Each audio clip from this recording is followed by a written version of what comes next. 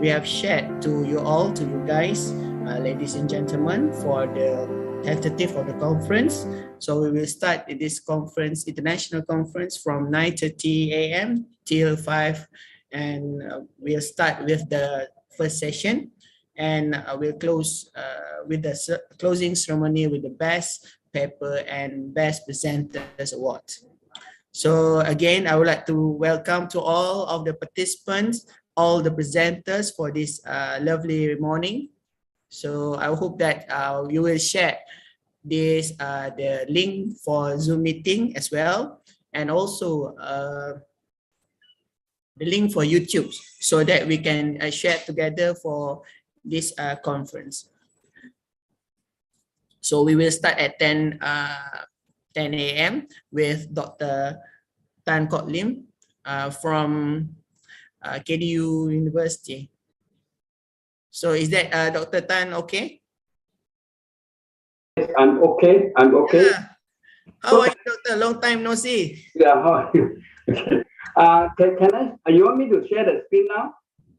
Okay. We have your screen. We have your screen, but if you want to control by yourself, you know, no, I did make some amendment on the screen. Okay, okay. So you can what you call that? Maybe you can share. Let me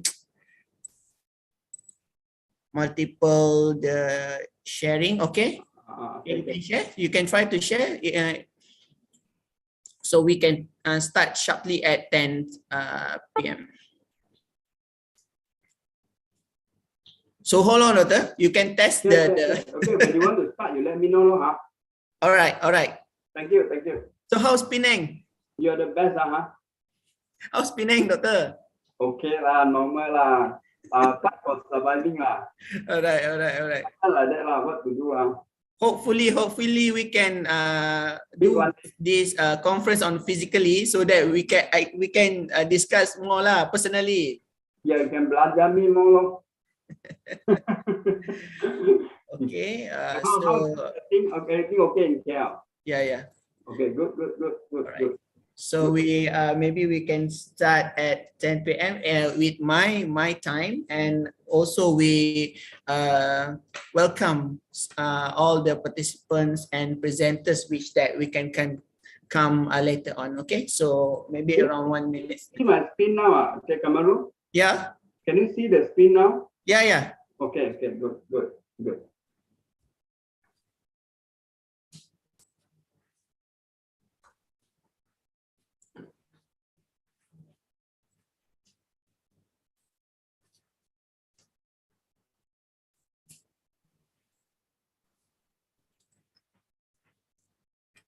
So hopefully everyone also can prepare which one can send to us the videos. We can play it later on within your slot.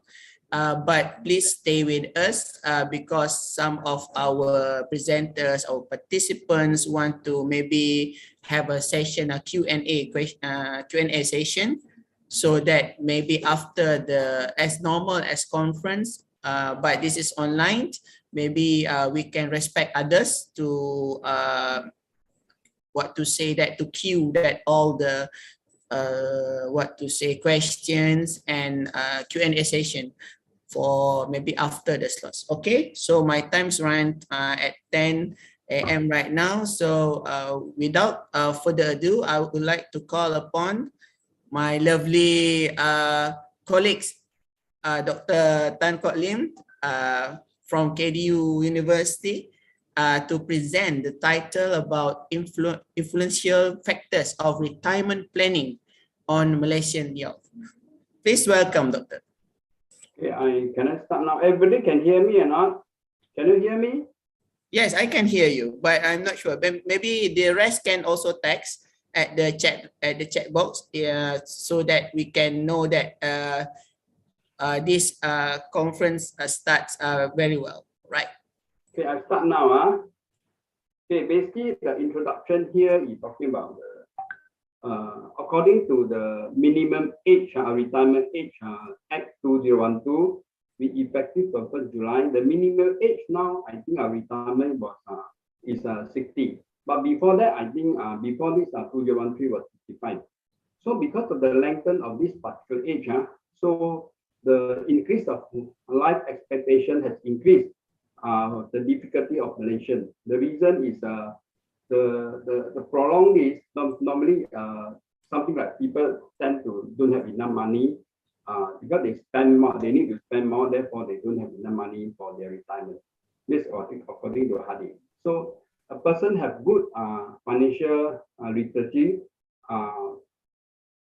Basically, they own two important factors here. We talk about financial, what they call aversion, and also financial family. So risk aversion here, basically, we are referring to the risk, the lower uncertainty. And the financial education here, we are referring to something like a personal success, more or less of related to their family education.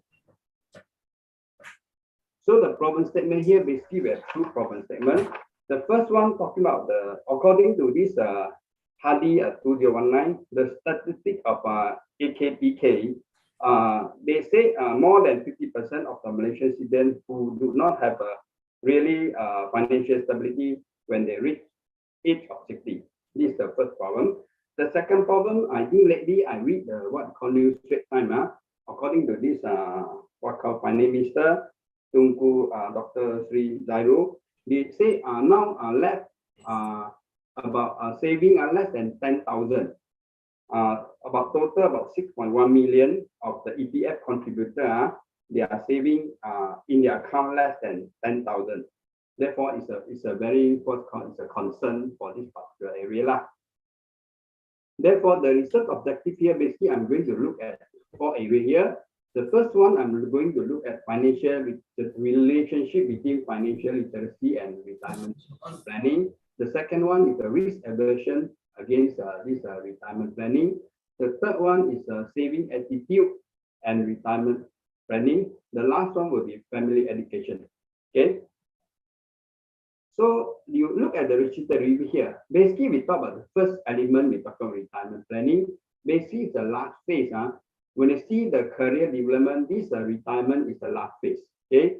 So according to this, there are few researchers study on this particular area. So one of the important part here is according to one of the researchers, is the retirement planning is due to increase in expectation and also the method, what they call medical cost. This is very important. Okay. The second part about the research review, we talk about second element, we talk about financial literacy. So basically, financial literacy here, we are talking about there are two very important elements here. You can see here. The first element we are talking about is the knowledge. The second one we are talking about the ability. So therefore, for financial literacy here, basically we are looking at these two areas. One we talk about the knowledge, and second one we talk about ability. So you can see here, according to the researcher, they claim that what they call the higher financial education level, the higher the financial literacy, and the return will be greater impact on the positive impact on the retirement planning. The third one is the risk aversion. Basically, the risk aversion here you can see is the reflect the degree of uncertainty, and that an individual is willing to accept. This is called risk aversion. So basically, when you see there are some research what they call the author, they notice that according to the survey in German, they say high portion of risk asset free, because here they say most of the what they call the investor, when they talk about risk aversion, that means they scared risk. Therefore, they prepare to invest more portion on the risk free. Risk free here, I'm talking about example, we talk about Malaysia, we talk about government bond, government treasury bill, these are called risk free. Okay. And the next one, we talk about saving attitude. Saving attitude is already important when relate to the retirement age here. The reason is you can see what they call the result carried by Malaysian public sector here. They say the relationship is a positive relation between saving attitude and also the retirement age. And the last one we are going to look at is the next independent variable is family education.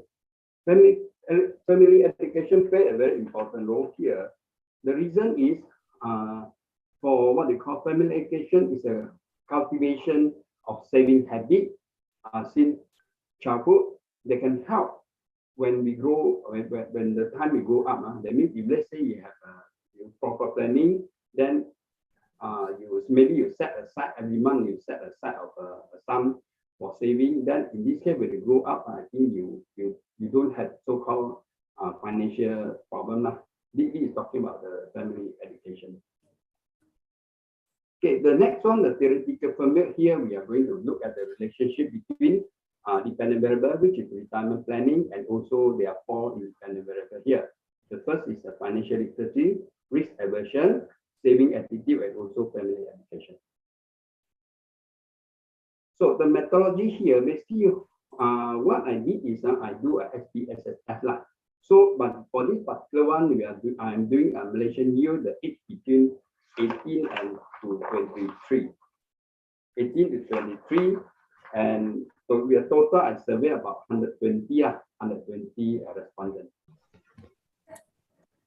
And the first thing, what I call measurement I do is talking about demography. Here I'm talking about age, gender, ethnicity, education, and income. So you can see these are the percentage. The percentage I got it from the survey. About age, how many percent, gender 100%, ethnicity 100%, education 100%, and income level. This is the first part of my survey. Second, we talk about descriptive analysis here. The descriptive analysis, basically, we are going to measure what I call the mean value. So according to the what we call the survey, the mean value is actually 3 out of 5. So it means the mean value here, that means it's okay because it's above 60%. Okay, and the standard deviation is below 1. Therefore, I think the measurement here considered is okay because the mean is above 3. So I look at the combat alpha. Combat alpha is basically measure about the reliability of the data. So I get the answer is the range is between 0.618 to 0.668, which is above 0.6. Therefore, I should say this particular data I collected is a good reliability. The next one I measure is about the normality here. So normality, normally you look at the skillness and the what they call courtesy. So you can see the result here for the skillness. Skillness here is ranges -1 to 1, and the courtesy is 7. So we consider no issue of normality. The next measure I go in the SPSS is I do a KMO test and also ballot test. Basically, this test I want to test whether there are any homogeneity or not. So in this case, I get a significant level is 0.00, which is less than 0.05. So in this case, I should say this particular data I collected is no issue of homogeneity. The next one I measure is about Pearson correlation. The correlation, basically the answer I get is from 0.375 to 0.89, which is moderate weak and moderately strong. So in this case, the answer I get is positive relation, positive direction. So the risk aversion has a positive strongest one. Is a stronger is a risk aversion, and the risk aversion is very important in the particular element of retirement plan. The next one is talking about regression analysis. Regression analysis normally I measure using R-square. So you can see here the R-square is 0.496. What does it mean by 0.496? Talking about the percentage, 46%. That means all the elements, they have 49.6% relate to this what we call retirement planning. Okay, 0.496 means 46.9%. All the elements. The next one I'm measuring is talking about the ANOVA test. So basically, you can see here. So our test here, basically, again, I say the value is 0.00, which is less than 0.5. So in this case, the test, the result shown that there's a significant difference between the items that are tested. So in conclusion, the hypothesis result here, you can see H1 to H4, only one element which is accepted. The other three is rejected. You can see the number here. Only one element which is saving attitude, the value is 0.00, which is less than 0.05. So for this, out of these four elements, one is accepted, the other three is rejected. So in conclusion, basically we talk about what we call the element of this independent variable. We talk about financial literacy against what they call retirement planning. In this case, you can see the result. This I show you. There's no relation, right? Therefore, although it's no relation, basically, personally, I view that it's also important because financial literacy is important. Because if let's say we don't have a financial literacy issue, then in my result, in struggle, that's when you go up. Therefore, I think the result to me, I feel is important. The next element, I look at the risk aversion. Risk aversion here is also without no relationship. But besides this risk aversion, basically there are many other low level of risk that we can measure. And to conclude this particular presentation, I say diversification. Diversification means instead of focus on one particular element, therefore I say a combination. Combination is more important. Therefore, I say it's a diversification purpose. Basically, these are all my presentation. Is it enough time, or is too long or too short? Kamaru?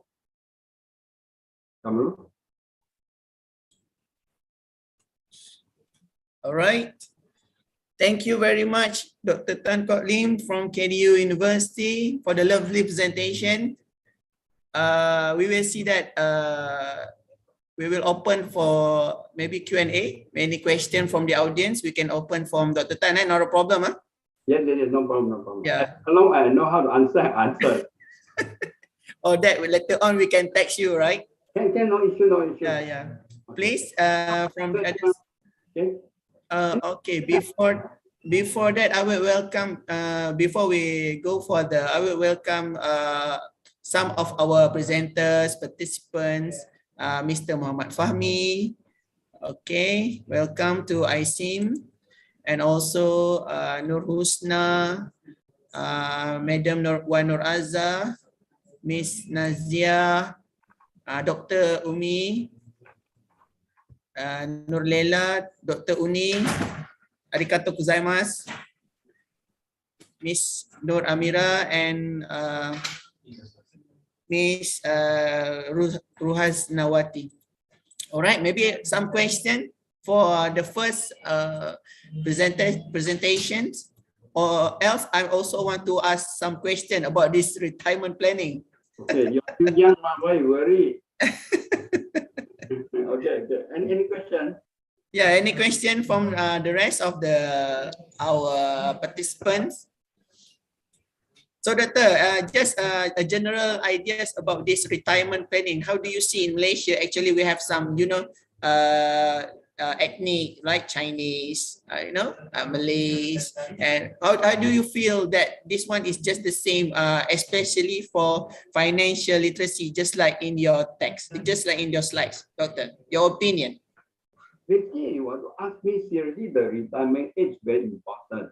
But I foresee that Malaysia, I think they'll foresee what they call this particular issue is, in the sense that I think right now, this ETF is coming a package, something like a withdrawal from the ETF before retirement age. So the moment you withdraw, the way I look at it, when reach your retirement, I think there was some issue because basically your saving is not enough. But we have no choice because now it's under COVID pandemic, so we need to survive. But the only way is that's why I don't know, this is not the political issue. I'm talking about instead of asking the members to withdraw from the EPF, can we, I don't know whether your side, can we just suggest other more relevant what you call technique or what to preserve the what you call members withdraw the EPF. I'm not really agree that they allow 10,000 one withdrawal. Then someone they said you need to maintain minimum $100 in EPF account. What is $100 now? I personally feel that it's not the right way of doing lah. That's what I mentioned.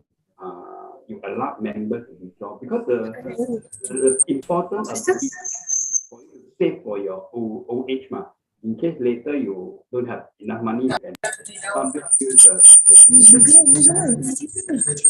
to make you survive. Talking about that, so I see it is an issue here. Malaysia, they come up such a planning, they allow the member to withdraw from EPF. That is my personal view. All right. Thank you. I think it's relevant also for that retirement planning, Doctor. Yes. And, okay. All right. Okay, Doctor. We have some question in the chat box. If you don't mind, I can read that. Doctor, with series of EPF withdrawal during MCO, is it affect the retirement plan in the future? Asking from Doctor. That's why definitely I say yes. The answer is because you allow. You allow some member to withdraw from EPF. So definitely the time you withdraw, after that you withdraw, you spend out the money. So when it comes to old age, I think there was an issue. Definitely you talk about this MCO, definitely affect the retirement age planning. The reason is because you will withdraw up. The moment you withdraw, that means your saving in your balance getting lesser and lesser. So the answer, I will answer yes, because of you allow some members to withdraw earlier. Therefore, when it comes to old age, when it comes to retirement age, you don't have sufficient funds to right. Okay. Okay, Doctor. There are some also question from Miss Nurhusna. Doctor, I have question. How can we educate youth why it's so important to do planning retirement from now, in particular government role? Okay. To educate, yeah. Okay, I think one of the important issue here is very important. I think as I don't know according to what with Chinese I don't know how about your Malaysia. But normally with our Chinese, we talk about when old age we cannot depend too much on our children. Therefore, I say it's very important for you to save now. Just like myself, every month, seriously, I'm not a big income earner. I earn about just sufficient, but at least I take about something like 20% of my income to put inside the saving. Otherwise, when it comes to old age, I think, I don't know, according to our Chinese, we don't really rely on the children to feed us. Therefore, I think it's very important for us ourselves, we need to put some saving. Otherwise, when it comes to old age, if let's say example, your children never really take care of you, then that time you will have a big issue. Therefore, I say it's important for yourself to put some kind of saving. Not say very big portion. At least you have some saving. Then it's good when you come to old age. All right. Thank you very much, Doctor, for the lovely presentation, and the answer of the question is very clear. So really hope that we can meet you personally. Personally, me want to meet you personally in terms of education and maybe sort of this institution. Okay. Again, thank you very much, Dr. Tan, for the lovely presentation. Thank you, right. Everybody. See you. Bye-bye. All right. So now I would like to pass this baton to the next session for my colleague, Miss Amira Soleha, to moderate the session after all. So please welcome Miss Amira. Okay, thank you so much, Encik Kamarul. Okay. My name is Amira Soleha. As a moderator, I would like to welcome all the presenters and participants in this session. Okay, now let's just proceed with Dr. Nur Fajri bin Ismail to present his paper on the title kajian kes behavioral insight 2022 meningkatkan pematuhan pembayaran kompaun di kawasan pentadbiran Majlis Perbandaran Sungai Petani Kedah Darul Aman. So let's welcome Dr. Nur Fajri. Okay, thank you Puan Amira Soleha. Boleh dengar saya? Boleh Doktor, boleh. Alright, okay. Apa khabar Thank you very Doktor? much. Baik, Alhamdulillah, baik. Pada pagi ini saya tidak kesorangan ya. Saya akan pass baton dekat saya punya RA Muhammad Fahmi Kamaluddin untuk present berkaitan dengan topik ini. Tapi sebagai introduction-nya, tuan-tuan dan puan-puan, anybody of you yang tak pernah kena saman atau compound, ada pengalaman pernah kena saman atau compound. So ini merupakan kajian sedikit paper lah daripada kami, tim saya daripada ICEEM Tijarah juga ni, berkaitan dengan research ni. So saya pass to my RA Muhammad Fahmi. Yeah, you can share your slide. Si Doktor, kejap saya share screen.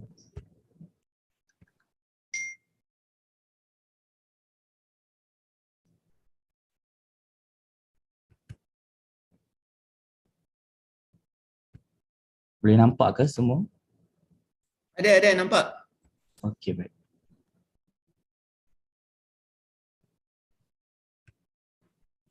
Okey, testing 1 2 3. Boleh dengar ke suara saya? Boleh, jelas. Baik, izinkan saya untuk memulakan pembentangan bagi persidangan ICEEM 2022 pada pagi ini. Terlebih dahulu, Assalamualaikum warahmatullahi wabarakatuh and a very good morning to all. Terima kasih saya ucapkan kepada pengerusi acara iaitu Encik Kamarul dan juga Cik Amira atas kesudian untuk mengemudi ICEEM 2022 pada tahun ini. Dan terima kasih juga kepada pengarah projek iaitu Dr. Nur Fajri Ismail yang sudi memberikan saya peluang untuk membentang berkenaan pendekatan behavioral insights bagi meningkatkan pematuhan pembayaran kompaun di kawasan pentadbiran Majlis Perbandaran Sungai Petani Kedah. Baik, saya merupakan pembantu penyelidik kepada topik ini yang merupakan projek inisiatif antara Perbadanan Produktiviti Malaysia bersama tim daripada ICEEM, iaitu daripada ICEEM Tijarah juga dan juga Majlis Perbandaran Sungai Petani Kedah. Okey, baik, tanpa melengahkan masa, bila kita menyebut tentang topik sebentar tadi, pendekatan kaedah behavioral insights dalam meningkatkan pematuhan pembayaran kompaun di kawasan pentadbiran Majlis Perbandaran Sungai Petani Kedah. Jadi elok kiranya kita memahami terlebih dahulu apakah yang dimaksudkan sebagai behavioral insights itu sendiri ya.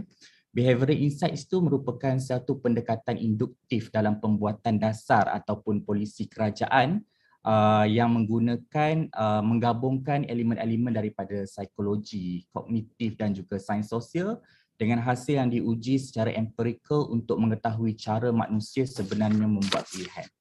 Jadi sebenarnya terma behavioral insight ini bukanlah sesuatu yang baru kita lihat di dalam dunia moden ini.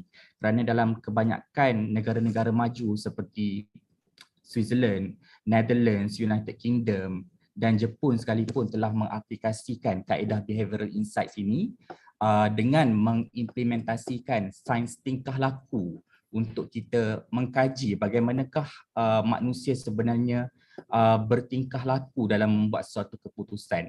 Jadi penggunaan kaedah behavioral insight ini sebenarnya menyebabkan kita mengkaji tingkah laku mereka ini, mengkaji tingkah laku masyarakat, bagaimana mereka sebenarnya membuat sesuatu keputusan untuk memberikan impak kepada diri mereka sendiri. Jadi ini adalah yang dimaksudkan sebagai behavioral insights. Jadi penggunaan behavioral insights ini kita lihat di Malaysia sudah bertapak sejak daripada arahan ataupun gesaan daripada Ketua Setiausaha Negara iaitu Tan Sri Muhammad Zuki Ali berkaitan penerapan behavioral insights ke dalam polisi kerajaan ataupun dasar awam. Jadi behavioral insight ini kepentingannya adalah untuk supaya pembuat dasar ataupun para pengawal selia menjangkakan impak tingkah laku polisi demi mewujudkan undang-undang yang lebih berkesan dan juga berkualiti. Jadi di akhir natijahnya kita akan mewujudkan sebuah masyarakat yang menggunakan undang-undang dan peraturan yang baik dan serta sedar akan kewujudan peraturan ini dan mempunyai kadar kepatuhan yang tinggi terhadap sesuatu peraturan. Jadi bila kita merujuk kepada konteks topik kita hari ini, of course lah merujuk kepada cara kita nak menerapkan behavioral insight ini bagi menggalakkan masyarakat patuh terhadap arahan untuk membayar compound apabila mereka di compound. Compound ini diperuntukkan di dalam pelbagai peraturan-peraturan dan undang-undang yang akan saya sebutkan kemudian lah. Baik, itu pengenalan berkenaan apakah behavioral insight itu sendiri. Yang seterusnya kita akan ke aplikasi behavioral insights dalam polisi kerajaan atau dasar awam seperti yang saya tunjukkan, saya brief sebentar tadi. Behavioral insight ini dia bertitik tolak daripada RMK 12 seperti mana yang digesa oleh Tan Sri Muhammad Zuki Ali untuk menerapkan penggunaan behavioral insights di dalam polisi kerajaan ataupun pembuatan dasar. Jadi dia berfungsi dengan kaedah mendekati penggubalan dasar awam ini dengan memahami tingkah laku manusia terlebih dahulu dalam pada kita merangka intervensi dasar. Seterusnya, faedah-faedah apabila kita menggunakan pendekatan behavioral insight dalam polisi kerajaan atau dasar awam ini, pertama kita dapat lihat akan berlaku peningkatan pematuhan terhadap peraturan.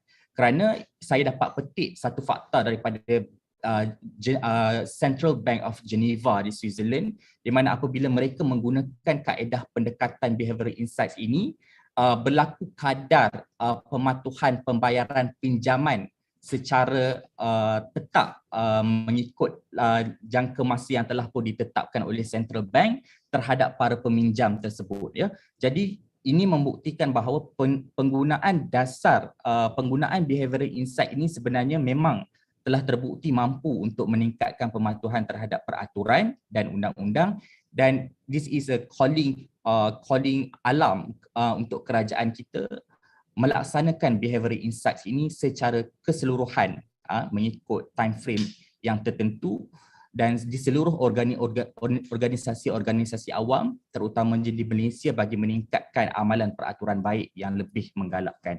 Seterusnya, faedah pendekatan behavioral insight ini adalah menjimatkan kos dan sumber, dan yang terakhir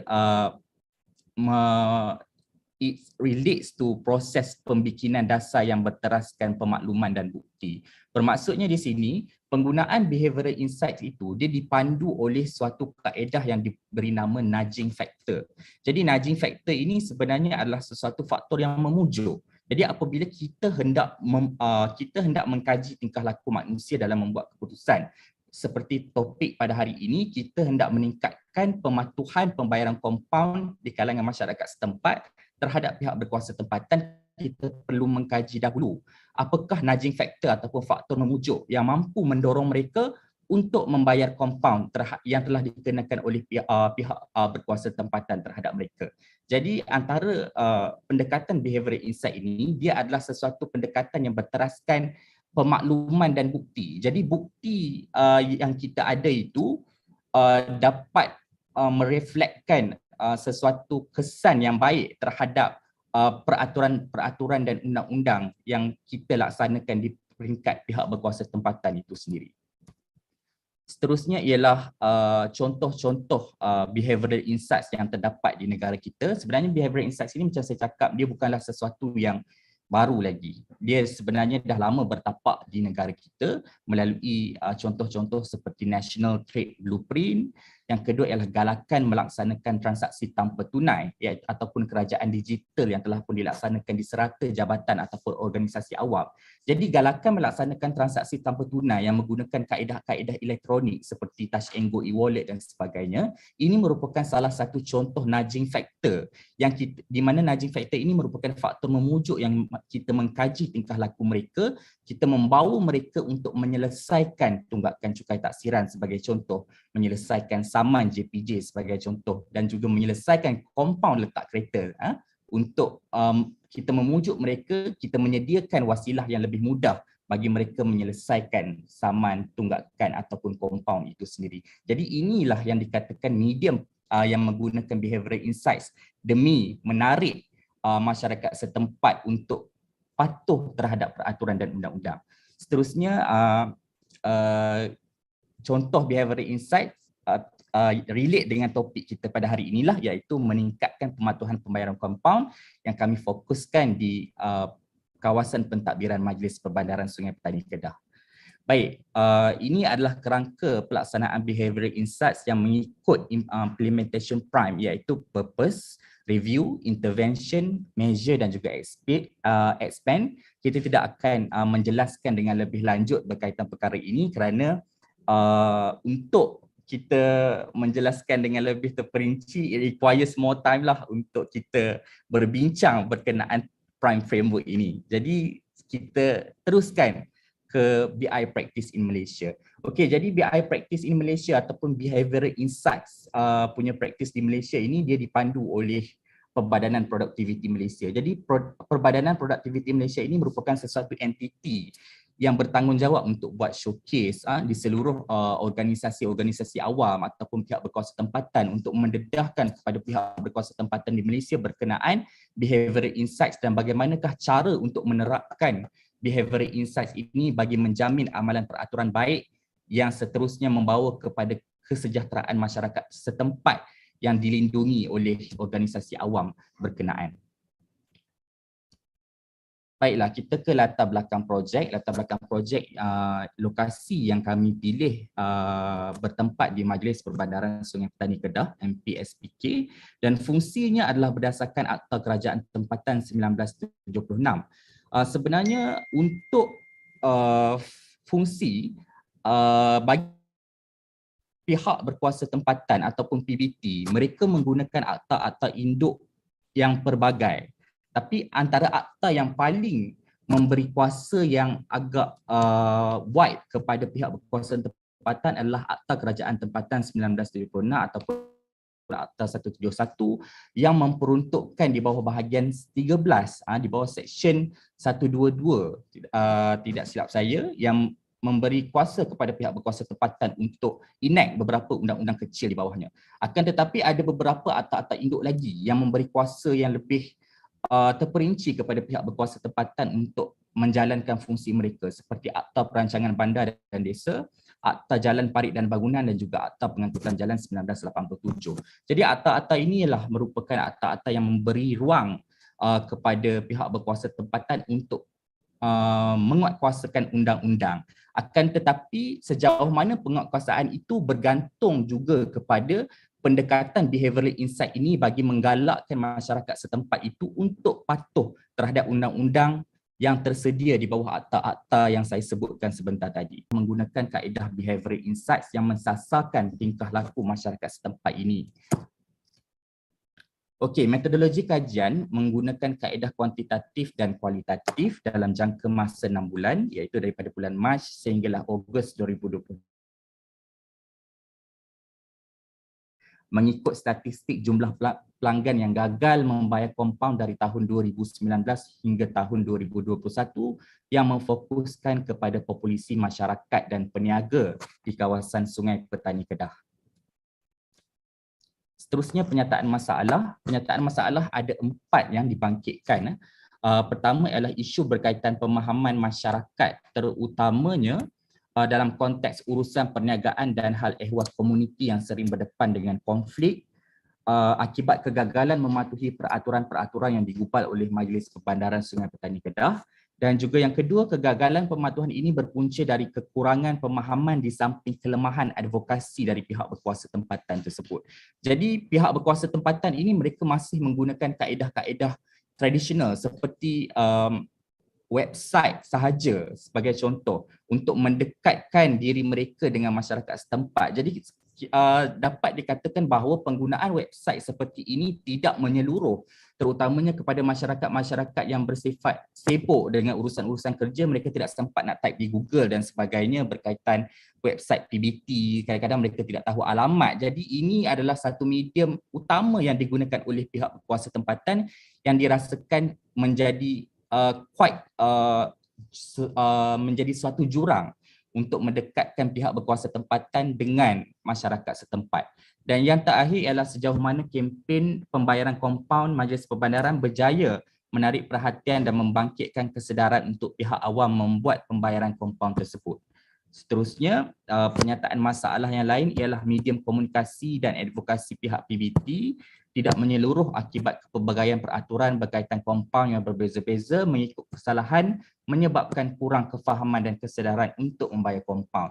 Sometimes masyarakat setempat ini mereka sedar mereka di kompaun, tetapi berlaku medium jurang ataupun kekurangan daripada segi medium komunikasi seperti kajian lapangan yang telah saya lakukan di Majlis Perbandaran Sungai Petani. Sebagai contoh, terdapat kekurangan dari segi signage ataupun papan tanda berkaitan dengan ini adalah kawasan di bawah kawasan parking berkupon, menyebabkan mereka tidak aware ataupun peka terhadap suruhan untuk membeli kupon terlebih dahulu sebelum parkir di tempat tersebut. Jadi bila mereka tidak peka terhadap arahan-arahan seperti ini, menyebabkan mereka boleh dikompaun oleh pihak berkuasa tempatan. Jadi kekurangan seperti inilah yang kita nak cadangkan sesuatu pendekatan pembaharuan daripada pihak berkuasa tempatan untuk mengeluarkan faktor-faktor yang lebih bersifat memujuk masyarakat ini untuk patuh terhadap peraturan,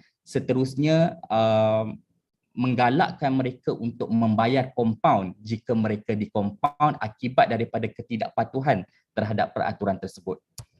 Baik, seterusnya dapatan awal kajian yang telah pun didapati daripada pihak pentadbiran Majlis Perbandaran Sungai Petani Kedah seperti yang tertera daripada statistik Seksyen Pendawaan Jabatan Undang-Undang. Statistik Seksyen Pendawaan ini menunjukkan kebanyakan kes daripada tahun 2019, 2020 dan juga 2021, tapi saya petik untuk pembentangan pada pagi ini pada tahun 2019.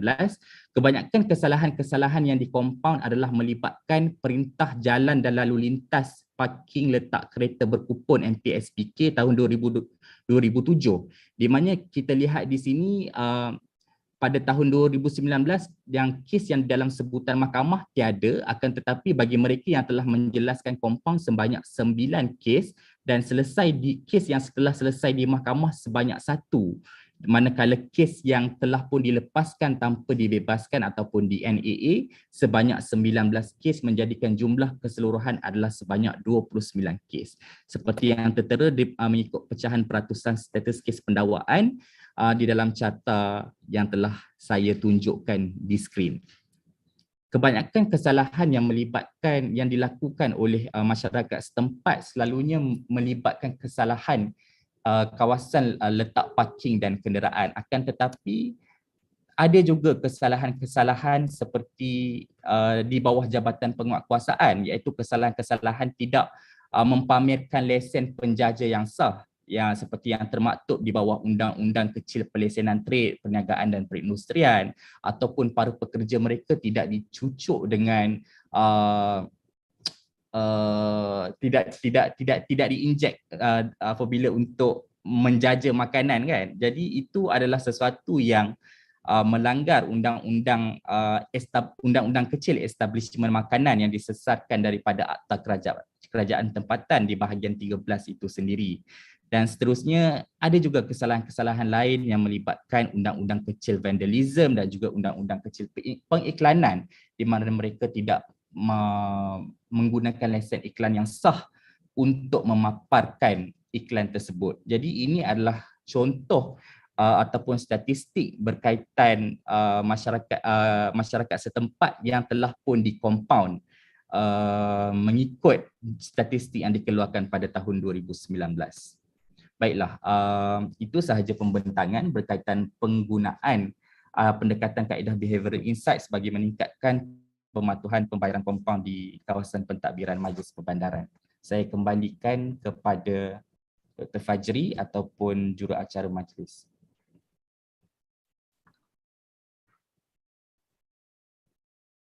Okey, terima kasih Fahmi. Jadi secara ringkasnya, kalau kita dapat lihat bahawa ini merupakan satu mekanisme atau mekanisme behavioral insight ni satu kajian tingkah laku untuk melihat bagaimana agensi-agensi kerajaan dapat improve dalam konteks kutipan compound yang telah dikeluarkan. Saya kembalikan kepada moderator kita.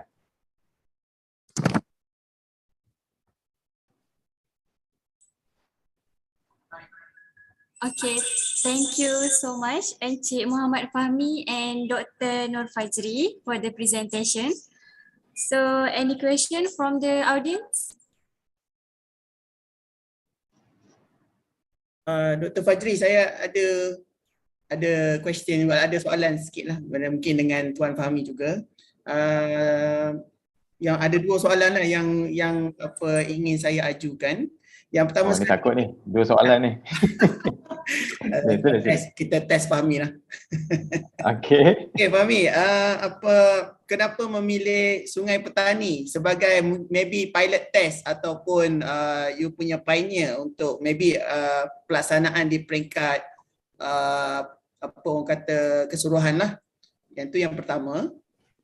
Yang kedua, kalau benda ni dah dilaksanakan ke ataupun di peringkat perancangan ya? Di peringkat perancangan. Di peringkat perancangan. Okey. Jadi macam kalau di Malaysia ni, kalau sebelum ni kita dapat perhatikan kebanyakannya pelaksanaan kita insya-Allah cantiklah pelaksanaan, pelbagai pelaksanaan yang dah diajukan, ada penyidikan dan sebagainya. Bila kita comes to pelaksanaan ni ada sedikit projection dia, mungkin ada lari sikit. Jadi mungkin pandangan you all berkenaan dengan berkenaan BI ni, behavioral insight ni boleh membantulah orang kata follow the projection. Itu dua soalan daripada saya lah. Silakan. Okey, baik. Kalau saya dapat mencelah, saya jawab dulu ya. Okey, kenapa Sungai Petani? Sebab Sungai Petani sebenarnya projek ini dipilih secara spesifik untuk dijalankan kajian di Sungai Petani, dan jika misal kata projek ini berjalan dengan lancar, dia akan jadi benchmark kepada PBT yang lain. Yang kedua adalah berkaitan dengan behavioral insight ni ataupun kajian tingkah laku ini sebenarnya baru diperkenalkan pada tahun 2019 dan diterajui oleh MPC. Jadi dia melihat sebenarnya dalam konteks bahawa bagaimana produktiviti agensi kerajaan dapat ditingkatkan dengan satu mekanisme khusus, iaitu tidak melalui kata orang tu penguatkuasaan undang-undang yang ketat. Itu adalah salah satu kata kunci lah. Maksudnya dia tidak mahu terlalu keras kepada masyarakat, dan pada masa yang sama kita dapat membangkitkan kesedaran dalam masyarakat dengan kajian tingkah laku bagaimana untuk mereka ini dapat kata orang mematuhi peraturan. Dalam konteks katalah kita letak kereta, kadang-kadang perkara yang simple, kita letak kereta tak letak kupon. So isunya adalah sama ada tidak meletak kupon itu, saya bagi contoh paling mudah ya. Sama ada tidak meletak kupon itu adalah sesuatu yang oleh kerana tidak tahu, ataupun dalam konteks, sebab kadang-kadang ada juga isu berkaitan tidak tahu tersebut ya. Kawasan itu ataupun dalam konteks sama ada mereka sengaja ataupun tidaklah. Jadi bila dikeluarkan compound, bagaimana konteks kesedaran mereka dalam membayar compound yang telah dikeluarkan, itu nombor satu. Nombor dua, kalau dalam konteks kita penjaja makanan sebagai contoh, penjaja makanan isunya adalah berkaitan dengan isu yang mana kalau PBT meletakkan tempat khusus untuk menjaja, mereka kata tempat itu ada halangan-halangan tertentu. Contoh mungkin tidak strategik kawasan dia, jual goreng pisang cheese memang tak laku sebagai contoh sebab berada di ceruk-ceruk dan sebagainya kan. Jadi kita nak melihat bagaimana tingkah laku masyarakat ini dapat mempengaruhi pematuhan kepada peraturan yang dibuat oleh pihak berkuasa tempatan. Ini dalam konteks pihak berkuasa tempatan. Okey. Jadi itu jawapan saya lah. Mungkin kalau Fahmi nak tambah ke? Baik, terima kasih doktor. Bagi menjawab soalan Encik Kamarul, saya rasakan kenapa memilih Sungai Petani sebagai suatu tempat yang spesifik. Pertama, of course sebab projek ini memang kita sasarkan di Majlis Perbandaran Sungai Petani Kedah, namun ada antara faktor-faktor yang mungkin menyumbang terhadap pemilihan Majlis Perbandaran Sungai Petani dan Sungai Petani sebagai satu lokaliti untuk kita memilih tempat bagi membuat projek inisiatif ini adalah disebabkan Sungai Petani itu sendiri adalah sebuah lokaliti bandar berdaya bumi di mana masyarakat mereka terdiri daripada lebih daripada 500,000 orang. Maksudnya Sungai Petani ini adalah bandar kedua terbesar di negeri Kedah Darul Aman itu sendiri, di mana masyarakatnya kebanyakannya mengamalkan ekonomi seperti berniaga, membuka perusahaan dan perindustrian. Jadi dirasakan bahawa lokaliti Sungai Petani ini merupakan satu lokaliti yang sesuai untuk kita mengkaji tingkah laku para pengusaha ini, bagaimana mereka sebenarnya peka ataupun tidak terhadap peraturan dan undang-undang itu sendiri, dan jika mereka tidak peka, apakah faktor-faktor luar yang menyumbang kepada mereka tidak peka itu sendiri. Adakah berlaku kekurangan di pihak berkuasa tempatan iaitu Majlis Perbandaran Sungai Petani Kedah, ataupun wujudnya yang kita katakan jurang antara para peniaga, para pengusaha ini dengan pihak berkuasa tempatan itu sendiri yang menyebabkan mereka sukar ataupun tidak mahu untuk membayar kompaun yang dikenakan oleh pihak Majlis Perbandaran Sungai Petani. Itu adalah apa yang saya boleh tambahlah mengapa memilih Sungai Petani sebagai satu lokaliti untuk kita menjalankan kajian. Itu Encik Kamarul. Baik, terima kasih. Jelas tu. Dr. Fajri dengan Fahmi jelas. Ya, sangat-sangat menyokonglah benda-benda yang baik begini, polisi-polisi kerajaan. Alright, terima kasih Doktor. Tuan Fahmi. Terima kasih Cik. Terima kasih Doktor. Okay, thank you so much Dr. and Encik Muhammad Fahmi for the great explanation. Okay, we have some question from Nur Husna. Salam Doktor, saya ada soalan. Semua ini berkaitan dengan disiplin dalam menerapkan sifat accountability dalam pemerkasaan nilai tanggungjawab dalam masyarakat mematuhi peraturan. Adakah sama amanah dan tanggungjawab? Serasa semua bermula daripada ilmu. Boleh ulas Doktor? Okey, kalau saya nak ulas tentang ini, dia beginilah. Kalau you all perasan, kita ada satu slogan daripada Agensi Integriti Malaysia yang mana menyatakan bahawa integriti itu bermula seawal di rumah. Didiklah anak-anak kita berkaitan integriti seawal di rumah. Jadi kalau kita dapat lihat tentang pematuhan peraturan ini, benda paling mudah dan paling simple adalah kita mengajar, ada atau tidak kita ajar anak kita untuk beratur dalam membeli makanan sebagai contoh. Dia benda yang paling simple sekali yang bermula daripada rumah. Tapi kadang-kadang kita sendiri pun, maaf cakap, kita bawa kereta pun kita tidak beratur dan kita memotong dan sebagainya. Jadi kita katakan bahawa disiplin, pengetahuan dan sebagainya ni dia tidak memerlukan kata orang segulung ijazah untuk kita mengetahui ataupun untuk kita mematuhi peraturan. Yang penting adalah apabila dia rasa tanggungjawab. Sebab kita semua sebagai masyarakat Malaysia secara umumnya kita ada liability, kita ada tanggungjawab, kita ada kewajipan, dan kalau misal kata kita patuh kepada peraturan, memanglah dia agak sukar untuk sesuatu itu dilaksanakan secara menyeluruh, tetapi setidak-tidaknya kalau kita patuh dengan peraturan, insya-Allah kita tak kena compound. Tapi yang penting adalah dalam kajian ini adalah bagaimana kalau seseorang itu dah kena compound, membayar compound tersebut. So tingkah laku dan pemahaman itu sangat pentinglah dalam masyarakat kita. Itu saja jawapan saya. Okay, thank you so much Doktor.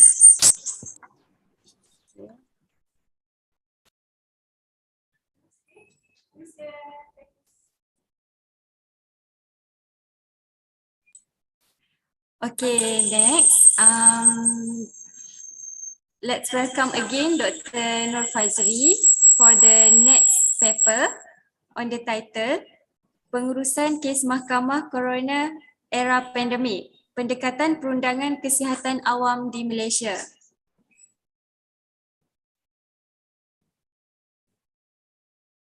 Okay, welcome Dr. Nur Fazri.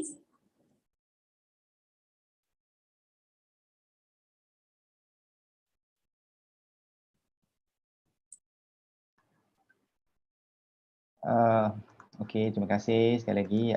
Saya sebenarnya cuba nak share slide ni tapi saya tak tahu dapat share ke tidak. Okey. Boleh ke Doktor? Share slide.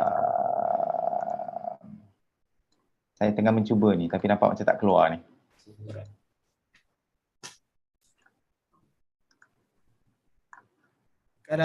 Kalau tengah setting kita jump to another presenters dulu, boleh? Boleh, no problem. Eh? Boleh. Sila. Alright.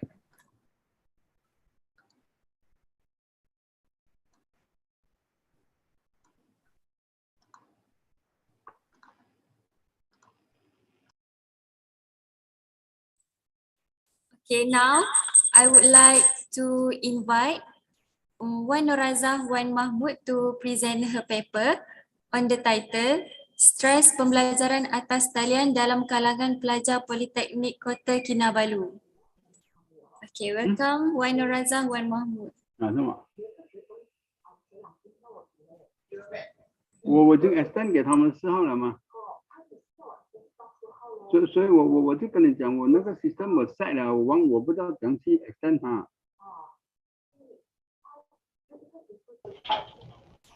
Okay. Saya share video ke? Macam mana ni? Sekejap Puan, my team dia tengah setting video yang dah dihantar. But that one is the latest, right? That one. Ya. By the way, apa khabar Puan? Last conference, apa khabar? Okay, sihat Alhamdulillah. Okay. Okay, this one kan? Betul kan? Ya, betul. Okay, kita play the video first and then maybe we let the Q&A session for to the title lah. Alright.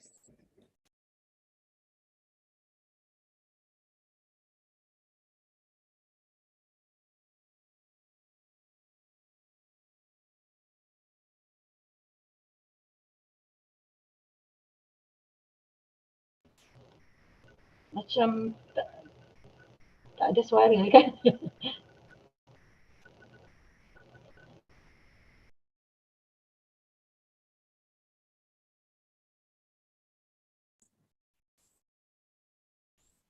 Sekarang Puan di mana? Di sana, di work from home ataupun di rumah?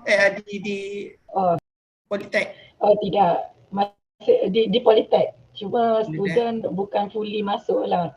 I see. Ada yang final sem sajalah. Final sem je yang datang kampus. Sama macam ICEEM lah. Kita 70% dulu. And then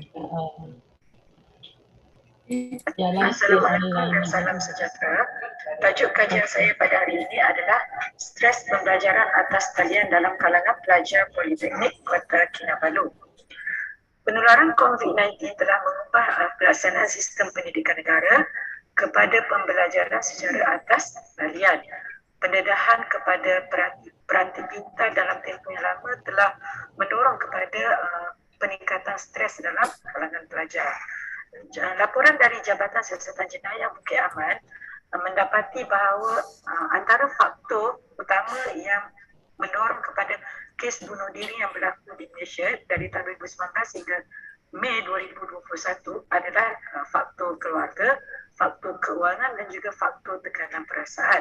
Malahan kes pelajar ICEEM Cawang Kedah yang meninggal pada 2021 juga dikatakan sebagai berpunca daripada keletihan yang melampau kerana stres mengejar due date tugasan yang diberikan. Muhammad Wafi dan Sharifah Rohaya, kesihatan mental pelajar universiti haruslah diberi perhatian yang serius oleh semua pihak agar pelajar dapat melangsungkan hidup dengan baik dan meneruskan suasana pembelajaran dengan sempurna. Justru itu kajian ini ingin melihat stres di kalangan pelajar Politeknik Kota Kinabalu dalam norma baru yang melalui pembelajaran atas talian ketika COVID-19. Berikut merupakan kajian lepas yang menunjukkan akademik, psikologi, teknologi dan sosial merupakan antara faktor yang mengaruhi tahap stres dalam kalangan pelajar. Oleh itu, kajian ini ingin mengkaji tahap stres pelajar berdasarkan kepada keempat-empat faktor inilah, iaitu faktor akademik, psikologi, teknologi dan juga sosial di kalangan pelajar Politeknik Kota Kinabalu. Kajian ini menggunakan 400 orang pelajar Politeknik Kota Kinabalu sebagai sampel yang terdiri daripada pelajar Jabatan Kejuruteraan Mekanikal, Jabatan Kejuruteraan Awam, Jabatan Perdagangan, Jabatan Pelancongan dan Hospitality, dan ini juga merupakan pelajar yang terdiri daripada pelajar semester 1 hingga 6. Dan instrumen kajian ini adalah berdasarkan kepada soal selidik yang adaptasi daripada partikulen et al. Dan persempulan yang digunakan adalah persempulan rawat bebas. Analisis kajian ini adalah berdasarkan kepada analisis deskriptif yang diuji melalui MIN, ujian T dan juga ujian ANOVA. Hasil analisis MIN mendapati bahawa kalau kita tengok tahap stres pelajar Politeknik Kota Kinabalu adalah rendah dari faktor akademik, sosial dan juga teknologi, dan sederhana dari aspek faktor psikologi.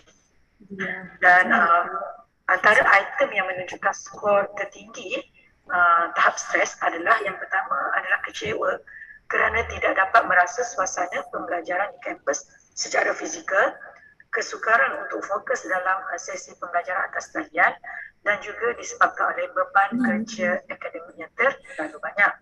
Manakala item yang menunjukkan skor rendah, maksudnya item ni bukan item yang mempengaruhi sangat tahap stres dalam kalangan pelajar Politeknik Kota Kinabalu adalah mengalami konflik dengan pensyarah dan juga penilaian markah penilaian pensyarah yang tidak adil. Okay. Dari segi analisis ujian T juga didapati bahawa wujud perbezaan yang signifikan tahap stres pelajar berdasarkan jantingan pelajar, yang mana didapati pelajar perempuan ni mengalami tahap stres yang lebih tinggi berbanding dengan pelajar lelaki. Manakala ujian terhadap kediaman pelajar, berdasarkan kediaman pelajar, didapati tidak wujud perbezaan yang signifikan tahap stres antara pelajar yang tinggal di bandar dan juga pelajar yang tinggal di luar bandar. Dari segi analisis ANOVA juga, kita tengok bahawa wujud perbezaan yang signifikan tahap stres berdasarkan jabatan pengajian pelajar, dan didapati bahawa pelajar dari Jabatan Kejuruteraan Awam menunjukkan tahap stres yang paling tinggi lah, iaitu 2.94 berbanding dengan lain-lain pelajar. Dan dari segi semester pengajian juga didapati wujud hubungan yang signifikan antara semester tahap stres dalam kalangan pelajar berdasarkan semester pengajian. Didapati pelajar semester 5 dan 6 mencatatkan tahap stres yang tinggi berbanding dengan lain-lain semester. Dan juga kalau kita tengok di sini, tahap stres semakin meningkat, tahap stres semakin meningkat selari dengan peningkatan semester pengajian seseorang pelajar. Dan akhir sekali kita tengok perbezaan dari segi pendapatan bulanan ibu bapa, perbezaan tahap stres berdasarkan kepada golongan ekonomi, berdasarkan kepada ekonomi sesebuah keluarga tu, dan didapati tidak wujud hubungan yang signifikan tahap stres pelajar berdasarkan kepada bulanan ibu bapa. Keadaan ini berkemungkinan kerana pendapatan ibu bapa ini merupakan status ekonomi yang telah menjadi sebahagian daripada kehidupan pelajar. Justru itu dia bukanlah satu indikator kepada stres dalam melalui pembelajaran atas talian.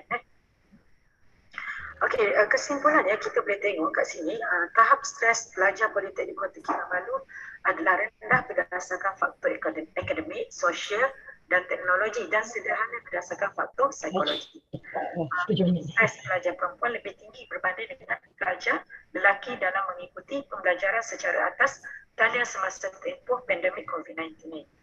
Ketiga, secara purata, tahap stres pelajar dari jabatan teknikal, terutamanya JKA, adalah lebih tinggi berbanding dengan pelajar dari jabatan bukan teknikal. Okay. Yang keempat, tahap stres semakin meningkat apabila semakin meningkatnya semester pengajian pelajar. Ini mungkin disebabkan tahap kesukaran, paper yang perlu diambil, khusus yang perlu diambil lebih tinggi. selari dengan peningkatan semesta seseorang pelajar. Yang kelima, tidak wujud perbezaan signifikan tahap stres dalam kalangan pelajar yang tinggal di luar bandar ataupun di bandar. Dan yang keenam, tidak wujud perbezaan yang signifikan tahap stres pelajar berdasarkan pendapatan bulanan ibu bapa. Jadi itu sahaja pembentangan dari saya. Sekian, terima kasih.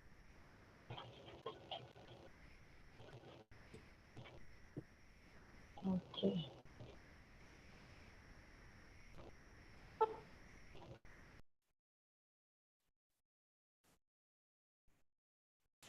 Okey, itu sahaja kot pembentangan dari saya. Okey. Terima kasih. Okay, thank you so much, Wan Nuraza, Wan Mahmud for the presentation. Any question from the audience? Oh, saya nak tanya juga lah. Dah lama tak tanya Puan Razak. Apa khabar Puan? Sihat. Alhamdulillah. Macam mana keadaan di Politek sana, KK? Politeknik okey lah, tapi bukan fully masuk lagi lah kampus. Cuma dia beri keutamaan untuk pelajar engineering dahulu. Untuk pelajar Jabatan Perdagangan ni dia just semester 5 sajalah yang dibenarkan masuk kampus dulu. I see.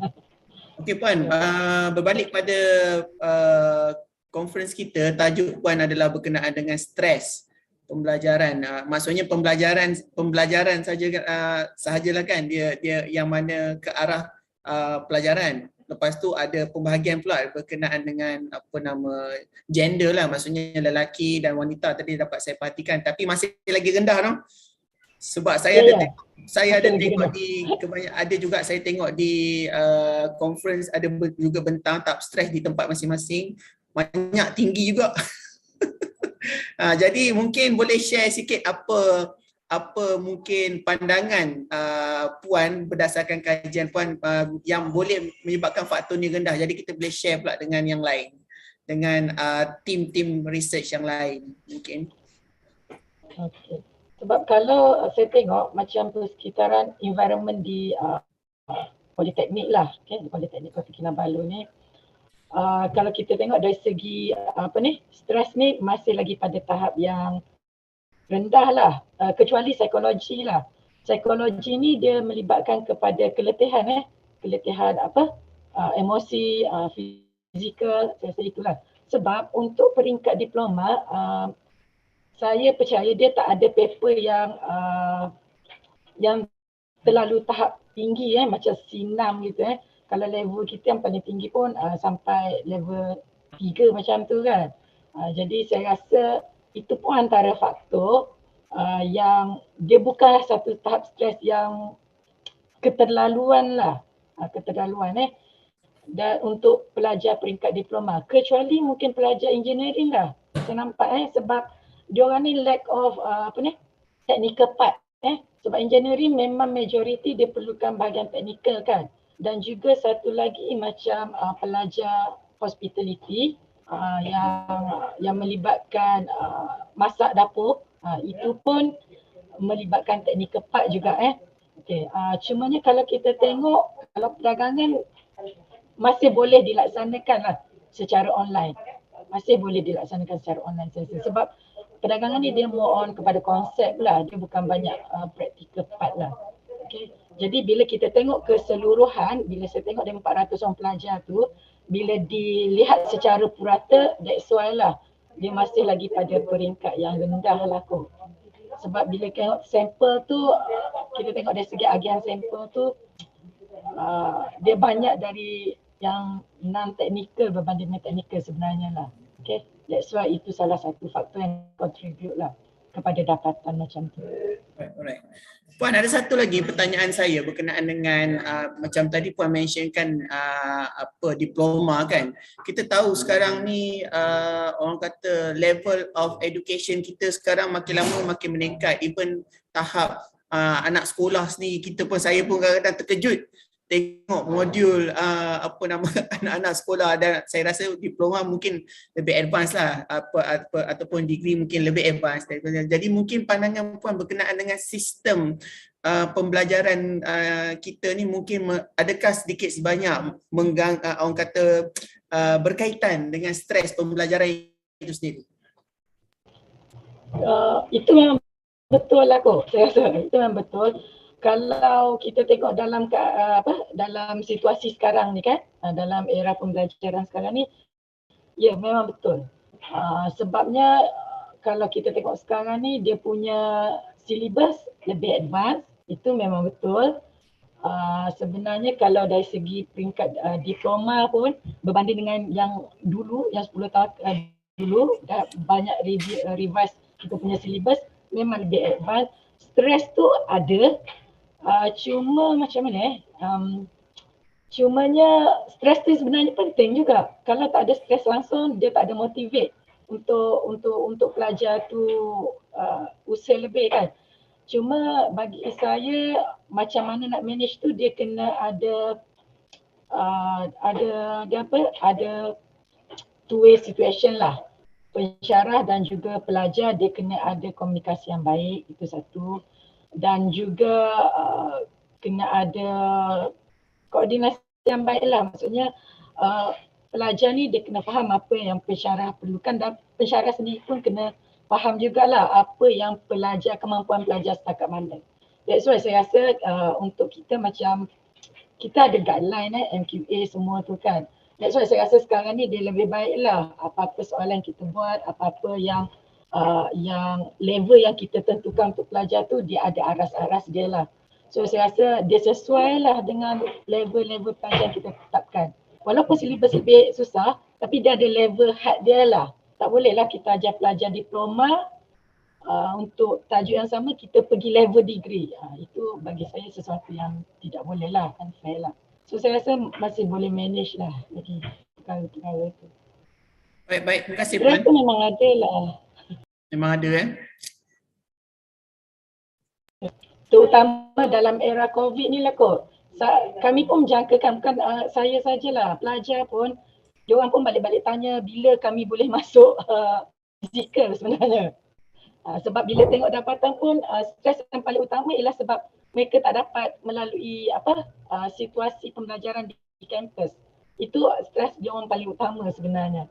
Sebab dah 2 tahun memang sebenarnya human touch tu dia tak boleh gantilah online punya PMP. PMP ni sebenarnya dia mesti ada cikgu kot kat depan dia, saya rasa. Itu memang nature untuk PMP lah saya rasa. Baik. Terima kasih Puan, terima kasih. Okay, terima kasih banyak Puan Nuraza. Kita ada soalan di chat. Assalamualaikum Doktor. Adakah kes bunuh diri pada hari ini semakin meningkat dan apa punca paling utama berlaku kes bunuh diri antara wanita dan lelaki? Siapa yang paling banyak? Okey, kalau tengok dari kes bunuh diri, kalau saya baca yang statistik tu ya, betul. Okey. Kalau tak silap saya, sampai tahun 2021 terdapat 1,000, lebih kurang 1,400 kes bunuh diri di kalangan remaja sebenarnya. Cuma mungkin kita tak berapa nak di-highlight kan. Dan kebanyakan kes bunuh diri ni disebabkan oleh satu faktor keluarga, faktor keuangan dan tekanan perasaan. Sebab sekarang ni bila saya ada terbaca artikel tu, dia kata sekarang ni ramai individu yang kita anggap umur pelajar ni, diorang ni mengalami tekanan perasaan. Mungkin saya tak tahu, mungkin tuntutan sekarang ni semakin mencabar dalam, bukan sekadar dalam PMP juga, dalam akademik, dalam hidup juga saya rasa.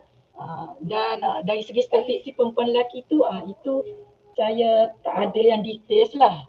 Cuma dari statistik kes, ya memang betul. Sebab tu that's why pihak-pihak terutamanya macam dekat IPT ni, mungkin pihak kaunselor mungkin dia kena ambil peranan mungkin lebih proaktif lah untuk pelajar.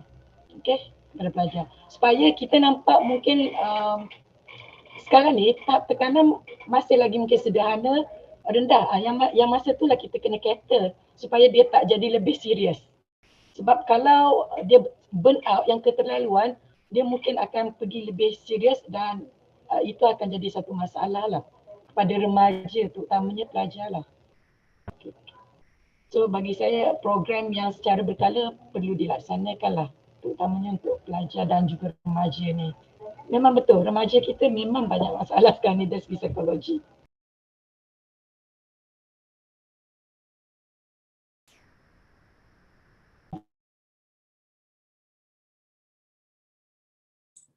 Okay, thank you so much Puan Wan Razah Wan Mahmud.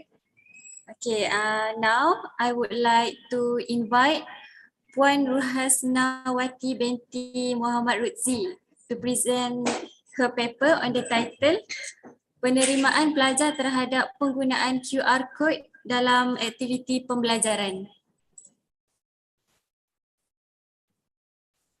So let's welcome Puan Ruhasnawati.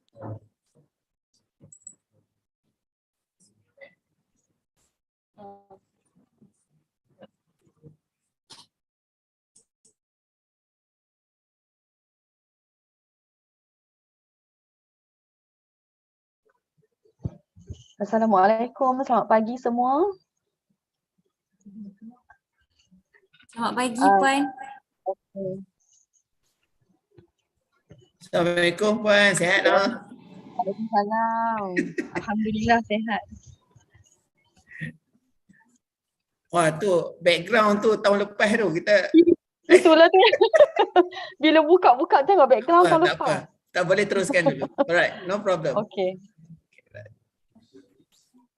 Assalamualaikum dan salam sejahtera. Saya Ruhasnawati binti Muhammad Rutzi dari Politeknik Kota Kinabalu Sabah.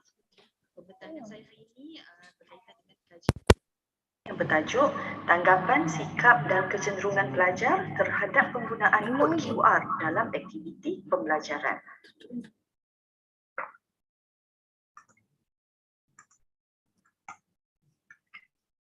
Pembintangan saya akan dimulakan dengan pengenalan, seterusnya sorotan kajian, metodologi, hasil kajian dan akhir sekali perbincangan dan kesimpulan. Kod QR adalah satu aplikasi imbasan kod yang telah dikembangkan sejak 15 tahun yang lepas dan dia bermula dengan penggunaan aplikasi untuk komersial. Okey, biasanya digunakan untuk tanda pengenalan produk, untuk pengiklanan dan juga untuk pengumuman awam yang berkaitan. Okey, perkembangan dalam kemajuan teknologi membawa kepada aplikasi inovasi dalam pendidikan. Ini menurut Durek, Oskeskim dan Ataizi 2016, di mana hasil perkembangan teknologi ia juga memberi kesan kepada pendidikan, kepada teknologi pendidikan. Dan penggunaan kod QR ini dia memerlukan kemahiran teknikal yang rendah. Jadi mudah kepada tenaga pengajar untuk menerapkan penggunaan kod QR di dalam subjek. Pendidikan konvensional yang semakin berkembang di mana persekitaran pelajar yang lebih aktif, di mana memerlukan pelajar lebih berdikari, memberi ruang kepada penggunaan imbasan kod ini digunakan dalam aktiviti pembelajaran. Dan bahan pembelajaran tradisional sedia ada yang telah pun disediakan oleh tenaga pengajar boleh ditambah baik supaya lebih menarik dan mudah dicapai bila mana kita menggunakan kod QR sebagai medium untuk aktiviti pembelajaran. Walau bagaimanapun, inovasi kod QR dalam dunia pendidikan sebenarnya belum digunakan dengan meluas. Dia meluas dalam sektor komersial, namun dalam pendidikan ia kurang digunakan sebagai salah satu alat untuk aktiviti pembelajaran. Ini kerana penggunaan kod QR perlu bergantung kepada telefon pintar dan internet. Mana ini adalah kedua komponen utama jika guru menggunakan kod QR sebagai alat untuk aktiviti pembelajaran. Pelajar perlu mempunyai telefon pintar dan juga sekolah ataupun institusi pendidikan perlu mempunyai kemudahan internet yang baik. Tidak semua pelajar memiliki telefon pintar dan mahir dengan teknologi, terutamanya pelajar yang datang daripada golongan pendapatan yang rendah. Sehubungan itu, kajian ini ini dijalankan untuk menilai tanggapan, sikap dan kecenderungan pelajar terhadap penggunaan kod QR dalam aktiviti pembelajaran. Okey, seterusnya kita lihat pula sorutan kajian berdasarkan kod QR. Kecang 2014 dia mengatakan kod QR dapat dihasilkan dan disebarluas dengan mudah, yang mana maklumat boleh dikemaskini dari semasa ke semasa. Jadi sebarang perubahan maklumat yang berlaku bila mana kita menggunakan kod QR, dia boleh ditambah baik, boleh diubah, boleh dikemaskini dengan mudah tanpa mengubah kod imbasan yang telah pun disediakan. Petrova et al. 2016 berkata, alat pemasaran yang mapan, kod QR ini adalah merupakan alat pemasaran yang mapan dan dapat menjadi alat penyedia maklumat dengan segera. Sebab pengguna hanya perlu mengimbas dan maklumat yang diperlukan terus boleh didapati. Lotfi Panah 2020 pula mengatakan bahan akademik dari pelbagai sumber lebih mudah diakses. Okay. Pelajar dapat merujuk kepada bahan rujukan dengan pantas walaupun jarak dengan pengajar jauh. Ini memberi peluang kepada pelajar untuk lebih bebas, untuk lebih aktif dalam mengakses maklumat. Terutamanya dalam situasi sekarang bila mana pandemik berlaku, banyak aktiviti pengajaran pembelajaran berlaku secara jarak jauh. Okey, jadi dengan adanya kod QR, dengan menggunakan kod QR, guru ataupun tenaga pengajar boleh berkongsi maklumat pembelajaran, bahan pembelajaran dengan pelajar hanya melalui kod imbasan. Ya. Seterusnya Rikala dan Kan-Kaan Ranta 2012 mengatakan pelajar bersemangat untuk menggunakan kod QR kerana ia memberi kebebasan untuk pembelajaran kendiri, di mana persekitaran pembelajaran masa kini dia lebih berpusatkan pelajar. Jadi pelajar lebih banyak diberi ruang untuk explore, untuk mengakses, untuk mencari maklumat sendiri. Jadi dengan adanya imbasan kod QR ni, pelajar lebih rasa selesa untuk pembelajaran kendiri mereka lah. Ya. Ia juga memudahkan sesi pembelajaran kooperatif, berbentuk kerjasama untuk kumpulan dengan kawan-kawan. Jadi dengan adanya kod QR, lebih mudah mereka mengakses maklumat yang sama. Walau bagaimanapun, menurut USHEC 2019, ia menyukarkan guru dan pelajar di desa. Bagi pelajar ataupun aktiviti pembelajaran yang berlaku di luar bandar, isu berkaitan dengan telefon pintar, isu berkaitan dengan internet yang lemah adalah satu isu yang diperdebatkan. Okey, ia menyukarkan mereka kerana tanpa telefon pintar dan internet, penggunaan kod QR ini tidak dapat digunakan dengan efektif. Okey, tidak semua sekolah menyediakan kemudahan ini kerana ia meningkatkan kos pendidikan di pihak sekolah. Rikala dan Kan-Kaan Ranta 2012 juga berkata guru terpaksa membuat persediaan lebih rapi. Kerana guru perlu berhati-hati untuk memastikan maklumat yang diakses oleh pelajar sesuai dengan tahap pembelajaran mereka. Dan Hernandez, Julian dan Peters 2012 mengatakan penggunaan kod QR ini tidak mempengaruhi pembelajaran pelajar secara signifikan, di mana kajian mereka melihat sama ada pencapaian pelajar itu lebih meningkat dengan penggunaan kod QR dan mereka mendapati ia tidak signifikan. Berdasarkan kajian lepas ini, saya cuba melihat persepsi pelajar Politeknik Kota Kinabalu terhadap penggunaan kod QR ini dalam aktiviti pembelajaran mereka di Politeknik.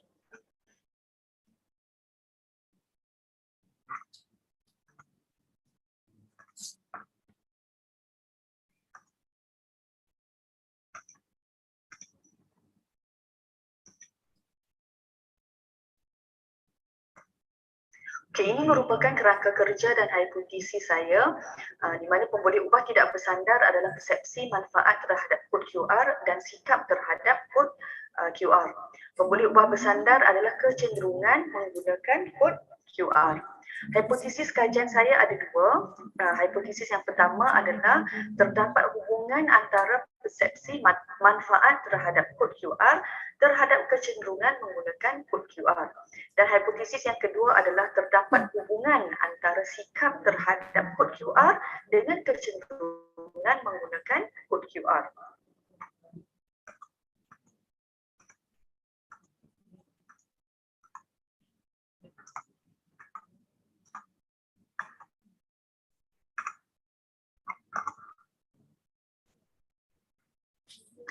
Mereka bentuk kajian saya adalah kajian kuantitatif berbentuk tinjauan.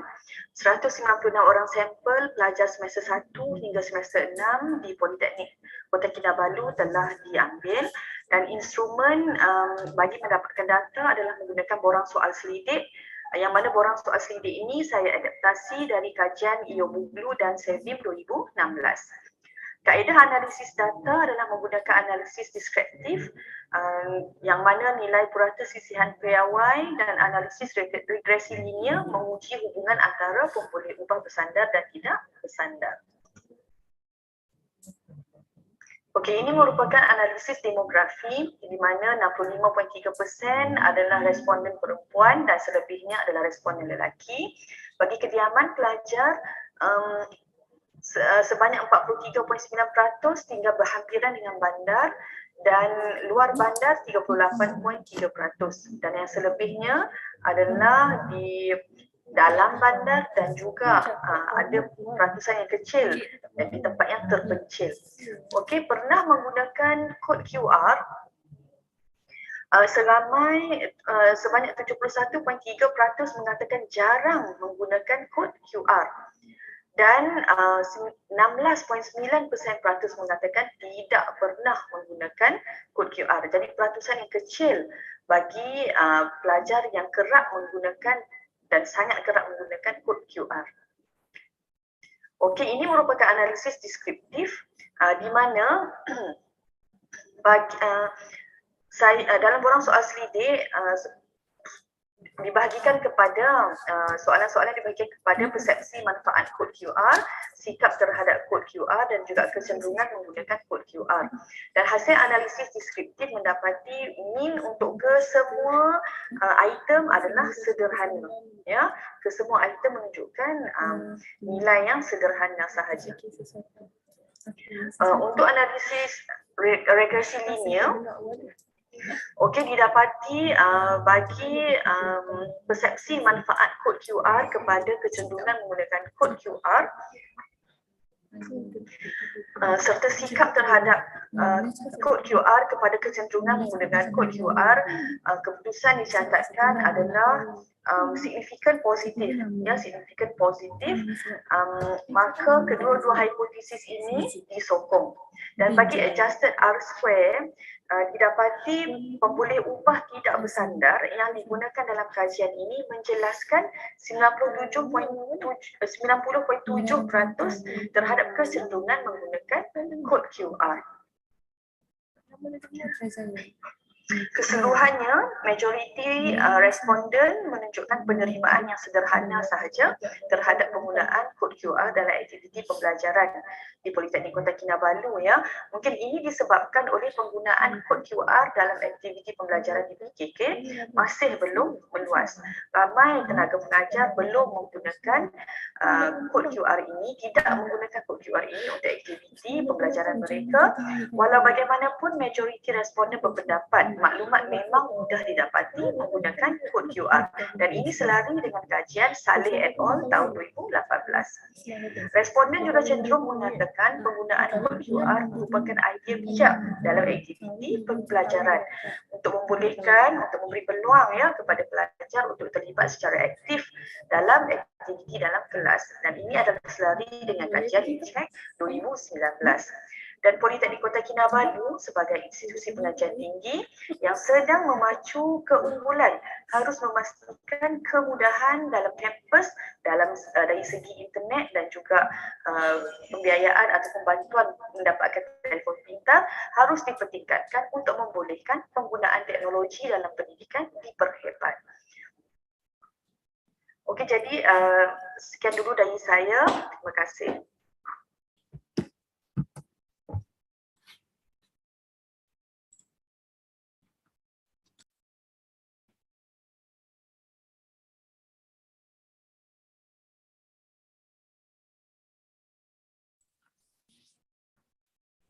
Terima kasih Puan Ruhasnawati Muhammad Ruzi.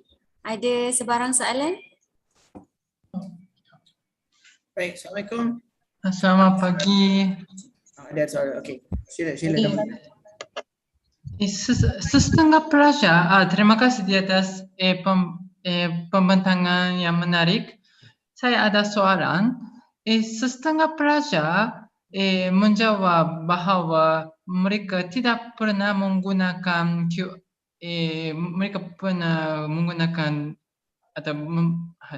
menggunakan telefon untuk membaca QR code. Tapi contohnya untuk gunakan MySejahtera, biasanya pelajar-pelajar pula perlu gunakan telefon untuk masuk ke mana-mana tempat kan, mana-mana kedai. Jadi mengapa mereka tidak pernah menggunakan? Terima kasih doktor atas soalan. Untuk yang tadi, yang dapatan, yang analisis demografi yang mengatakan student tak pernah gunakan QR code tu merujuk kepada dia tak pernah gunakan QR code untuk aktiviti pembelajaran dalam kelas. Bukan kalau yang untuk tujuan komersial, of course melalui MySejahtera semua pun kita akan scan kan. Tapi kalau untuk aktiviti pembelajaran di politeknik, ada segolongan yang memang tak pernah menggunakan QR code ni lah. Terima kasih, faham. Ya, mungkin untuk kehadiran dan pengurusan banyak perkara akademik, QR code mungkin meningkatkan keberkesanan, kan?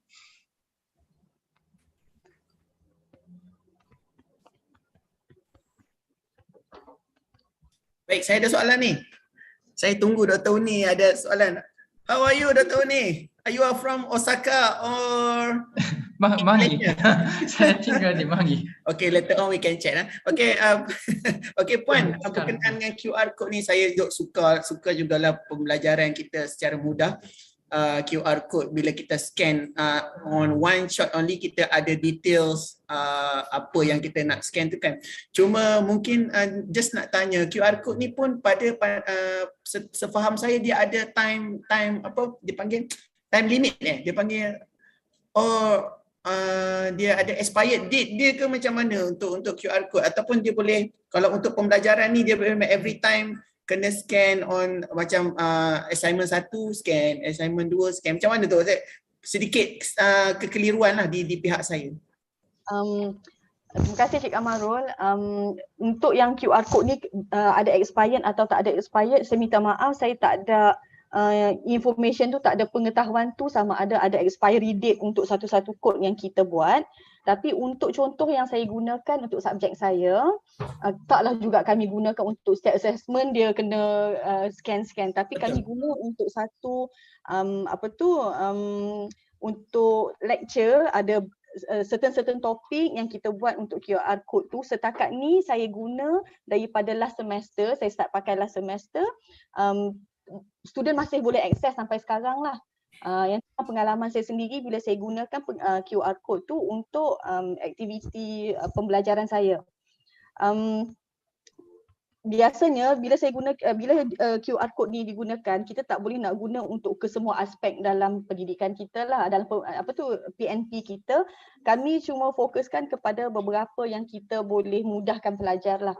Macam contohnya macam kami yang kami buat untuk subjek saya tu, disebabkan pandemik kita ni kita susah nak buat kelas semuanya secara online last semester.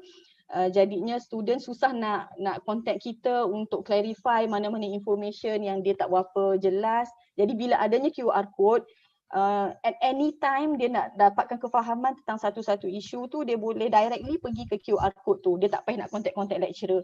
Jadi sebab tu saya kata dia lebih memudahkan tu. Tapi kalau pasal expiry date, saya pun tak pasti. Kot ada audience kita yang tahu bahawasanya QR code tu boleh expired, mungkin boleh share. Saya baru mencari dan tiada tempo tamat untuk QR code. Jadi kerana QR code hanya mengandungi maklumat tulisan, jadi tiada. Ya, Tiada. terima kasih doktor. Baik, terima kasih Dr. Uni. Terima kasih. Alright, terima kasih juga kepada Puan atas penerangan sebentar tadi. Alright. Terima kasih. Okay, back to Amirah. Alright. Okay, terima kasih Puan Hasnawati. And now I would like to invite Puan Nazia binti Abdul Kadir to present her paper on the title The Impact of Mental Disorder on Educational Outcomes. Welcome Puan Nazia. Thank you, Ms. Amira and Mr. Kamarul. Assalamualaikum and a very good morning.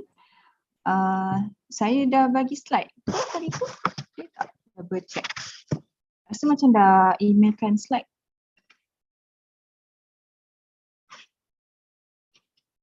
So, nak pakai slide saya ke macam mana? Sekejap ya, ada. Okay. Okay, so today I'm going to present my paper on the topic the impact of mental disorders on educational outcomes. Okay. In recent years, mental health of students has taken considerable attention worldwide due to dramatic upward trend in suicide.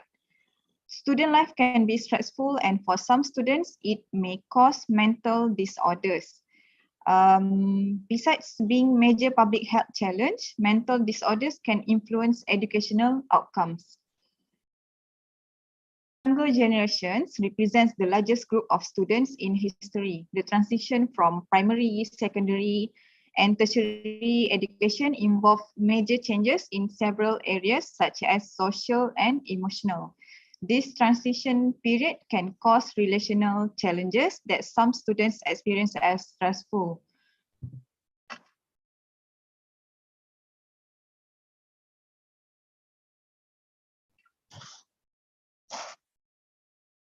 Sekejap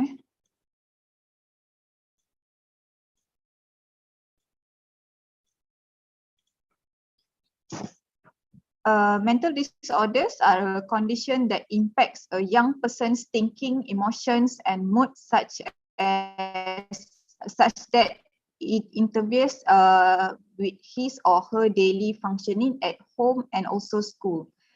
Approximately 1 in 6 school-age students experiences impairments in life functioning due to a mental disorder, and the number of young people experiencing mental disorder increases as young people grow older.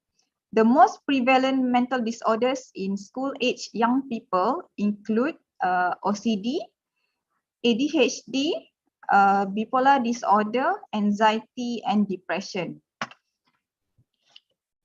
Mental disorders among students have negative impact on their educational outcomes and interpersonal relationship.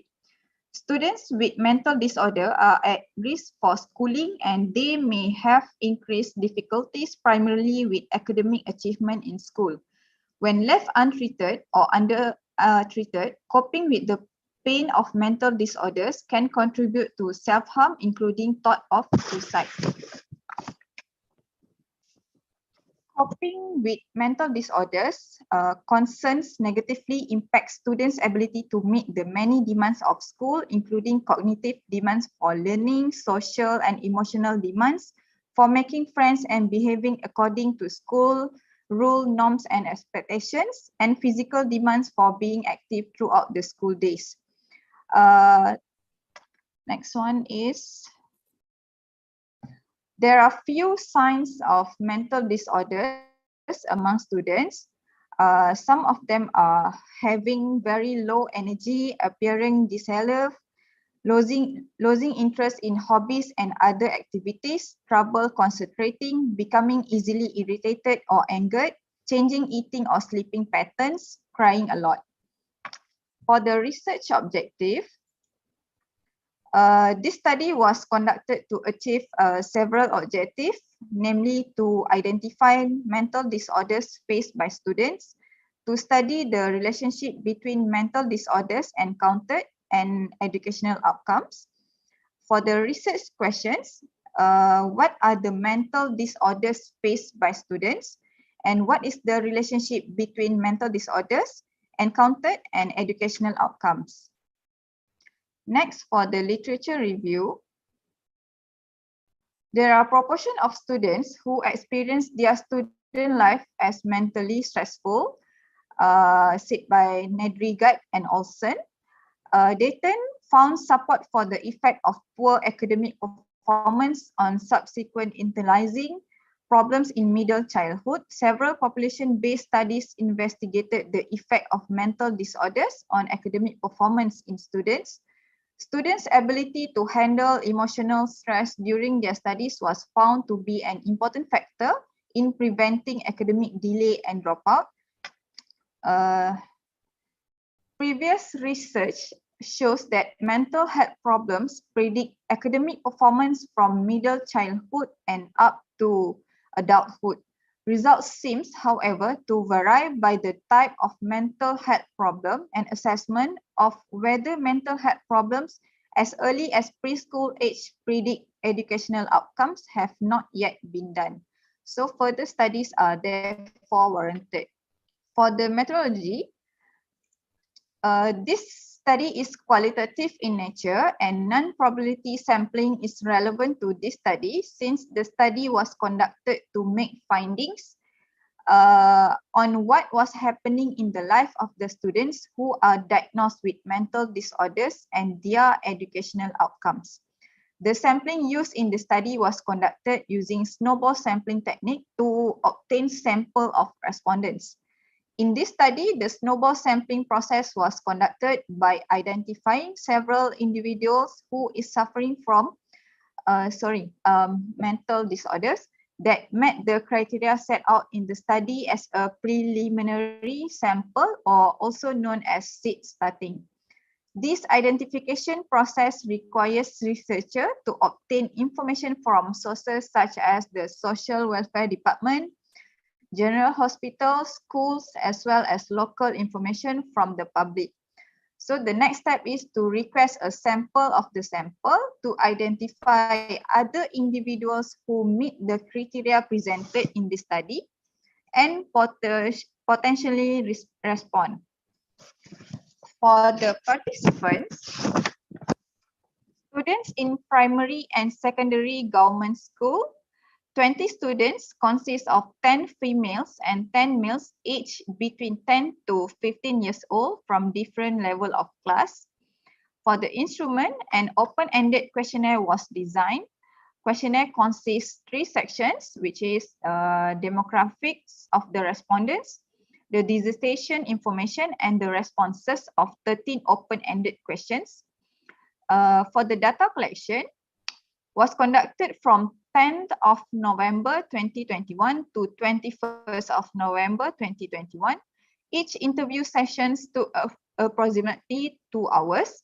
Voice recorders were also used. The thematic analysis method was adopted for analyzing the respondents' responses.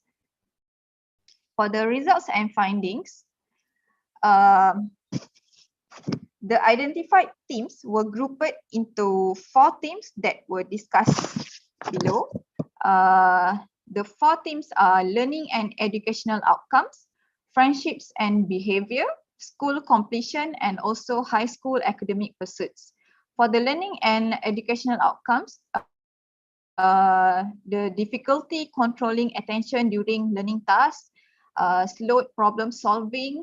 For the friendships and behavior, they have trouble making or maintaining friendships, frequent absences from school due to illness and school avoidance. For the school completion, course credit deficiencies over time. They have more chances of reducing high school graduates rates. And for the high school academic pursuits, they have difficulty completing homework, and also they have difficulty managing life demands. For the conclusion, there are few key strategies for addressing mental disorders in school. First one is promote mental wellness. Encourage school staff to implement evidence-based and developmentally matched prevention curricula in the general education setting, including social emotional learning, and also encourage mental wellness and improve awareness of mental health concerns among school members and family members by hosting regular social marketing campaigns. Next one is build awareness of indicators of mental health concerns. Promote the mental health by reducing stigma associated with mental illness to enhance the ability of educators to appropriately identify students in need of mental health supports and to improve help seeking and referrals by students and families. And the last one is intervene early with coordinated supports. Improve school mental health referral systems. Improve the coordination of mental health support across general education and special education. Build codified relationship with local mental health service providers, and also coordinate school community mental health partnership with other supportive youth serving sector, including law enforcement, juvenile justice, and also healthcare. That's all. Thank you. Thank you so much, Puan Nazia. Any questions from audience? Okay. Salam sejahtera. Terima kasih di atas pembentangan yang menarik. Saya saya mengajar bahasa Jepun di Malaysia, dan saya kadang-kadang menghadapi masalah tentang contohnya pelajar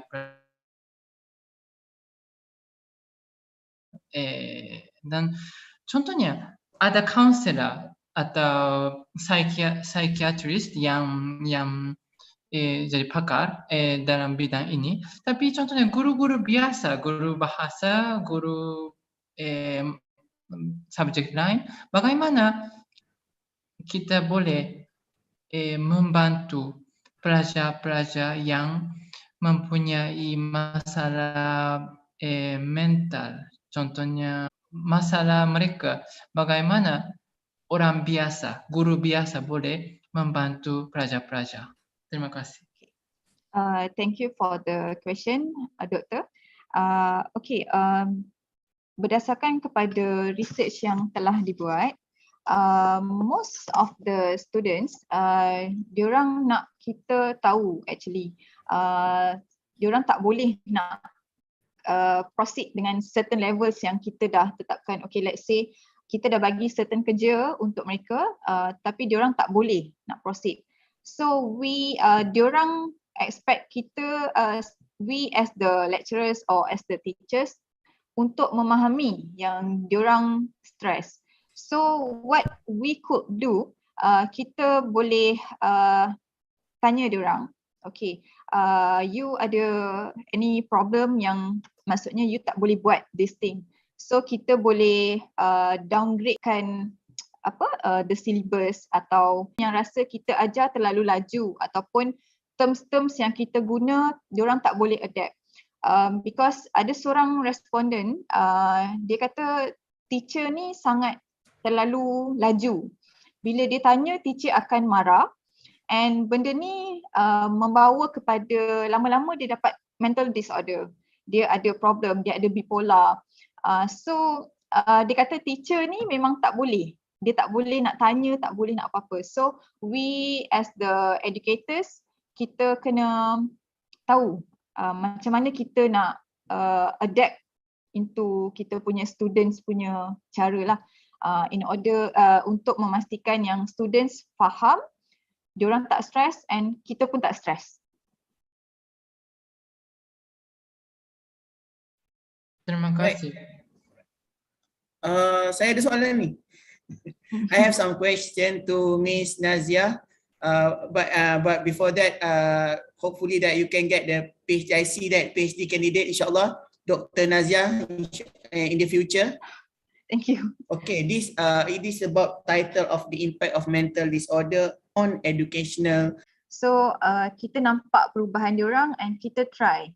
Jangan fikir you just masuk kelas, you nak ajar and then you keluar kelas. I tak tahu educators lain, but I buat macam tu. So I will address the problem. Sebab saya banyak buat research berkaitan dengan psikologi. So saya akan ambil lah apa yang telah saya buat tu, apa yang telah saya buat research tu, saya adapt dengan my student lah. So ramai yang ada, tapi diorang ni ada satu problem untuk susah nak percaya orang. So at first memang you kena cakap lah, this is between us, I takkan cerita dekat siapa-siapa. So you have to gain their trust first, and then only you can adapt the problem. Okay, thank you so much, Puan Nazia. Any more questions?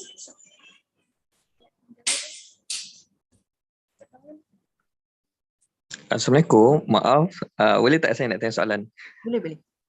Okey, Cik, saya nak tanya, ialah saya rasa topik ini antara topik yang sangat menarik lah for the past 2 years since pandemic kan. Tentang isu kesedaran mental ni pun dah makin tinggi. Cuma saya nak tanya mungkin pendapat lah tentang satu tentang claim, ramai orang claim. Ada sikit claim, okay ini depression, ini bipolar, without have a proper test diagnose dengan yang lebih arif lah with psychologist or psychiatrist. Okay, so bila kita cakap tentang pelajar sekolah ni, okay, apa pendapat tentang sebenarnya isu, bukan nak cakap isu dimanjakan, tetapi isu yang bagaimana sebenarnya macam our community ataupun our new environment ni menyebabkan sikit-sikit claim, at the end nanti anak-anak kita ni, teenager kita ni, budak anak-anak sekolah kita ni, daripada sebenarnya dia tak ada pun, dia bukanlah dikategorikan sebagai depression pada peringkat awalnya, yang akhirnya disebabkan dia claim ataupun dia rasa dia ada benda tu dan dia rasa macam dia claim dan dia teruskan macam okay, tak apalah, aku macam tak nak lah buat benda ni, tak nak buat ni, buat sikit stres, at the end dia boleh ada simptom. So apa pendapat tentang isu macam yang saya nampak, isu macam ni lah, ramai yang claim at the end sebenarnya dia bukanlah simptom yang ketara, sekadar stres, tapi disebabkan stres dah tak nak dah ni buat kerja sekolah, tak nak pergi sekolah, at the end benda tu jadi betul-betul depression lah, betul-betul jadi anxiety lah. Pendapat kalau boleh lah. Okay, terima kasih. Pada pendapat saya, memang ramai sebenarnya yang dia tak ada pun anxiety, depression semua tu, tapi dia claim dia ada.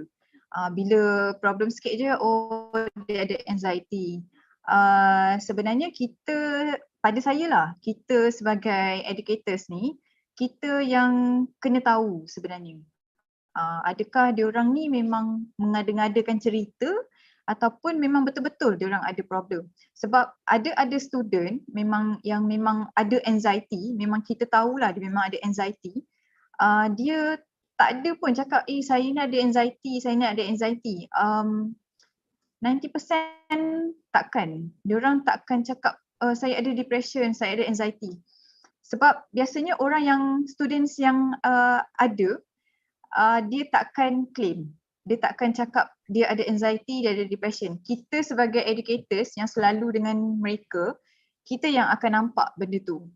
So apa yang kita boleh buat adalah bila students yang sikit-sikit kerja banyak je, oh dia ada anxiety, dia depression, kita boleh tackle that problem lah, kita boleh overcome benda tu lah. Itu dalam kepakaran yang lain lah. Maksudnya kita boleh bagi motivation ke apa dengan students kan. So that diorang tahulah, maknanya dia tak adalah anxiety semua tu. Sebenarnya itu lebih kepada stress. Stress, tak boleh nak overcome problems. Kerja dah biasa duduk rumah, PKP duduk rumah, belajar kat online je, sekali pergi sekolah stres. Saya ada anxiety. Sebenarnya bukan macam tu lah. Tu yang kita sebagai educators lah yang kena memainkan peranan yang penting.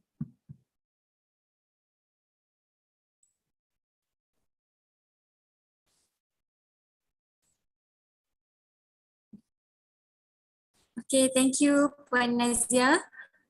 There's more question in the chat. How can a counselor attach the student's ability of trust and emptiness when staff room making a fun with this problem learning disorder? I mean, a few of them seems like school environment isn't safe for those people who are struggling for that. Okay, ada isu ni. Students takkan percaya dekat cikgu, dekat lecturer sebab dia rasa macam benda tu akan tersebar. Kalau dia cerita, benda tu akan tersebar. In my experience, student saya nak gain trust student saya. Setiap SEM, permulaan SEM tu, saya tak tahulah cara lecturer lain. Tapi kalau saya, setiap permulaan SEM tu, lepas kenalkan diri semua tu, saya akan cuba rapat dengan semua student dalam kelas saya. Jadi cuba untuk ambil hati diorang, and then you perlukan, kalau saya lah, saya perlukan maybe dalam 1-2 minggu untuk saya observe diorang, observe student saya. Mana yang bermasalah tu kita bagi lebih attention lah. Jadi dekat situ kita dah nampak sebenarnya mana student yang ada problem, ada financial problems ke, ada masalah ibu bapa, masalah keluarga. So dekat situ kita kena pandai tackle lah isu tu. Adakah student ni perlukan bantuan? Okay. And then you have to gain their trust. Paling penting bila diorang dah bagi you trust, you janganlah pergi bagi tahu dekat staff-staff lain.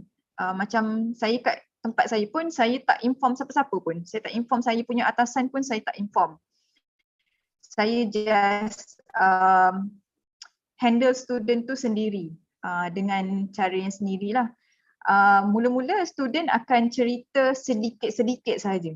Sebab dia nak tengok kita ni percaya tak, dia percaya tak kat kita. Adakah kita akan simpan rahsia dia, aib dia. So kalau kita jaga, diorang akan next, diorang akan cerita lagi. So itulah cara untuk to tackle their problems lah. Okay, thank you Puan Nazia for the great explanation. Okay, now I would like to invite the last presenter, Dr. Nur Fajri bin Ismail, on the title Pengurusan Kes Mahkamah Corona Era Pandemik, Pendekatan Perundangan Kesihatan Awam di Malaysia.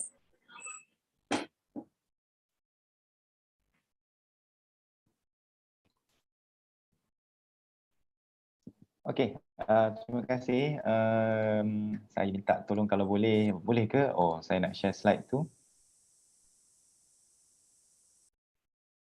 Alright, terima kasih. Okey, saya nampak jam dah pukul 12 tengah hari.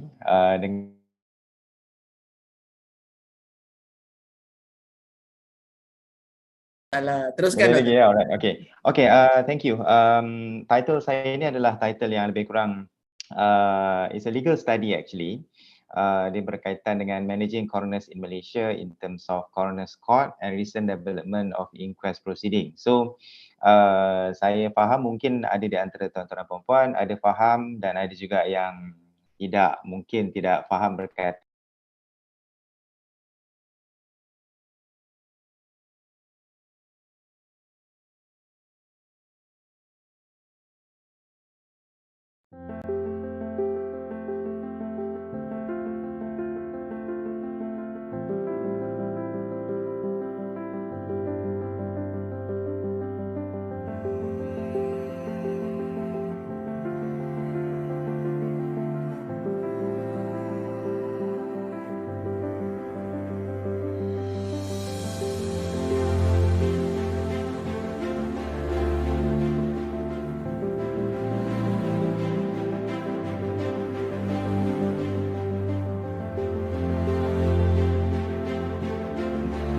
seseorang yang ditemui mati di pejabat SPRM dan kemudian kes kematiannya sehingga kini saya kira telah lebih daripada berpuluh tahun kini kekal di mahkamah dengan pelbagai tuntutan daripada ahli keluarga kerana kematian tersebut adalah suspicious sudden death cases. Okay. Kemudian kalau di sebelah hujung tu itu merupakan si mati bernama Sujata Krishnan di mana beliau sebenarnya ditemui oleh seseorang, dibawa ke hospital dan beliau dikatakan mengaku bahawa beliau meminum racun paraquat iaitu racun tumbuhan dan beliau meninggal dunia kemudian. Dan tidak kurang pula yang gambar bawah tu adalah model yang ditemui mati, disyaki membunuh diri. Namun timbul pelbagai isu berkaitan dengan kematian, apa sebenarnya berlaku di sebalik kematian. Jadi kalau kita dapat lihat topik saya pada pagi ini, kita pergi kepada slide seterusnya. Topik saya pada pagi ini adalah berkaitan dengan siasatan kematian. Okay? Yang merupakan siasatan kematian bukan daripada pihak forensik tetapi oleh pihak mahkamah di Malaysia. So in the Malaysian context, death investigation by the coroner in Malaysia adalah seorang hakim. Okay, so lazim kalau misal kata tuan-tuan dan puan-puan pernah lihat cerita CSI, tak kiralah CSI New York dan sebagainya, kita dapat lihat kalau misal kata ada kes-kes melibatkan kematian, akan ada penyiasat kematian yang lazimnya di kalangan doktor akan tiba di tempat kejadian. Itu adalah di Amerika Syarikat, US ya. So what is inquest adalah satu proceeding ataupun inquiry into the manner of death of anyone who has been either killed ataupun die suddenly under any unusual or suspicious circumstances. Dan the keyword here adalah inquiry by the coroner in the Malaysian context, dan bukan semua jenis kematian. Kematian yang dimaksudkan ini kemungkinan besar adalah merupakan kematian yang tidak dapat ditentusahkan. Ya, kenapa beliau itu meninggal dunia. Okay. Dan kalau kita dapat lihat, next slide please. Kita dapat lihat dalam konteks topik ini, ada beberapa persoalan yang ingin dilontarkan as research question, iaitu apa itu inquest. Saya telah jawab tadi, mungkin kita akan lihat selepas ni penerangan lanjut. Kenapa agaknya inquest ini relevan di masa kini? Tak cukupkah siasatan dibuat oleh pihak polis sahaja? In what manner the inquest important to our criminal justice system? Adakah dia boleh dijadikan sebagai criminal detection device untuk kita menangkap ataupun mengetahui siapa sebenarnya yang terlibat? Dan juga what is actually the current flaws towards the system in death investigation? Okay, so seterusnya kalau kita pergi kepada slide seterusnya, kita melihat berkaitan dengan apa yang telah saya maksudkan tadi berkaitan inquest, dia adalah inquiry. Perkara paling penting sekali kalau berdasarkan kepada undang-undang, kita ada Profesor Mimi Kamariah mengatakan bahawa it is inquiry regulated under our Criminal Procedure Code, which is special in nature, conducted by the judicial investigator. It is an inquisitorial framework by Dr. Rani Kamarudin. What meant by inquisitorial, selalu kita nampak dua-dua pihak bergaduh dekat court, but in inquest it is considered to be an investigation purposes. So when it comes to investigation, it means that dia merupakan suatu siasatan to answer the 5 question based on this particular case of PP versus Shanmugam. That is to answer the question of who the deceased, siapa yang si mati tersebut, when, where, why and in what manner. So dia tidak melibatkan pendakwaan, tidak ada sesiapa yang perlu dibela, okay, kerana dia melibatkan kematian, dan peguam serta pendakwa raya hanyalah membantu. They are not there to lead, okay, so they are there to assist. So what will be the benefit kalau ikut kajian daripada Christopher Doris daripada Australia? Inquest ini memberi pelbagai kebaikan. Pertama adalah kita boleh detect new in terms of medical discovery. Okay, kita tidak boleh detect berkaitan Delta dan juga kita tidak boleh detect berkaitan dengan perkembangan terbaru COVID-19 tanpa ada dead body. So it advanced medical knowledge. Yang kedua adalah dia meredakan keresahan umum ataupun to assuage public anxiety. Setiap kematian berlaku, kalau kita baca hari-hari kan, kematian dalam penjara semalam ada, 2 hari lepas ada, bulan lepas ada, 14 kematian direkodkan dalam tempoh daripada Januari hinggalah ke bulan 4 ni, sesuatu yang kita rasakan macam what actually happened.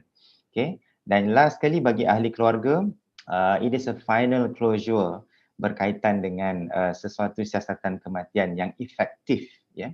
Kalau tidak, sebagaimana yang saya bagi tahu, si mati telah pun meninggal dunia berbelas tahun yang lalu, ahli keluarga masih lagi battle to court untuk mendapatkan kebenaran. Okay, so inilah sebenarnya kenapa inquest itu penting, right? Kalau kita dapat lihat next slide, berkaitan dengan topik ini, okay, slide seterusnya. Saya bagi tahu tadi, kalau di Malaysia, setiap kematian itu perlu disiasat dan kalau misal kata ada maklumat daripada pihak umum, maklumat itu perlu disampaikan dan kita ada pindaan terbaru berdasarkan kepada Section 107A yang mana polis mesti memberikan report berkaitan what is actually the current status of investigation. Okay, so this is something in which we have here.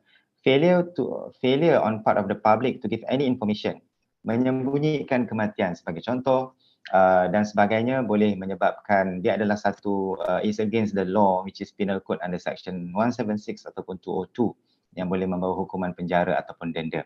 Okay, next slide. Dan kalau kita lihat di Malaysia, punca kematian, mungkin ada yang mengatakan bahawa kenapa kita kena ada court pula menyiasat kematian, tak cukupkah dengan kematian yang disiasat oleh pihak doktor? So we must understand that the cause of death which is subjected to the investigation by the coroner in Malaysia is actually beyond the medical finding. Okay, something yang dia melampaui ataupun dia lebih daripada dapatan perubatan. Sebagaimana contoh kalau kita dapat lihat sesuatu kematian tu mungkin kita dapat lihat seorang itu sakit jantung sebagai contoh ya. Mungkin heart failure itu merupakan cause of death. Tetapi is there any other mechanism in which the death yang menyebabkan jantung itu berhenti itu adakah disebabkan oleh sesuatu atau dipercepatkan oleh sesuatu tindakan yang kita dapat lihat tindakan jenayah. Contoh mungkin ada yang memberikan obat yang salah ataupun sebagainya. So kematian pun terbahagi kepada dua, which is either unnatural ataupun sudden death. Okay, baik. Seterusnya kalau kita dapat lihat slide seterusnya, dan di Malaysia uniknya bagi sesuatu kematian di Malaysia kita ada 3 badan penyiasat, iaitu yang pertama oleh pihak polis, yang kedua adalah pihak doktor dan yang ketiga adalah pihak coroner. So ini adalah berdasarkan kepada section yang ada di bawah kanun tata cara jenayah. Next slide. Dan kalau kita dapat lihat slide seterusnya, di Malaysia apabila sesuatu kematian itu dilaporkan maka akan ada siasatan dibuat oleh pihak polis. Polis akan menentukan berkaitan dengan apakah bentuk siasatan lanjut yang perlu sebelum fail siasatan itu diserahkan kepada pihak coroner ya di mahkamah. So dia ada pelbagai benda lah yang ada di dalam siasatan tersebut, report, gambar dan sebagainya. Okay, next. Dan kalau kita dapat lihat, ini adalah saya nak menunjukkan berkaitan kematian di dalam tahanan di Malaysia, yang mana kita dapat lihat di Malaysia kematian dalam tahanan adalah saban tahun kita dapat lihat grafnya meningkat dan kebanyakannya adalah melibatkan tahanan lelaki compare kepada tahanan wanita. Ya. Dan graf ini kita dapat lihat paling tinggi berlaku pada tahun 2011 dan dia constantly berlaku saban tahun. Okay, next. Dan kalau kita dapat lihat dalam konteks kematian dalam tahanan yang dilaporkan di Parlimen mengikut jumlah bangsa, kita dapat lihat sebenarnya yang paling ramai adalah Melayu, 42 orang, 15 adalah orang India dan 13 adalah orang Cina. Okay, next. Dan kematian dalam tahanan ini sebenarnya menimbulkan pelbagai isu Ya, yang pertama adalah bagaimana sebenarnya pengurusan di dalam tahanan tersebut. Ya. So ini timbul dalam laporan Suruhanjaya Hak Asasi Manusia pada tahun 2016. Kemudian kalau kita dapat lihat, IPCC merupakan suruhanjaya independen dekat UK menyatakan bahawa tidak sepatutnya kematian itu berlaku bagi orang yang ditangkap kerana mereka berada di dalam satu tahanan yang dikawal oleh pihak polis. Jadi setiap kematian yang berlaku dalam tahanan polis perlu disiasat, ya. Dan juga kalau kita dapat lihat, Suaram ni adalah NGO hak asasi manusia menyatakan bahawa perlu ada satu mekanisme dan sistem berkaitan dengan merawat mana-mana pihak yang ditahan, ataupun perlu ada medical response team ataupun berkaitan bagi mengelakkan kematian dalam tahanan ini berulang setiap tahun. Okay, next slide. Dan kalau kita dapat lihat kenapa kematian dalam tahanan ini sangat penting, ya, kerana kita dapat lihat setiap nyawa manusia ini sebenarnya ada hak untuk hidup, dan kecuali dalam kes-kes tertentu bahawa nyawanya boleh diambil. Ini pun melibatkan pelbagai perbahasan, ya. Ada yang kata hukuman mati itu perlu ditarik balik atau dihapuskan dan sebagainya. Tetapi ketahuilah bahawa nyawa kita adalah satu yang dijamin di dalam undang-undang, termasuklah dia merupakan the basic structure of our constitution. Okay, next. Kita dapat lihat juga kalau berdasarkan kepada problem statement. Namun demikian, kita dapat lihat dalam konteks undang-undang kita sekarang ini, kita tidak ada specific law ataupun rules or procedures that governing ataupun menguruskan berkaitan dengan pengurusan sistem siasatan kematian. Yang kedua, kita dapat lihat bahawa walaupun ada mahkamah khas berkaitan dengan corona, tetapi dia pun buat kes-kes yang lain. Dia tidak dedicated sepenuhnya. Yang ketiga, kita dapat lihat berdasarkan kepada kes-kes yang saya dapat listkan daripada nombor 1 sampai nombor 6, terdapatnya uncertainties among coroners on how to conduct the inquest ataupun how to conduct the investigation. Ada dalam kes Sarah Lily 2004, ibu kepada si mati tidak dibenarkan terlibat dalam siasatan. So dia menjadi satu isu. Ada juga berkaitan dengan yang menamakan seseorang itu terlibat secara langsung mengakibatkan kematian. Ini adalah sesuatu yang salah kerana walaupun coroner membuat siasatan, but coroner is not criminal detection device ataupun mechanism. Berkaitan dengan kes Retna Rasa, dokumen tidak diberikan kepada waris ataupun sebagainya. Sebab saya katakan tadi, tidak ada yang didakwa, tidak ada yang perlu dibela, tetapi ahli keluarga selalu akan terlibat dan mereka nak tahu berkaitan dokumen-dokumen tersebut, ya.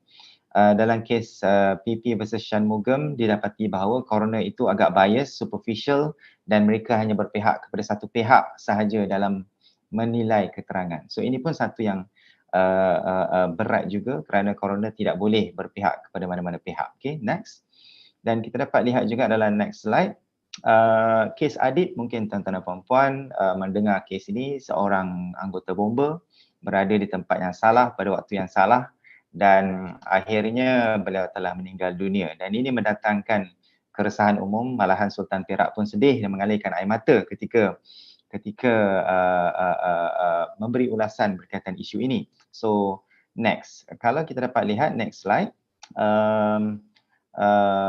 oleh kerana kes di Malaysia nampak gayanya sebagaimana saya beritahu tadi, tiada proses pindaan undang-undang dan sebagainya, maka terdapat beberapa pembaharuan yang telah dibuat. Pertama, kalau tuan-tuan dan puan-puan pernah dengar Suruhanjaya Integriti Pasukan Siasatan Penguatkuasa telah buat satu special committee bagi melihat berkaitan dengan pengurusan polis, lockup dan penjara.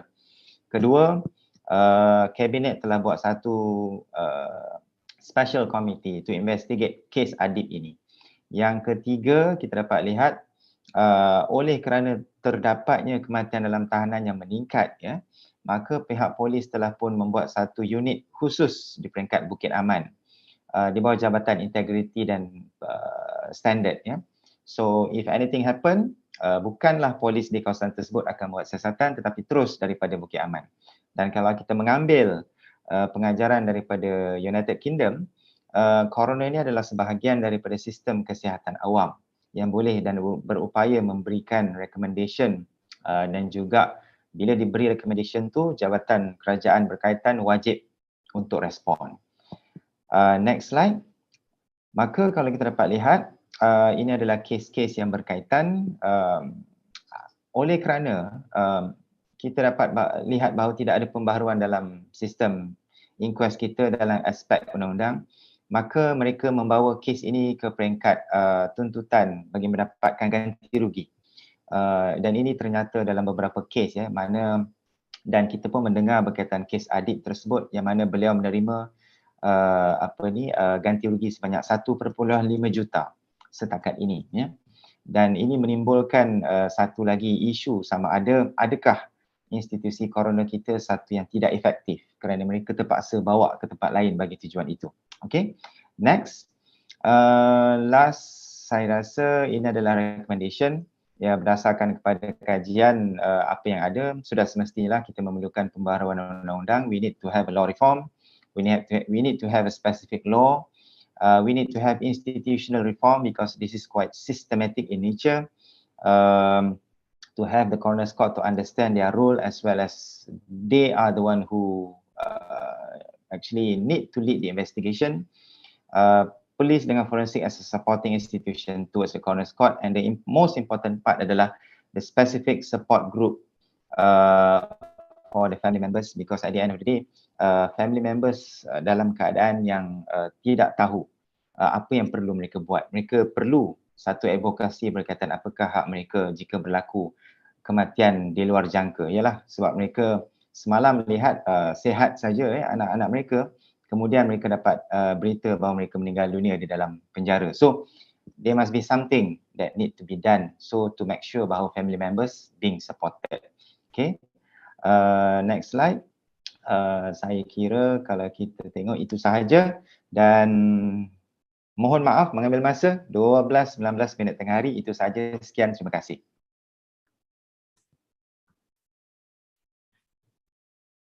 Thank you so much, Doctor, for the last presentation. Any question from the audience? Boleh. Okay. Terima kasih banyak di atas pembentangan yang sangat menarik. Contohnya di Malaysia, contohnya ahli-ahli keluarga penjana yang mati boleh memfailkan kes kepada contohnya mendakwa polis bolehkah? Okey, mendakwa itu mereka selalunya jawapannya adalah boleh, tetapi untuk tuntutan ganti rugi. Jawapannya boleh untuk tuntutan ganti rugi kerana atas kecuaian. Dan ini banyak kali berlaku lah.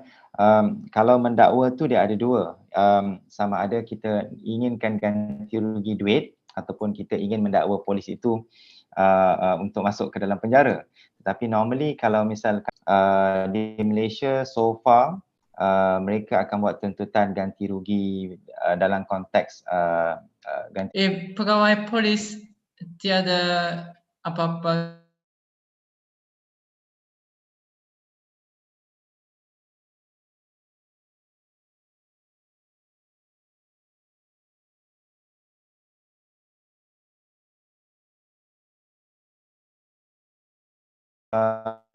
dia begini, kalau nak kata tidak ada polis yang didakwa, ada polis yang didakwa berdasarkan kepada siasatan lah, tetapi kadang-kala dia menimbulkan masalah sebab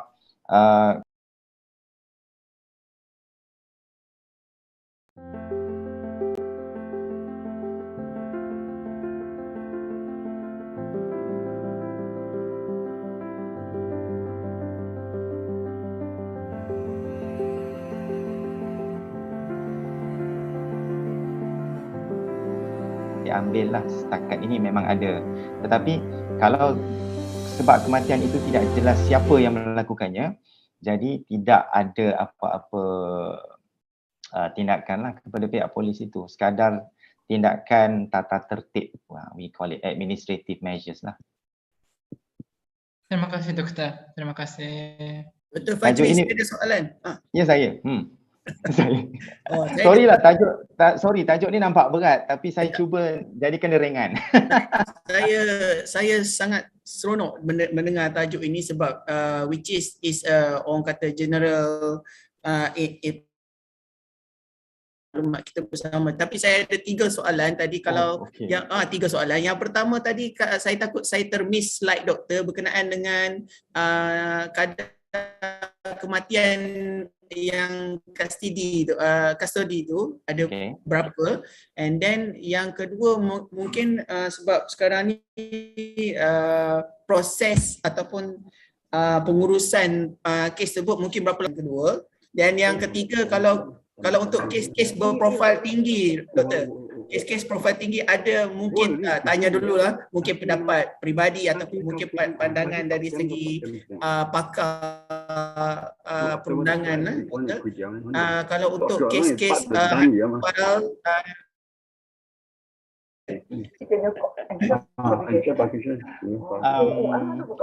unsur sabotaj macam mana tu? Sabotaj dalam siasatan ke sabotaj yang menyebabkan kematian? Dalam siasatan lah, dalam kes ni siasatan. Okey. Purpose index ya. Kalau okey, saya dah cuba. Alright. Silakan doktor.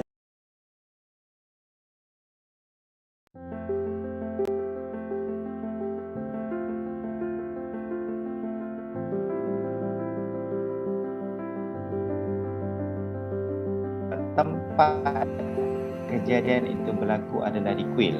Okay? Kita pun tahu latar belakang kes tersebut. So saya katakan tadi apa sebenarnya ni kalau nak kata sabotaj agak susah sebab kes adik itu melalui lebih daripada 5 proses ataupun 5 badan siasatan yang berbeza.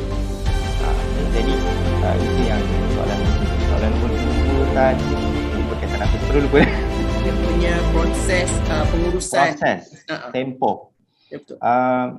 Unfortunately tidak ada tempoh tertentu yang diberikan di dalam undang-undang buat masa ini. Perkataan yang digunakan dalam polis dia ada dia punya peraturan iaitu kita panggil sebagai Perintah Tetap Ketua Polis Negara. IGSO. Jadi dalam IGSO tu dia ada banyak benda lah. Salah satunya adalah wajar ke kita gari orang yang kena tangkap kan. Jadi kita nampak ada yang kena gari, ada tak kena gari kan. Ada pakai baju kuning, ada tak pakai baju kuning kan. Jadi dia memberikan kata orang lebih detail dan dalam proses kematian disebut secepat yang mungkin. Perkataan tu disebut. Tetapi kalau dekat mahkamah, yardstick dia adalah dalam tempoh 6 bulan. Kes itu perlu selesai 6 bulan. Dia terpakai untuk semua kes-kes jenayah termasuk kes inquest. Baik, kematian dalam tahanan tadi, kalau nak ikutkan kat Malaysia ni semuanya sulit. Kalau dekat UK, you Google, you akan jumpa berapa jumlah kematian tersebut. Tapi kalau kat Malaysia, even annual report, kalau Suhakam tu tidak memberikan laporan dia, kita tak tahu sebenarnya berapa ramai yang telah meninggal dunia. So masih confidential doktor? Masih confidential. So dia tak sama, saya tak pasti dalam konteks tu mungkin Asian tak sama dengan UK dan sebagainya. Bukan kita saja, malahan Brunei, Singapura, Indonesia pun benda ni masih lagi sebagai confidential. Tetapi apabila ditanya di parlimen, of course lah kena dijawab. Dan itu adalah jumlah yang mana dia melibatkan hampir 100 lebih kematian yang berlaku. So itu kalau kita trace dalam tempoh 10 tahun lah. Dan itu yang kata orang yang dilaporkan setakat ini. Alright, terima kasih doktor. Okay, thank you so much Doctor for the explanation. So that's our last presentation for this morning session. I will pass the event to Encik Kamarul.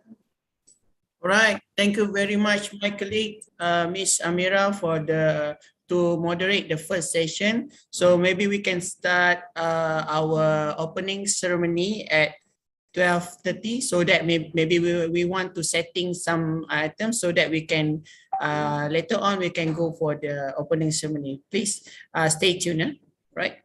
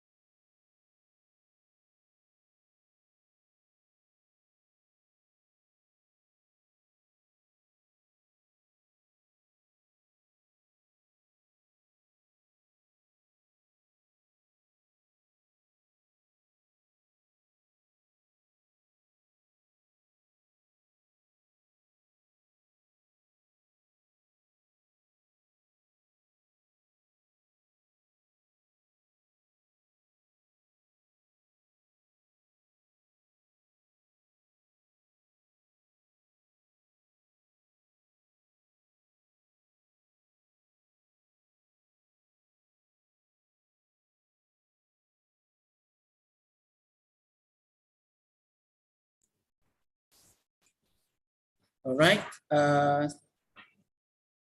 So it's now 12:30, so I will start the ceremony. Bismillahirrahmanirrahim. Assalamualaikum warahmatullahi wabarakatuh. And a very good morning to all of you. A special salutation to Professor Dr. Amir Shaharuddin, Chief Executive Officer of Yayasan Wakaf Malaysia, Sir Muhammad Hafizullah Muhammad Jamil, Head Governance and Administration, ICEEM Tijarah Holdings Sdn Bhd, our fellow team members of ICEEM Tijarah, and also members of Yayasan Wakaf Malaysia, presenters and participants. May I take this opportunity to welcome to all of you for the 5th International Conference on Economics, Entrepreneurship and Management 2022.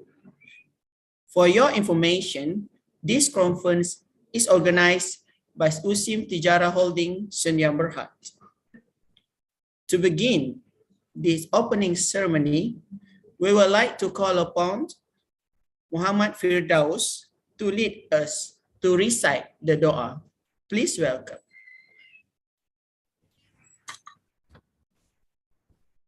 Bismillahirrahmanirrahim. Alhamdulillahirabbil alamin. Wassalatu wassalamu ala asyrafil mursalin wa ala alihi wa ashabi ajmain.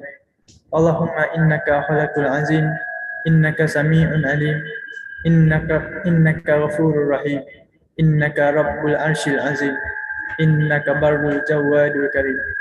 Ya Allah, Engkaulah yang mempunyai segala kepujian, Engkaulah yang berhak menerima segala kepujian, Engkaulah yang berhak menerima segala kesyukuran.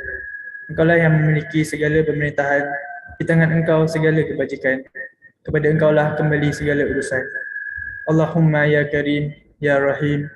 Ya Allah, ya Tuhan kami, cucurilah rahmat dan rahim-Mu ke atas majlis 5th International Conference on Economics, Entrepreneurship and Management 2022 yang diadakan pada hari ini. Berkatilah ia dari awal hingga akhirnya. Kami juga memohon perlindungan daripada-Mu dari segala perkara yang boleh mencacat celakan majlis kami dan daripada segala perkara yang melalaikan kami dari berbuat taat kepada-Mu. Kepada-Mu juga kami serah segala urusan kami. Rabbana alaika tawakkalna wa ilaika annabana wa ilaikal masir. Rabbana atina fid dunya hasanah wa fil akhirati hasanah wa qina azabannar. Wa sallallahu ala sayidina Muhammad wa ala alihi wa sahbihi wa sallam. Walhamdulillah Rabbil Alamin. Amin, amin, amin. Thank you very much, Mr. Muhammad Firdaus. Ladies and gentlemen, it's an exciting time for our team as we continue to grow and adapt, remaining always adaptable, motivated, and responsive, such as sharing knowledge and open new ideas among scholars. Our team is confronting a time of many changes, and we are meeting these changes during at a time of larger nationwide and global change. The field of our teams are all interesting and exciting to work on and study, and will continue to meet and bring these inspired people together in the conference like this to ensure our mission remains at the cutting edge. Ladies and gentlemen, I am also pleased to be with you in this morning to have the chance to introduce to our special guest to officiate and give the keynote speech. In this opening ceremony, Professor Dr. Amir Shaharuddin, he is a CEO, Chief Executive Officer of Yayasan Wakaf Malaysia. He has a great understanding of the conference and a great appreciation what it takes to truly focus on innovative ideas and future technologies on learning developments, especially on economics, entrepreneurship, and management.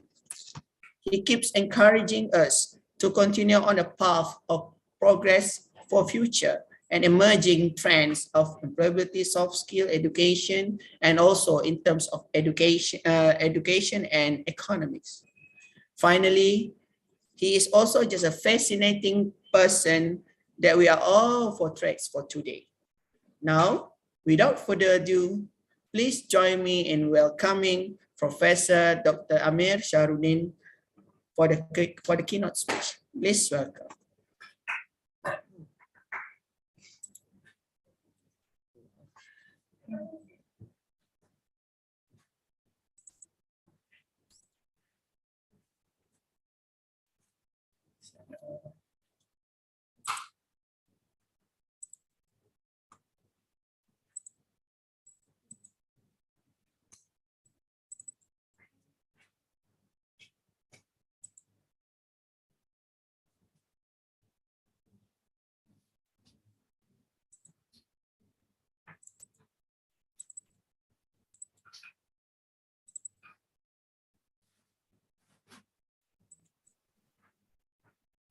All right, thank you very much to all presenters and participants. Now, without further ado, ladies and gentlemen, speaker conference on economics, entrepreneurship and management organized by ICEEM Tijarah. Ladies and gentlemen, speakers, participants, and all the attendees. So thank you very much, especially ICEEM Tijarah for inviting me to be the keynote speaker of this very important event. I would like to speak about Wakaf and Islamic social finance, especially from the managerial perspective. And I prepare some notes and or slides to share with all the speakers and participants. I hope that I can bring something from the industry perspective, especially when after 1.5 years, I've been involved in the management of Wakaf in Malaysia and also in Islamic social finance in broader industry perspective. So let me share first my screen, my slide.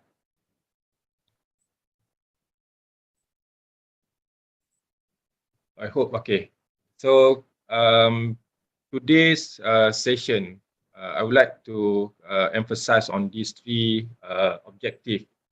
First is to share the latest development of Wakaf and Islamic social finance practices in Malaysia.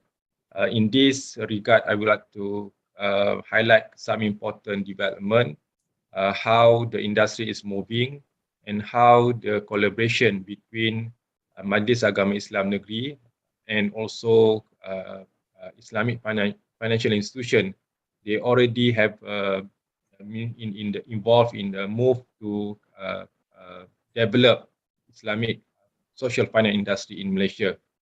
However, the second objective, I would like to highlight some challenges faced by the industry practitioners in improving Islamic social finance industry. And number three, I think for the interest of academicians, lecturers and researchers, I would like to suggest some possible research topic which I think very much indeed in need of for the Islamic social finance institution. So hopefully by these three objectives, you all can get something to improve or enhance the practices of Islamic social finance industry in Malaysia.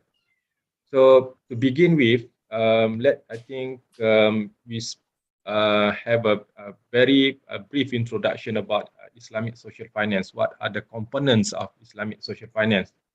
And we know that in Malaysia, especially, the component of Islamic social finance comprise of three main elements.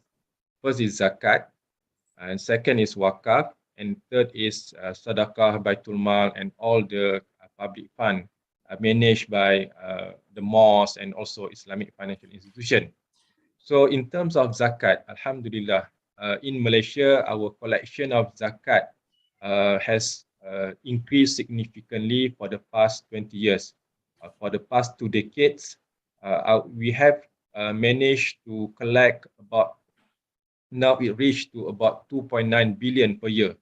So the 14 states in Malaysia, they have collected zakat, and our zakat collection has significantly or tremendously enhanced and increased about 2.5 billion. So imagine that we have at our space to distribute this 2.9 billion every year. So Alhamdulillah, because of the COVID, I think people can see the impact of distribution of zakat, because zakat institution, all the Majlis Agama Islam, has distributed zakat to help and to assist many groups of people during the pandemic COVID. So that is zakat. But however, I would like to emphasize that zakat, Alhamdulillah, we have reached to some level that we can be proud of. But compared to wakaf, I think this is the area that we need to together to improve this wakaf, because for the past maybe a few years, we have been talking, we have been discussing, kita dah banyak bincang that there are huge potential of wakaf to be tapped. But unfortunately, until now, there are a lot of unrealized potential and also undeveloped wakaf land that we are not really developing. So this is, I think, the area that we need to focus on. That's why I choose wakaf as our focus for today's topic. And the other components of Islamic social finance is sedekah. This we refer to this charity or sedekah which donated by our Muslim brothers in mosques or in other crowdfunding. So this is another area that I think which is not really well researched by our academician or our researchers. This I mean that the impact of sedekah, how we manage our sedekah, the issue of transparency in sedekah or in NGOs and who collected sedekah. This is area that I think which is not well researched in Malaysia. That's why the management of sedekah or Baitul Mal or wakaf especially are not something that we can be proud of. So that's why I think this is the component of Islamic social finance that need to be improved and need to be managed efficiently, because this is the resources of Muslim, the public fund of our Muslim brothers. Okay, the next issue is about development of wakaf in Malaysia. So far in Malaysia, our focus for wakaf development, we focus on either for charitable projects or we also mobilize wakaf fund for income generating project. Maksudnya ada dua, bila we mobilize or we collect cash wakaf ini, there are two kind of activities that we mobilize the fund. First is on the charitable project. Maksud charitable project ini ialah that we just give the donation, we convert into asset, and the asset will be utilized for these four sectors. One is education, second is health, and third is economic empowerment, and fourth is environment. I will give some example on how we mobilize our cash wakaf into this charitable project. However, we can also see that in this charitable project, when we want to raise fund for our cash wakaf, a lot of people, a lot of Muslim or majority of Muslims still have what we call as a traditional understanding of wakaf. Because when we organize or when we promote cash wakaf, majority of our Muslims still understand wakaf from the traditional way, from the traditional perspective, where they see that wakaf is only for the religious-based project. Means that wakaf is only for the mosque, wakaf is only for to fund a tahfiz institution. This is where I think we need to improve our understanding, because from in the past, during the Ottoman period especially, we see that wakaf has been mobilized not only for the religious purpose, but for the education, health, economic, and environment. So this is not happened yet in our society. The second one is where this is also is beginning, that we mobilize our cash wakaf to generate income from economic projects. So, for example, cash wakaf, we purchase properties, and the properties we rent out to the tenant, and from the rental that paid by the tenant, so we can do a lot of charitable activities. That is number one. Number two, where we invest our cash wakaf into fixed income investment.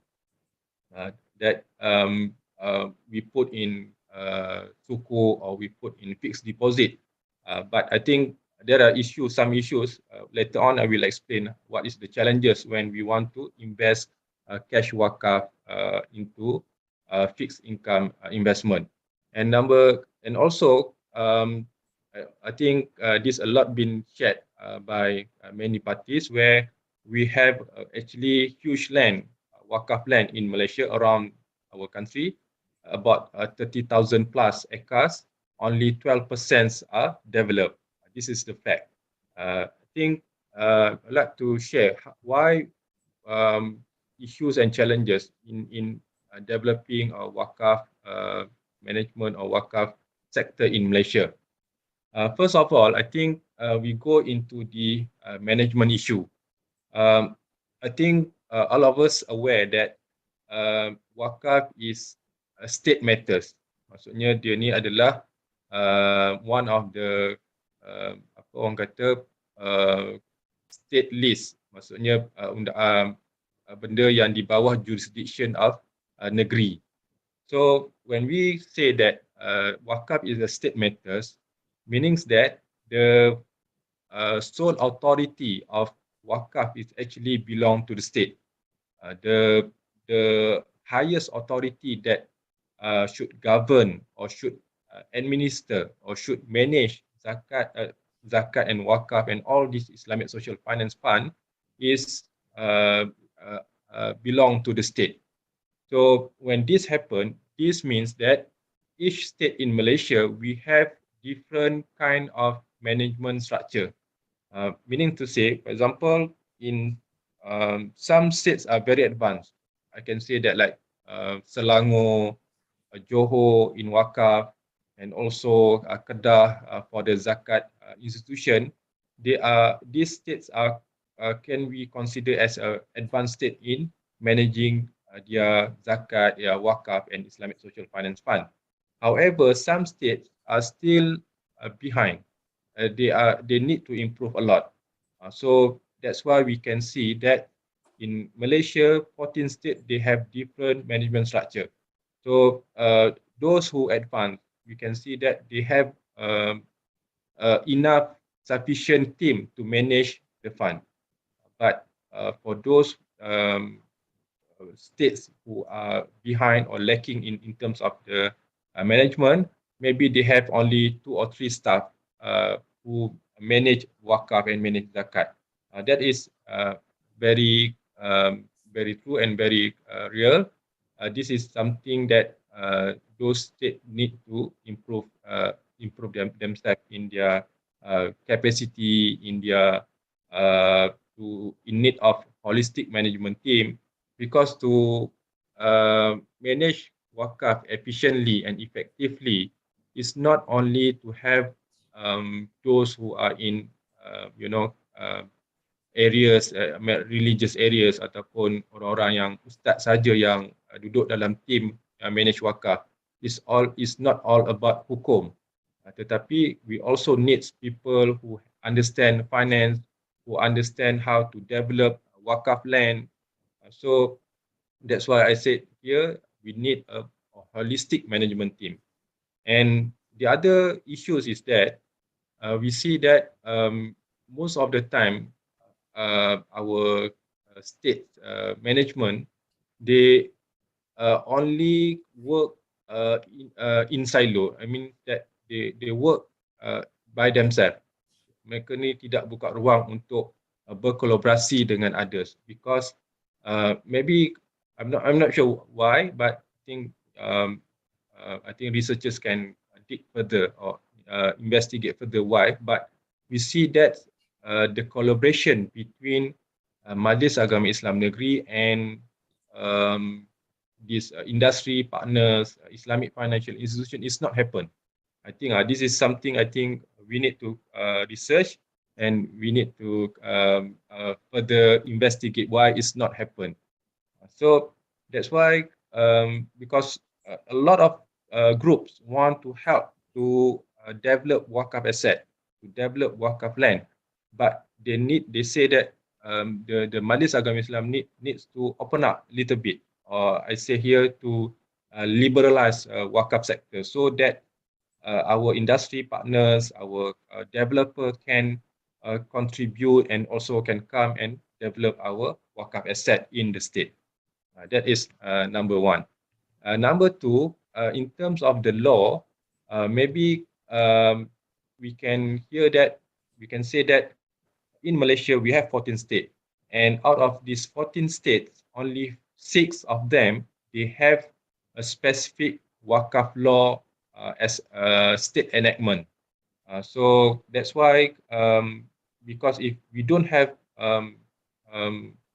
specific wakaf enactment, so it will be difficult for the state to move into a very efficient and effective wakaf management. Because for example, kalaulah kita tak ada satu undang-undang yang spesifik, so yang govern wakaf project, maybe bila ada satu dispute, when we bring this matter into the court, so maybe nanti bila ada dispute in the court, nanti dia akan jadi satu isu lah, sebab state is not ready with the regulation, with the law yang patutnya regulate wakaf sector ini. So that's why between the state also, we need to harmonize and standardize the wakaf ruling among mufti. So if you want to move wakaf, we cannot have a different set of rulings. Kalau dekat Kelantan, ini rules for wakaf. Kalau dekat Terengganu, they have a different opinion about wakaf. So we cannot have that.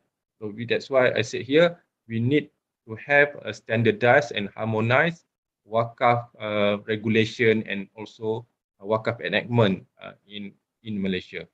That is not happened yet, because ini undang-undang ni, because the enactments come from the state. So that's why I think something that we need to work on for this matter. Okay, so number 3, when we look at the source of funding or source of funding that develop wakaf projects previously, we can see that the wakaf project previously rely mainly on 2 sources. Yang pertamanya ialah government grant, and the second one is cash wakaf from public. So before this, projek-projek wakaf di Malaysia ni kebanyakannya dibangunkan melalui 2 sources utama ni. Pertamanya ialah bila government bagi grant. Government means from the MOF, from the EPU, they see that this is potential project that they want to fund, then they give funding, then we can develop the wakaf asset. But however, I think relying on government grant is not something that we can proud of, or we can it's not sustainable, kan? Dia tidak akan boleh lestari, boleh maintain, because when the government don't have money and when the government have a lack of funding, so our wakaf project cannot be developed. Okay. The second one is cash wakaf. Cash wakaf, the limitation is that in reality, cash wakaf in Malaysia is not something huge. Because especially in Malaysia, compared to zakat that I highlighted before, that we managed to get 2.9 billion, 2.9 billion kan. Tetapi kalau cash wakaf ini, our data says that around Malaysia is not more than 50 million that we collected every year. There's a huge gap between 2.9 billion and 50 million. So, for example, in Yayasan Wakaf also, last year we only managed to get cash wakaf around 5 million only. So the cash wakaf is something yang belum betul-betul lagi impactful. Maksudnya kalau kita nak dirikan satu projek dengan 5 juta ini, saya rasa they are not impactful, because this 5 million maybe we cannot develop wakaf asset and wakaf project for a significant and impactful project. So that's why we need collaboration between Islamic financial industry, Islamic financial instruments, in order to develop a wakaf asset. For example, why not we issue sukuk, wakaf sukuk. Indonesia already done that, but in Malaysia yet to see sukuk wakaf issued in our country. Okay, and in terms of the knowledge and awareness, I think this is something also that I want to highlight, where a majority of wakif still have traditional understanding of wakaf. Like I say, when we promote wakaf, normally our people, we say wakaf is only for the religious purposes, for the mosque, for the tahfiz, and also for the cemetery kubur kan. Okay, and also from our part also, we admit that in terms of reporting of collection and distribution of wakaf fund, in terms of the transparency, this wakaf institution, including Yayasan Wakaf, Jauhar, all the Ma'in, Majlis Agama Islam Negeri, we need to improve on our level of transparency. Because people want to see, even though we said that we only managed to collect 5 million, but people want to see the impact. People want to see where did we channel these 5 million. Who are the beneficiaries? Siapa yang penerima manfaat bagi 5 million tersebut.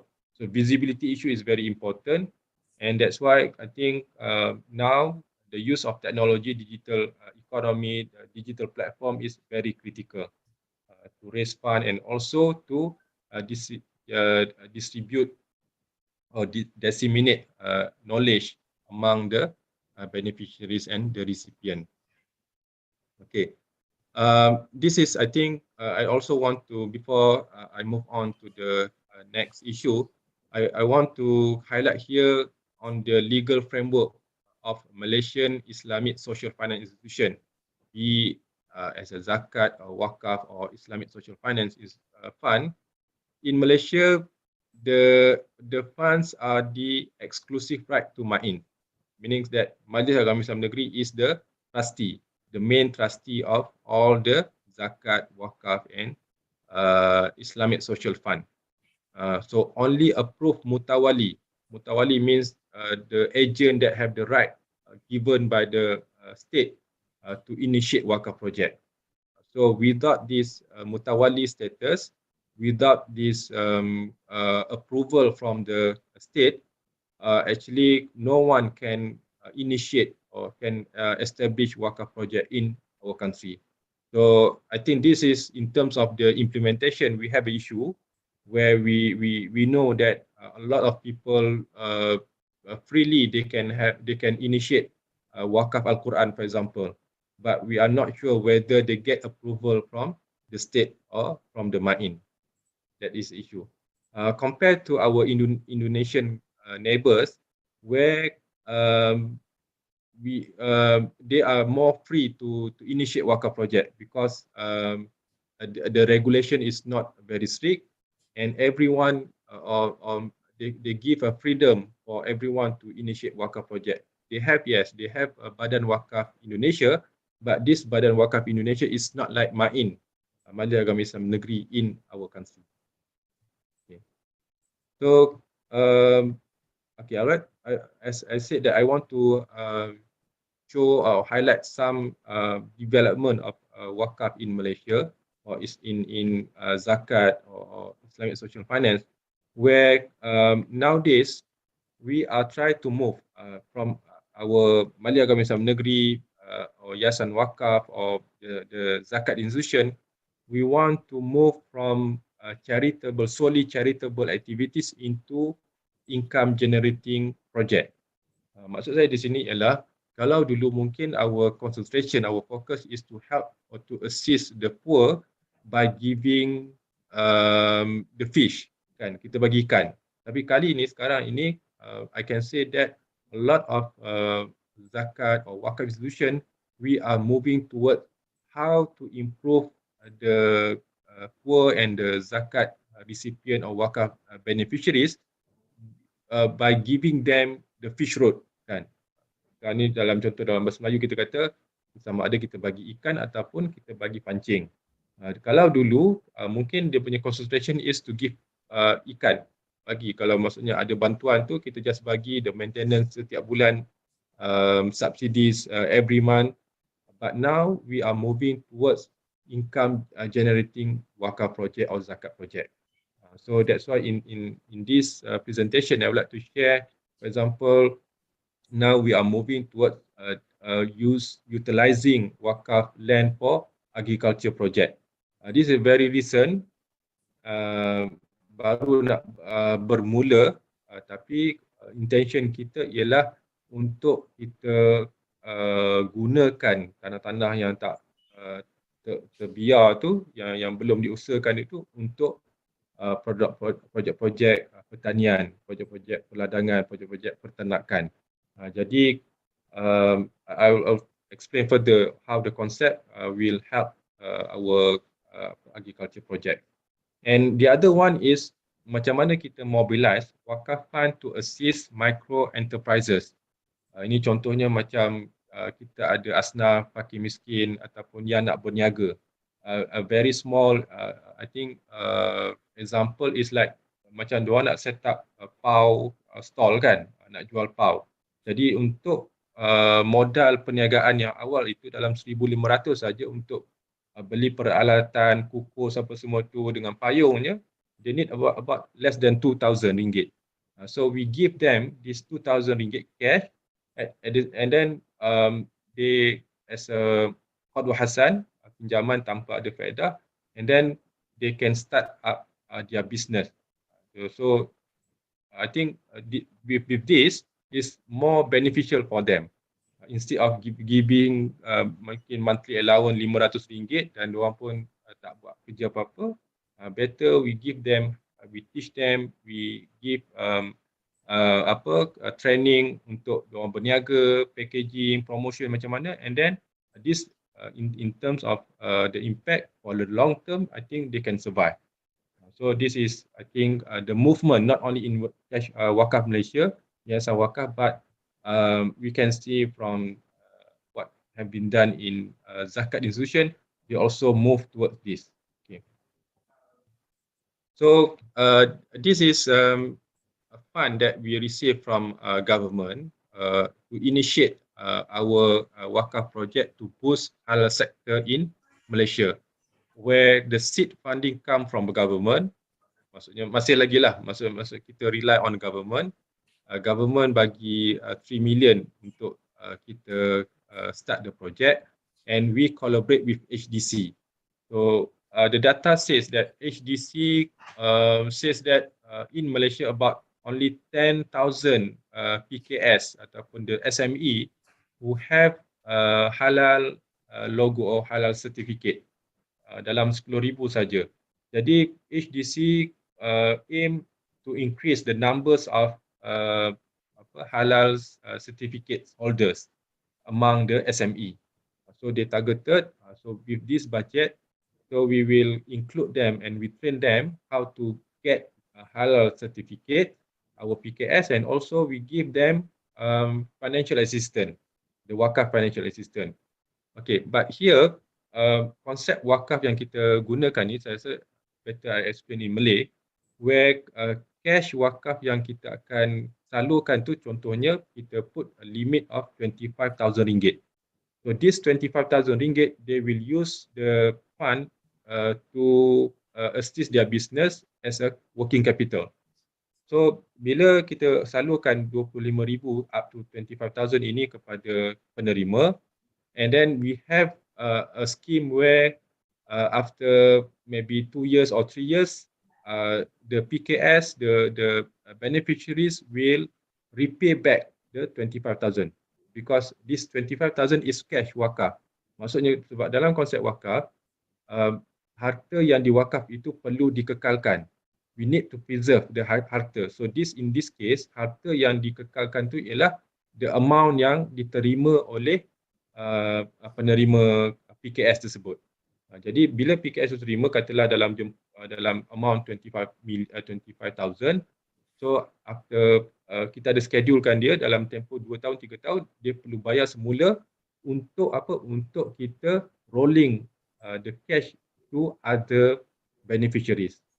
Sebab cash wakaf ini konsepnya dia bukan hak individu. Bila kita dah bagi kepada PKS tu, dia hanya guna untuk dia saja, tidak. Dia sepatutnya digunakan oleh orang-orang lain semula kan.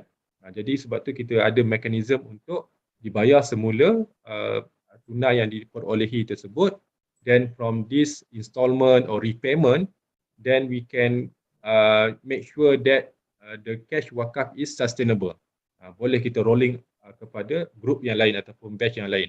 So that's why from our part, we collaborate with Yayasan Wakaf Malaysia and HDC, and also we have talk with SME Bank because SME Bank will help us in collection or repayment agenda tu.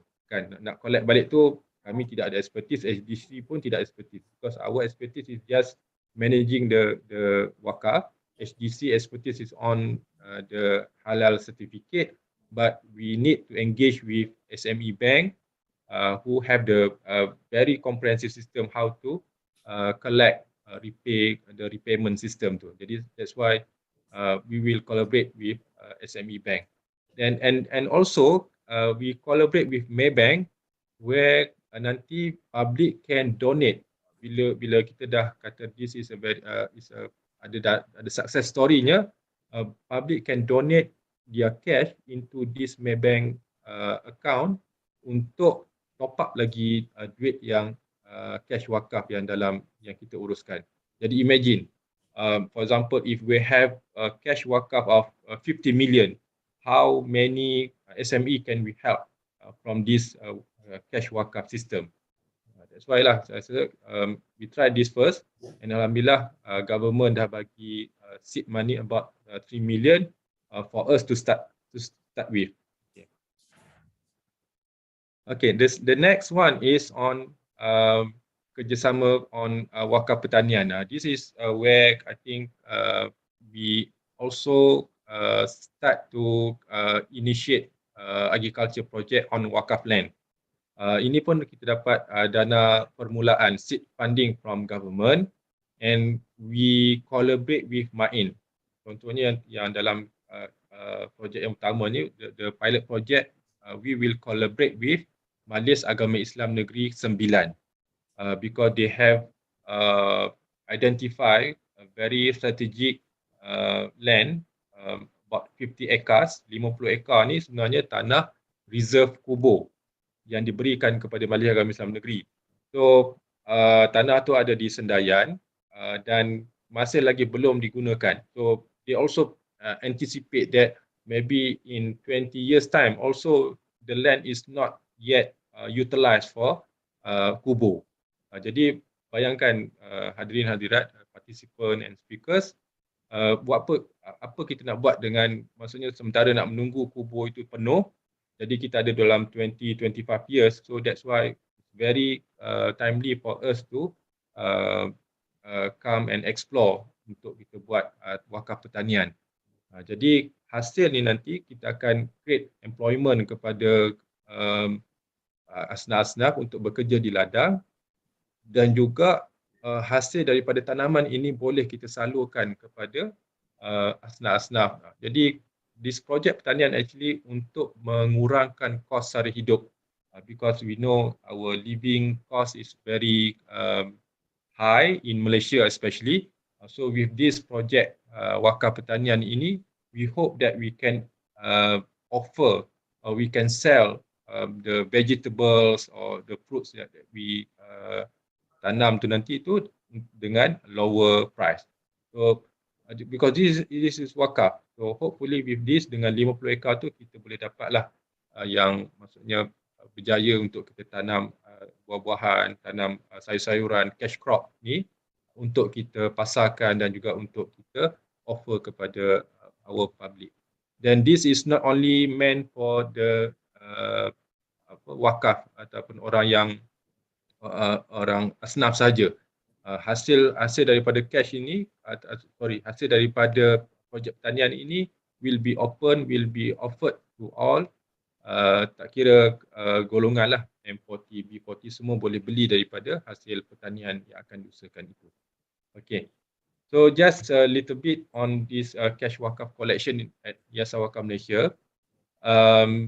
Actually dalam tempoh 3 tahun sebelum ni lah, 2018, 2019, 2020, our performance in terms of collection of cash wakaf ini about 2.8 million. Ini yang saya kata actually walaupun kita rasa patutnya banyak, tetapi actually the real performance in Yayasan Wakaf alone is not that big, about 2.8 million per year.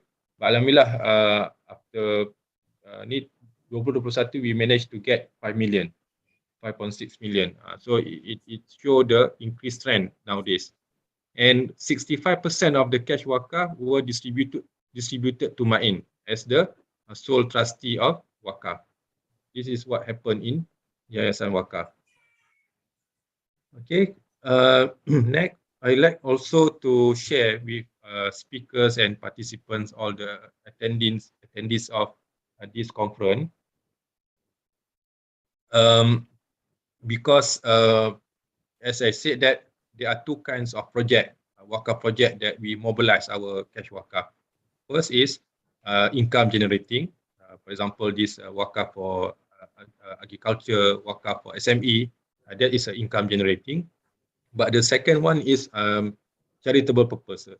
So one of it is agihan wakaf air. Okay, ada kita launch with Kementerian Alam Sekitar dan Air. The term that we use or we promote is wakaf air. Actually wakaf air ni is referring to cash wakaf yang kita gunakan untuk membuat facilities on wakaf on air, bekalan air bersih. Because actually in Malaysia, in the rural area, there are many places or many people who are in need of clean water supply. Yang because of their remote areas or their remote, diorang duduk di dalam kawasan pendalaman, the main pipe supplied by the government cannot reach to them. So maksudnya contohnya kalau hidup dalam maksudnya di kawasan orang asli, pipe utama tu tak boleh nak sampai kepada kawasan penduduk orang asli ni, sedangkan mereka ada juga dalam 20 rumah, 30 rumah dalam satu kawasan. So what we can do is that we can contohnya buat tube well kan, buat telaga, and also we can have kawasan tadahan air. Yang satu kes yang pernah kami terlibat itu ialah di mana penduduk orang asli ini they rely on anak sungai sebagai sumber air, dan anak sungai tersebut bila datang musim kemarau dia akan kering. Jadi mungkin 2 minggu, 3 minggu penduduk tersebut putus bekalan air. Jadi apa yang kita buat ialah very simple, where we go there and then kita buatkan satu kolam tadahan di mana air anak sungai itu akan mengalir dalam kolam tadahan itu, where they can use the water during the dry season. Musim kemarau dia boleh guna. Jadi ini tuan-tuan, maksudnya the small project, not more than 50,000, but it's very impactful to the recipient, to the people in the villages, in the remote areas. So banyaklah yang telah kita buat, especially di kawasan Kelantan, di kawasan Perak, Pahang dan juga Kedah. Ada juga di Ulu Yam, ini kawasan-kawasan orang asli lah, dan juga di kawasan Johor. Ada kawasan pendalaman itu masih lagi tidak dapat, penduduk di sana tidak mendapat bekalan air bersih. That is contoh examples of how we mobilize cash wakaf to the benefit of people in the villages and remote area.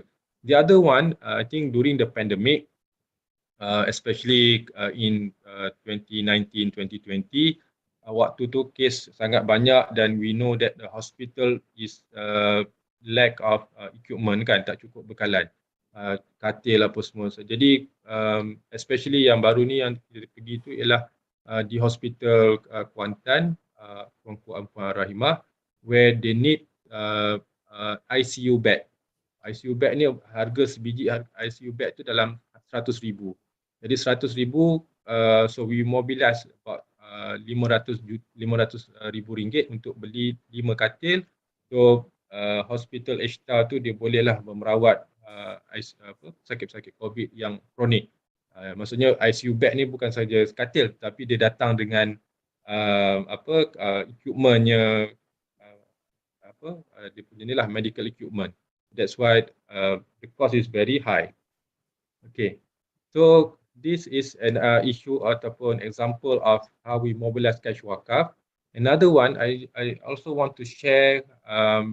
This is a previous project belum ni, where government give funding to establish a hotel in wakaf land. So kita ada 3 actually tempat, ada 4 tempat di Malaysia ni di mana government bagi funding untuk didirikan hotel di atas tanah wakaf. So saya bagi contoh di Taiping. Pewakaf telah mewakafkan tanah dan tanah tersebut berhampiran dengan masjid. Niat asalnya supaya didirikan masjid ataupun tanah tersebut akan benefit the mosque.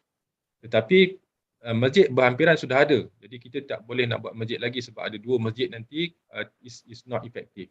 So what we establish is that we minta funding daripada government. So government buatkan satu hotel, namanya Seri Warisan Taiping sekarang ini. Di Taiping ada dalam 45 bilik hotel, dan proceed from this hotel kita akan bagikan kepada 3. Pertamanya ialah kepada operator hotel lah yang operate hotel.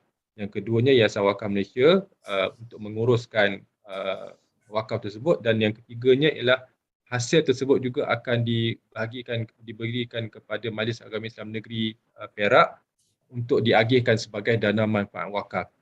So this is I think pewakaf itu contohnya di hospital di Taiping itu, hotel itu dia akan dapat constant continued benefit agihan itu kepada Hotel Seri Warisan, daripada Seri Warisan kepada Majlis Agama Islam Perak. Jadi ini antara contoh di mana maksudnya tanah yang terbiar itu, yang strategik, telah dibangunkan dengan projek-projek yang ada impact dan boleh mendatangkan profit dan juga income kepada operator dan juga Majlis Agama Islam Negeri. Jadi kalau orang tanya bagaimana benefit itu, maksudnya hasil daripada operator operasi bisnes hotel itulah yang akan diwakafkan, dan diagihkan kepada masyarakat. Alright. Okay. So another important development sekarang ini ialah di mana kita ada produk cash wakaf investment. I think we are aware that unit trust product has been in the market for quite some time kan. Masa ramai yang ada mungkin invest dalam unit trust. Apa yang dipropose kolaborasi di antara Kenanga dan juga Yayasan Wakaf ialah we create Kenanga Wakaf Ihsan product, where kalau contohnya macam saya investor, saya akan subscribe unit trust di Kenanga.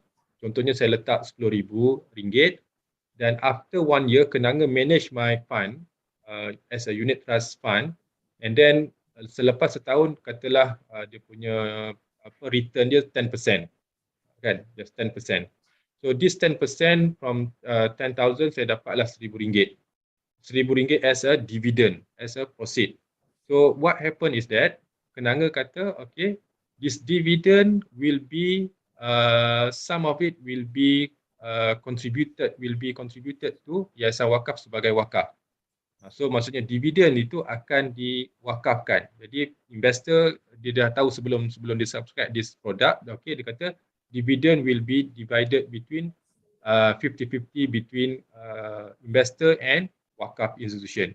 Jadi maksudnya macam tadi tu patutnya saya dapat dividen RM1,000, tetapi saya willing untuk share my dividend 50-50. 500 goes to Yayasan Wakaf and 500 lagi will be distributed to me as investor. Jadi maksudnya capital saya tidak akan terjejas sebab yang sedekahkan, yang diwakafkan ialah dividend from the capital. Jadi inilah yang saya rasa baru di mana we combine between investment and wakaf. So that this is what we call as wakaf featured fund. Di mana elemen wakaf itu ada dalam investment product. So I think this is a very good trend where ini yang kita katakan di mana kita mencari dunia dan akhirat, kan. Lalu kita doa Rabbana atina fid dunya hasanah wa fil akhirati hasanah. Maksudnya investment kita, our money will be, part of it will be contributed to Yayasan Wakaf as a wakaf. So cash wakaf ini when given to Yayasan Wakaf akan manage dan kita akan buat charity lah.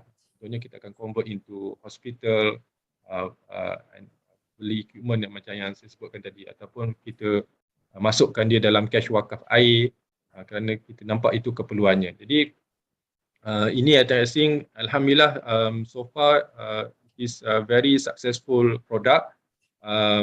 Kita nampaklah maksudnya banyak yang berminat dengan produk ini where investors they willing to give away ataupun contribute wakaf part of the project, part of the dividend tu, bukan yang capital dia tetapi dividend.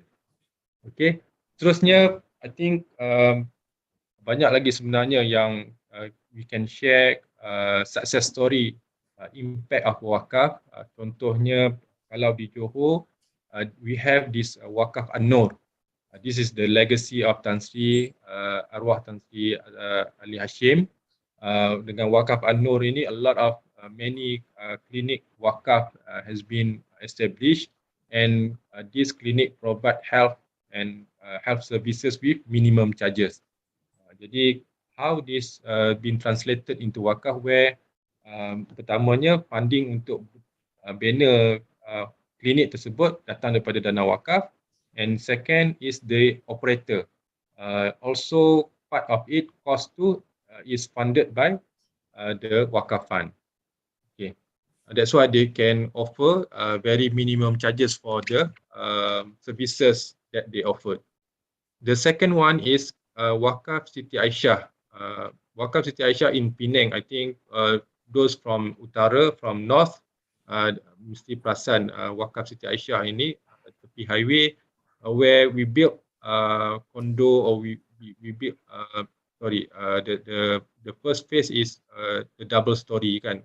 Kita ada rumah, and then this rumah ini kita sewakan dalam tempoh yang panjang kepada the recipient, the penyewa, and then return itulah yang dapat diperolehi oleh Majlis Agama Islam Negeri untuk mereka buat kebajikan.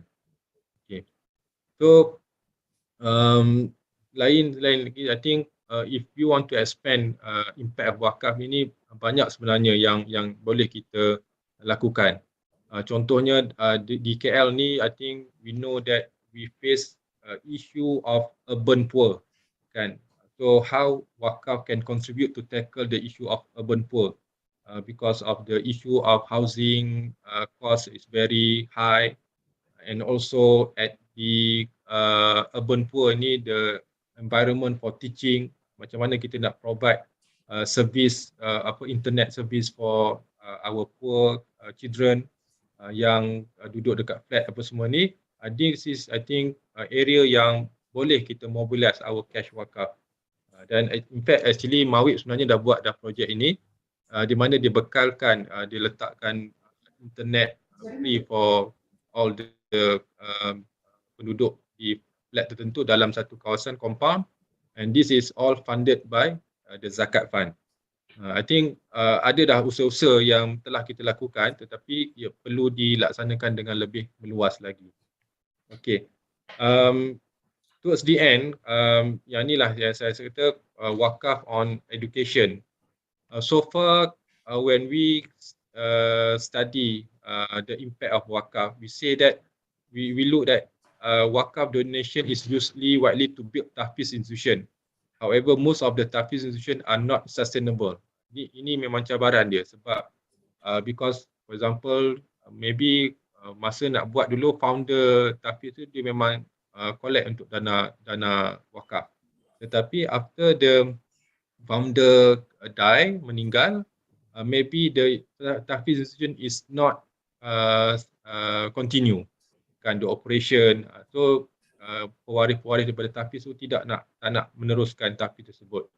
That's I think a big issue for the tahfiz institution in Malaysia. And also our current achievement sekarang ni, contohnya kita buat wakaf tablet for online learning in primary school. Kita buat bagi macam dalam bentuk skim buku teks. Kalau buku teks tu akan dipinjamkan, tetapi sekarang ni kita kata tablet itu pula akan dipinjamkan untuk ahli-ahli masyarakat yang memerlukan. This is I think very helpful, especially during the online learning nowadays. Kan ramai sebenarnya yang tak mampu nak beli tablet dan anak-anak langsung tidak ada access to the PDPR or online learning in class. Okay, however, when we talk about impact of wakaf on higher education, it is very minimal because so far we just concentrating on tahfiz and the primary school. So to increase further the impact tu, memang we need to go into higher education. So memang banyak saya tahu bahawa di universiti banyak yang ada wakaf sektor ataupun wakaf department yang ni, tapi masih lagi saya think at the very minimal impact lah, I can say. Okay, on last topic is about this list of potential research topic that we can investigate or research on.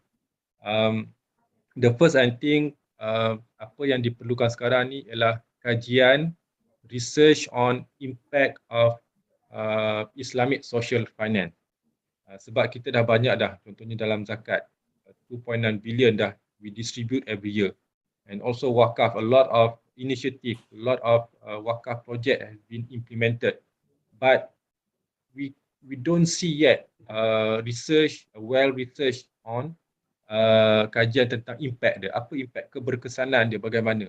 Jadi I think mungkin sebelum ini dalam tesis banyak-banyak tu ialah kaji tentang model of impact, macam mana nak kaji model, tetapi yang lebih utama sekarang ni ialah kena turun padang, we have to go on field to investigate what are the impact, sama ada bantuan yang diberikan itu betul-betul merubah kehidupan penerima asnaf tersebut. Jadi I think this is one of the topic yang industri nak tengok lah, dan industri pun berminat untuk sama-sama melihat kepada hasil kajian ini. Contohnya macam maybe we can propose to Selangor ataupun zakat di wilayah Persatuan untuk mengkaji, because they have all the product, macam-macam group diorang bantu, tapi impact kepada group tersebut maybe perlukan kepada kajian. That is on the kajian on impact of wakaf or zakat or Islamic social finance. Yang keduanya isu dari sudut management, kan isu tentang transparency, isu tentang reporting, isu tentang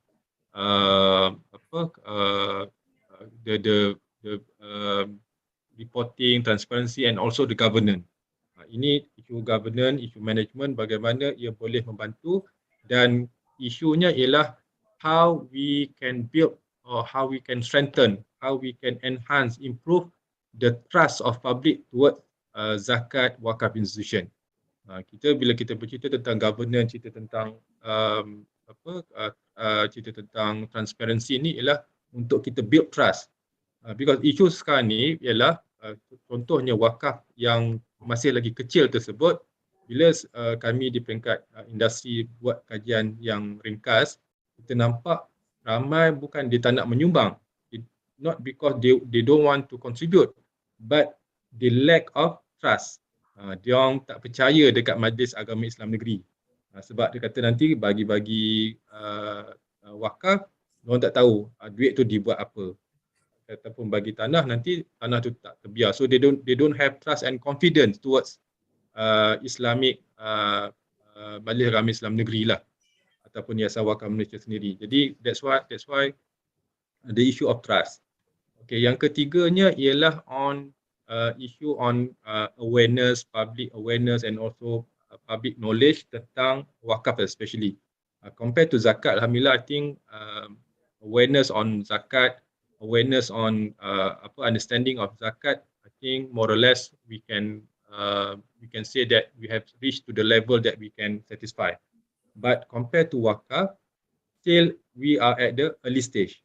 That's why we need to study, investigate, sebenarnya adakah masyarakat faham tentang wakaf. Kalau faham, apakah the understanding right now, and adakah the correct understanding or their understanding is in line with the yang sepatutnya. Jadi because with this understanding, then only they can contribute, kan. Kalau tak ada kefahaman yang jelas, boleh ke nanti orang tanya, boleh ke wakaf kepada air, apa dia punya ni, boleh ke wakaf untuk contohnya untuk preserve environment, boleh ke wakaf gitu. Jadi this kind of wakaf knowledge and understanding we need to disseminate among our public. Tetapi sebelum tu kena buat kajian lah tentang the level, so kita tahu tahap kat mana our level of understanding on wakaf and also on issue. Jadi ada tiga yang saya rasa very critical to me from industry perspective. This is the three possible topic that we can research on. So with that, some kind of brief presentation. I hope that you all dapat something from my presentation. Thank you very much again from ICEEM Tijarah for inviting me to share some experience and knowledge on wakaf and Islamic social finance in general. Thank you very much. Wabillahi taufiq wal hidayah. Wassalamualaikum warahmatullahi wabarakatuh. Waalaikumsalam warahmatullahi wabarakatuh. Thank you very much. Thank you very much again to Professor Dr. Amir Shahruddin, the CEO of Yayasan Wakaf Malaysia, for the lovely presentation and speech. I think about mostly about wakaf experience, especially in Malaysia and maybe generally in the world. So thank you again. It suits that our team that cover that wakaf also covered about the management, also covered about entrepreneurship. I see that in terms of asnaf and so on, and also for the growing of the economics. Okay, thank you very much again, Prof. Can you stop share? Maybe we want to. Okay, all right.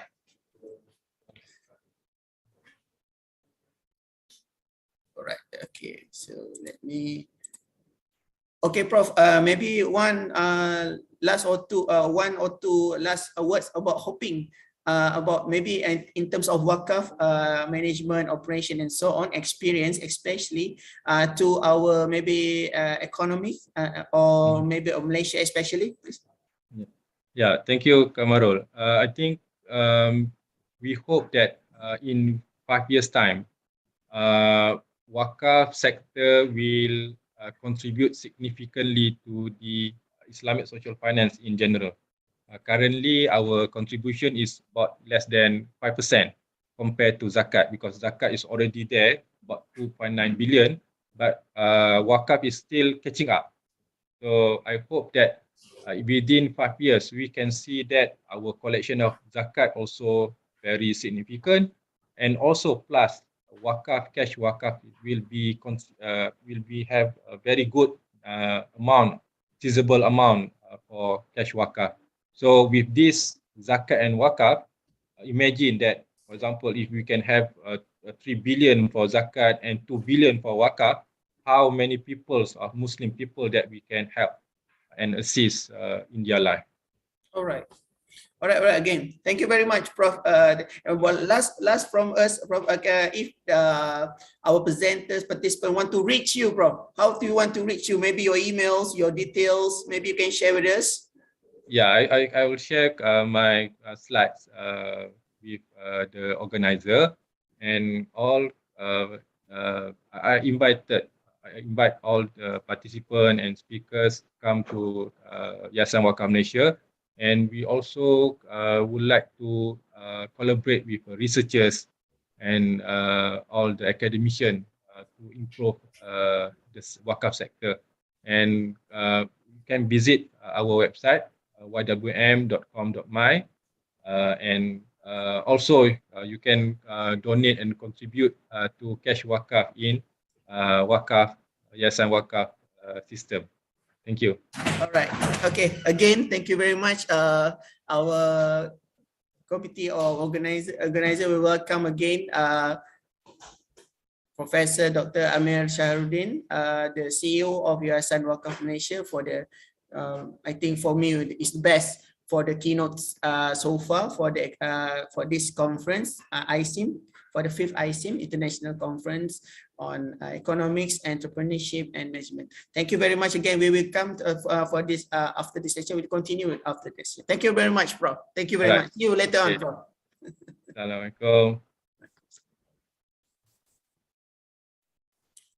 All right, thank you very much, Prof, for officiate the opening ceremony and also give the keynote speech mostly about wakaf and experience in economy, especially in Malaysia and generally to the world. Okay. Well, we will continue the next session at 2 p.m. so that maybe we can have a break first. And then maybe we start again for the second session at 2 p.m. So later on, please stay tuned and hope we can stay with us, you guys, and stay with us so that we can continue until 5 p.m. Inshallah, we are on schedule right now. So see you again at 2 p.m. for the next session. Thank you very much.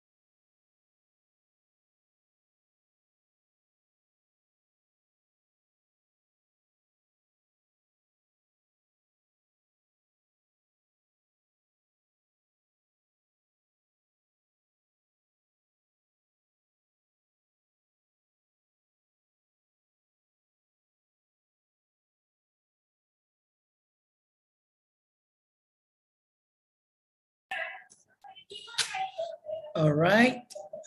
Thank you very much again to all of you which still with us in the International Conference on Economics, Entrepreneurship and Management 2022. So again, I would like to welcome all of you, especially our presenters, participants, and also the staff members. I will see that Dr. Omi, lovely Dr. Omi, how are you, Dr. Omi? Alhamdulillah, Sekamarul. Sihat no? Sihat. Banyak benda. So Okay. if that one should be okay. So can I start, Doctor? Boleh. Sila. Thank you very much. Now we will start the session with the first presenter for this evening. I would like to Umi Hamidatun Muhammad Sofian Lee. Selalu salah nama dia.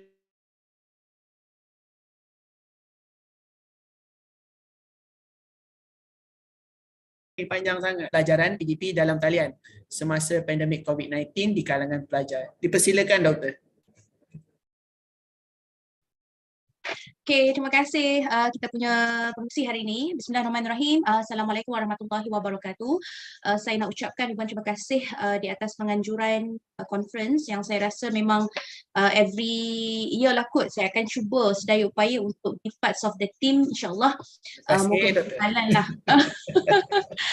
Okay, jadi untuk sebenarnya untuk tajuk ni, tajuk ni adalah sebahagian daripada saya punya research project bersama teman-teman saya yang lain, dan nanti saya akan kongsikanlah beberapa penerbitan hasil daripada kajian yang kami lakukan melibatkan tajuk yang saya kongsikan hari inilah, iaitu PDP dalam talian. Fokus group adalah merujuk kepada para pelajar di institusi pengajian tinggi. Okay, so itu kalau tengok antara apa yang saya nak kongsikan hari ini adalah berkaitan dengan cabaran dan strategi pelaksanaan pengajaran dan pembelajaran dalam talian semasa pandemik COVID-19 melibatkan kalangan pelajar. Okay, seterusnya. Sebelum kita melangkah dengan lebih jauh, saya rasa molek sekiranya saya kongsikanlah sedikit sebanyak kita boleh kategorikan sebagai pengenalan ataupun an overview about discussion kepada tajuk yang saya nak pelajar, khususnya yang tidak ada pengalaman langsung dan masih lagi dalam fasa menyesuaikan diri dan juga mengadaptasi norma baharu. Kalau pagi tadi saya sempat attend satu kajian yang telah dilakukan oleh teman kita yang mana melibatkan kanan di salah sebuah institusi pengajian akibat daripada PDP dalam talian inilah. So itu satu perkongsian yang sangat baik, insyaAllah bahkan menjadi reference lah sebenarnya pada saya dan juga teman-teman di masa akan datang nanti. Okey, rentetan daripada apa yang berlaku. Kalau kita nak tengok, banyak universiti telah mengambil inisiatif-inisiatif yang telah saya kongsikan tadi. Antara salah satu universiti yang terawal mengalihkan pembelajaran secara konvensional ini kepada PDP dalam talian adalah University of Cambridge, yang mana universiti ini adalah antara universiti pertama di United Kingdom yang telah menawarkan pembelajaran dalam talian sepenuhnya bagi sesi akademik 2021-2020. Lepas tu barulah kita nampak ada beberapa universiti lain yang juga mengambil langkah yang sama, seperti manalah di ICEEM dan semester ini kami masih lagi menjalankan sesi PDP dalam talian. Mungkin ada setengah-setengah tu kita dah buat hybrid dan sebagainya lah. Okey, ini adalah isu kajian yang cuba kami ketengahkan melihat kepada tajuk saya ni lah. Okey, Kementerian Pendidikan Malaysia iaitu KPM telah mengeluarkan satu garis panduan melaksanakan PDP dalam talian dengan menggunakan option-option ataupun aplikasi-aplikasi tertentu, iaitu menggunakan Google Classroom, Zoom, Skype, Webex, Microsoft Teams, WhatsApp, Telegram, YouTube dan sebagainya. Jadi terpulang kepada institusi-institusi pengajian masing-masing lah. Kalau di ICEEM kita hanya memfokuskan kepada Microsoft Teams, tapi ada juga pencara-pencara yang mengambil inisiatif lain menggunakan aplikasi-aplikasi lain melihat dan merujuk kepada kesesuaian. Dan rentetan daripada itu, garis panduan yang telah dikeluarkan oleh KPM ini untuk mengalihkan PDP ini sejak daripada konvensional kepada dalam talian sedikit sebanyak telah memberi ruang kepada pelajar untuk memanfaatkan learning management system yang sebenarnya memang dah ada dah di peringkat universiti masing-masing. Jadi secara tidak langsungnya PDP dalam talian ni menambah baiklah sistem LMS sedia ada. Namun, apa isu yang cuba diketengahkan di sini adalah kita nak tengok sama ada student ni dia bersedia ataupun tidak sebenarnya untuk melangkah kepada satu fasa norma baru dalam PDP ni.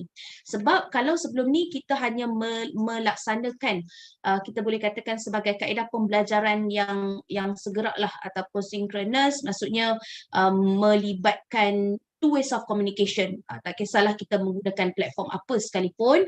Namun untuk PDP dalam talian ni dia menggunakan dua metod. Sama ada dia berlaku secara segera ataupun tidak segera. Jadi ada setengah-setengah tu kata baguslah sebenarnya PDP dalam talian ni sebab it's very accessible, dia orang boleh akses di mana-mana. Kemudian at their own convenient times. Namun adalah kekangan-kekangan lain yang perlu kita lihat dan perlu kita telusuri lah, yang mana perlu ditangani dengan baik. Okey, objektif kajian untuk kajian ini adalah membincangkan tentang PDP dalam talian yang mana memfokuskan kepada pelaksanaannya, cabaran dan strategi pemerkasaan bagi pelaksanaan PDP ini seperti mana merujuk kepada during the periods of COVID-19. Hasil daripada itu selari dengan keperluan revolusi industri IR 4.0 yang menjadi titik tolak kepada keperluan inovasi teknologi ni untuk kita tarik student-student ni menjadikan teknologi itu sebagai satu komponen utama agar mereka boleh menjadi individu yang lebih kompetitif, yang lebih berdaya saing di peringkat international dan juga di peringkat lokal. Mungkin kalau sebelum ni dengan cara kaedah konvensional tu dia ada pro and cons juga, dan PDP ni pun ada pro and cons juga, tapi kita nak melihat kepada satu jangkauan dia ada. Namun begitu, kita nak tengok secara kita panggil apa, definisi lah kepada apa yang kita cuba ketengahkan adalah sistem PDP dalam talian ni merujuk kepada satu sistem pengajaran dan pembelajaran yang mana menggunakan rangkaian elektronik. Tak kisah apa-apa aplikasi sekalipun, yang penting untuk menyampaikan isi kandungan, interaksi yang berlaku dan tujuan menyampaikan maklumat, informasi dari sudut pendidikan dan juga latihan. So kalau nak ikutkan konsep ataupun definisi PDP dalam talian ni adalah merujuk kepada individu, dia punya definition tu adalah berbeza-beza, tapi apa yang saya dapat simpulkan pelaksanaan lebih kurang sama dan objektif dia adalah sama, matlamat juga adalah sama. Kemudian apa yang saya kongsikan sebelum ini tadi melibatkan dua kaedah iaitu sama ada synchronous ataupun asynchronous. Baiklah, seterusnya kajian literatur kalau tengok full paper saya itu lebih komprehensif lah. Namun untuk yang saya boleh kongsikan hari ini adalah sistem PDP ni sebenarnya dia berlaku secara maya, bertujuan untuk meningkatkan kecekapan dan satu kita nak try untuk apa kita panggil memberi ruang kepada pelajar itu supaya lebih terbuka untuk mencuba satu teknik pembelajaran dan juga pengajaran yang baru menggunakan teknologi dalam sesebuah institusi pengajian. Dan kita lihat banyak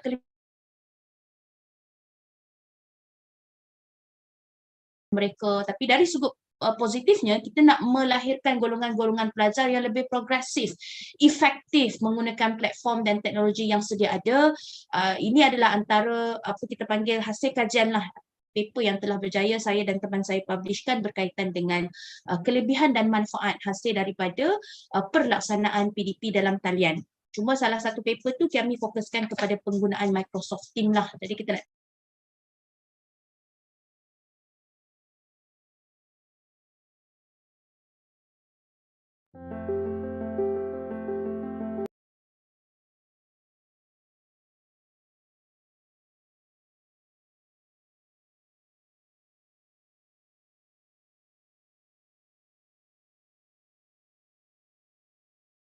terbaru ataupun maklumat-maklumat terkini yang relevan untuk dikongsikan dan dimasukkan dalam research kami. Okey, ini adalah proses analisis kandungan yang mudah yang saya kumpulkan dan saya letakkan di dalam flow lah. Jadi itu adalah flow proses analisis yang dilaksanakan sepanjang kami memperolehi output untuk tajuk kajian ni. Baiklah. Okey, kalau nak tengok dekat sini, nampak macam ringkas sebab ada 4. Tapi sebenarnya kalau kita lihat di bawah tu dia ada anak-anak lagi. Tapi untuk hari ni saya kongsikan payung yang besar lah. Saya rasa you all pun alert tentang ada satu isu yang viral hari ni. Ada even student saya kongsikan dan bertanyakan kepada saya, doktor, apakah pandangan doktor bila nampak video, kalau yang mana yang tak apa tu, mungkin tak tertengok lagi tu, ada satu viral video perkongsian mengenai seorang pensyarah yang bergelar profesor di salah sebuah institusi pengajian tinggi awam, apa kita panggil macam mengquestionkan tentang keupayaan pelajar itu untuk menyediakan kita panggil gadget untuk dia menjalani pengajian PDP dalam talian. Jadi sekarang ni kalau nak tengok update yang terkini dah masuk kepada KPT dan dapat respon yang sangat luas lah sebenarnya. Matlamat objektif perkongsian pelajar itu saya pun tak tahu macam mana benda tu boleh diviralkan. Tapi kita lihat kepada dua sudut lah, dari segi mungkin keadaan pensyarah tu sendiri dalam dia menghadapi keadaan pelajar yang tidak bersedia, dan dari sudut yang lain pula bagaimana student itu sendiri berhadapan dengan kekangan dan cabaran pula untuk memastikan bahawa dia sebenarnya mampu untuk menjalani PDP dalam talian ni. Jadi kebetulan pula macam sesuai pula dengan apa yang cuba saya kongsikan lah. Kalau ikutkan student saya pun tanyakan, doktor, what is your opinion tentang benda ni? Jadi saya selalunya saya akan ambil jalan tengah lah. Maksudnya kita kena tengok lah daripada dua perspektif yang berbeza, daripada perspektif apa kita panggil kekangan pensyarah tu sendiri untuk memastikan apa yang dia ajar tu sampai. Jadi dalam sudut lain pula saya kata kena tengok pula in terms of student. Jadi kalau yang mana yang belum tengok lagi tu nanti saya rasa boleh buka Twitter kot. Very viral lah currently dan sedang hangatlah diperkatakan, ada yang menyokong dan ada yang tidak menyokong. Okey, jadi hasil daripada apa yang saya kongsikan berkaitan dengan apa tu cabaran yang kita lihat tengah viral sekarang ni, salah satunya yang memang dikenal pasti melalui kajian kami pun adalah kesediaan pelajar tu sendiri untuk memastikan bahawa mereka mampu menyediakan gadget-gadget yang diperlukan. So tak kisahlah dari segi apa-apa gadget sekalipun, sama ada telefon ke ataupun kita panggil laptop ataupun diorang nak pakai iPad dan sebagainya. Dan ini memang merupakan salah satu kekangan ataupun cabaran yang paling utamalah bagi kita bila kita lihat daripada perspektif student tu sendiri, dan kita pun tahu memang bukan murah.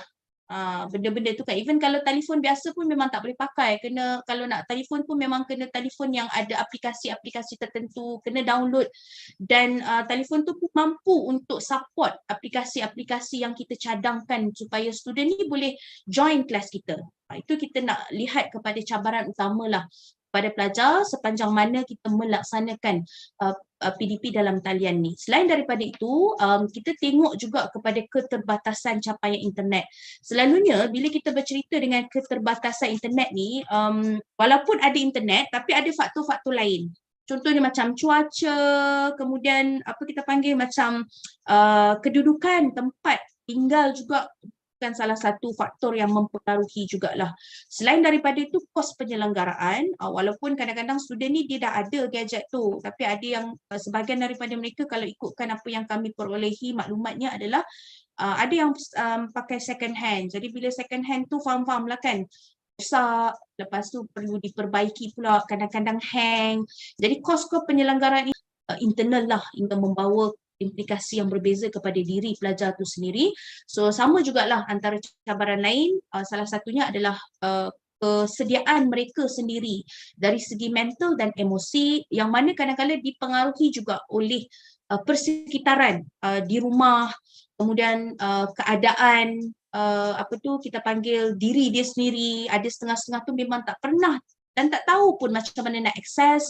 Kadang-kadang lecturer tu dia ada inisiatif buat website sendiri, dia ada dia punya platform sendiri yang you all boleh search dan you all boleh apa kita panggil upload, download dan sebagainya. Tapi ada setengah-setengah student tu they are not able to cope pun dengan keadaan tu, ataupun ada setengah tu dia memang illiterate pun in terms of teknologi ni.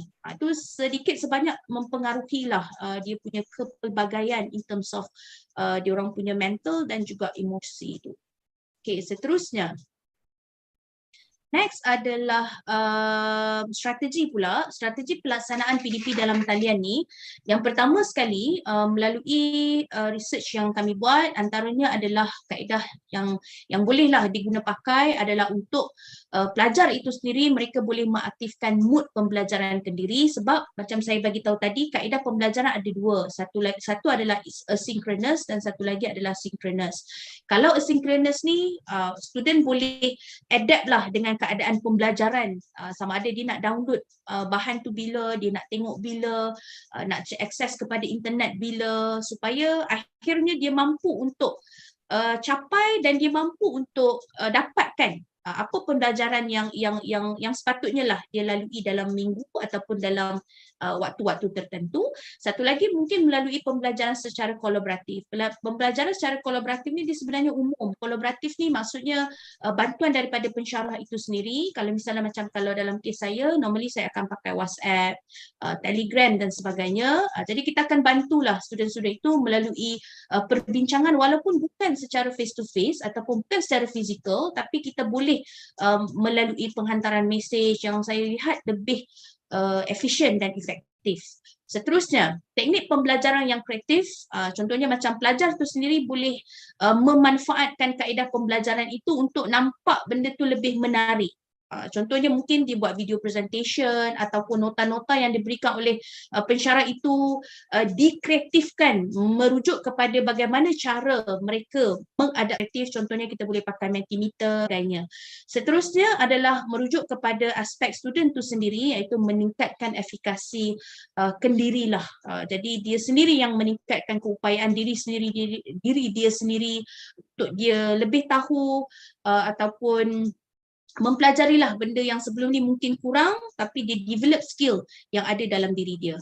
Okey, seterusnya, secara kesimpulannya, apa yang saya dapat rumuskan di sini adalah walau apa pun yang kita bincangkan, cabaran ni memang orang kata berada di mana-mana lah dalam apa-apa aspek sekalipun, tapi apa yang paling penting selalunya cabaran itu bermula daripada individu sendiri apabila dia wujud rasa ketidaksesuaian ataupun tidak bersedia antara tuntutan fizikal, psikologi terhadap sesuatu keadaan dalam sistem biologi, psikologi dan juga dalam sudut sosial diri dia. Dan namun begitu, apapun pelajar harus memanfaatkanlah kecanggihan teknologi yang sedia ada. Kalau kita tengok student kita pun hari ini diorang lebih advance in terms of TikTok, Facebook, Instagram, Twitter dan sebagainya.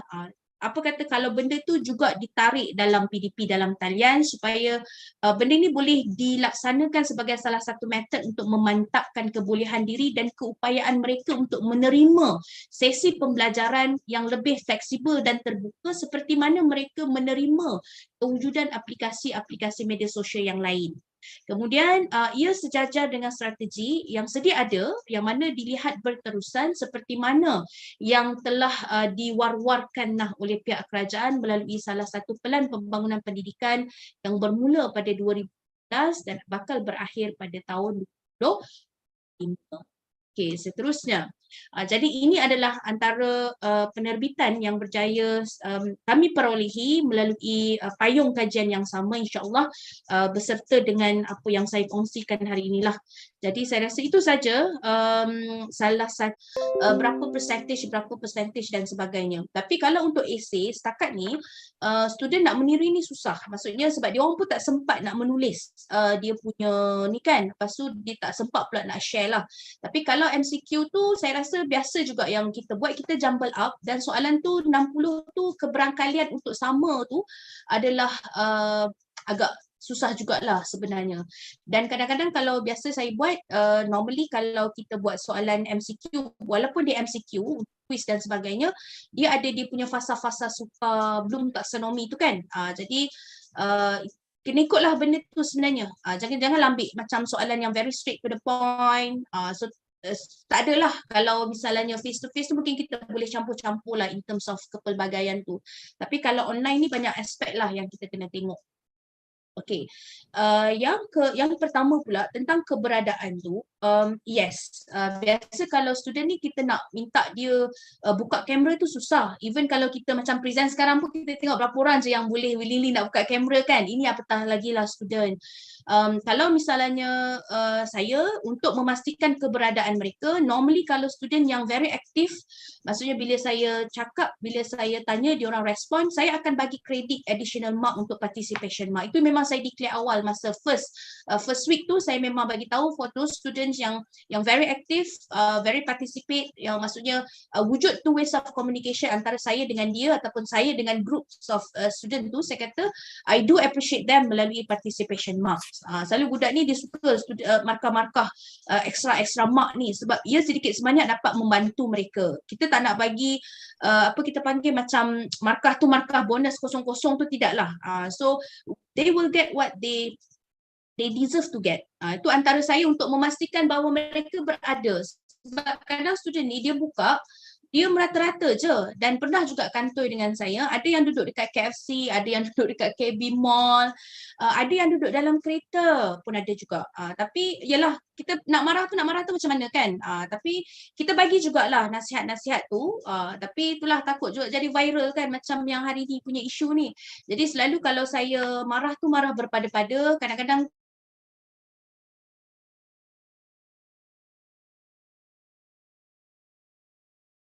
dia di rumah ni tu yang saya kata tadi, antara kekangan yang melibatkan student tension ni adalah surrounding dia. Mak ayah dia, adik-beradik dia, kadang-kadang tengah hari kelas saya tengah hari ambil adik beli makan, benda tu adalah di luar jangkauan dia. Kan? Kadang saya tengah mengajar, dia tengah jawab soalan saya, kita dengar suara mak dia di belakang.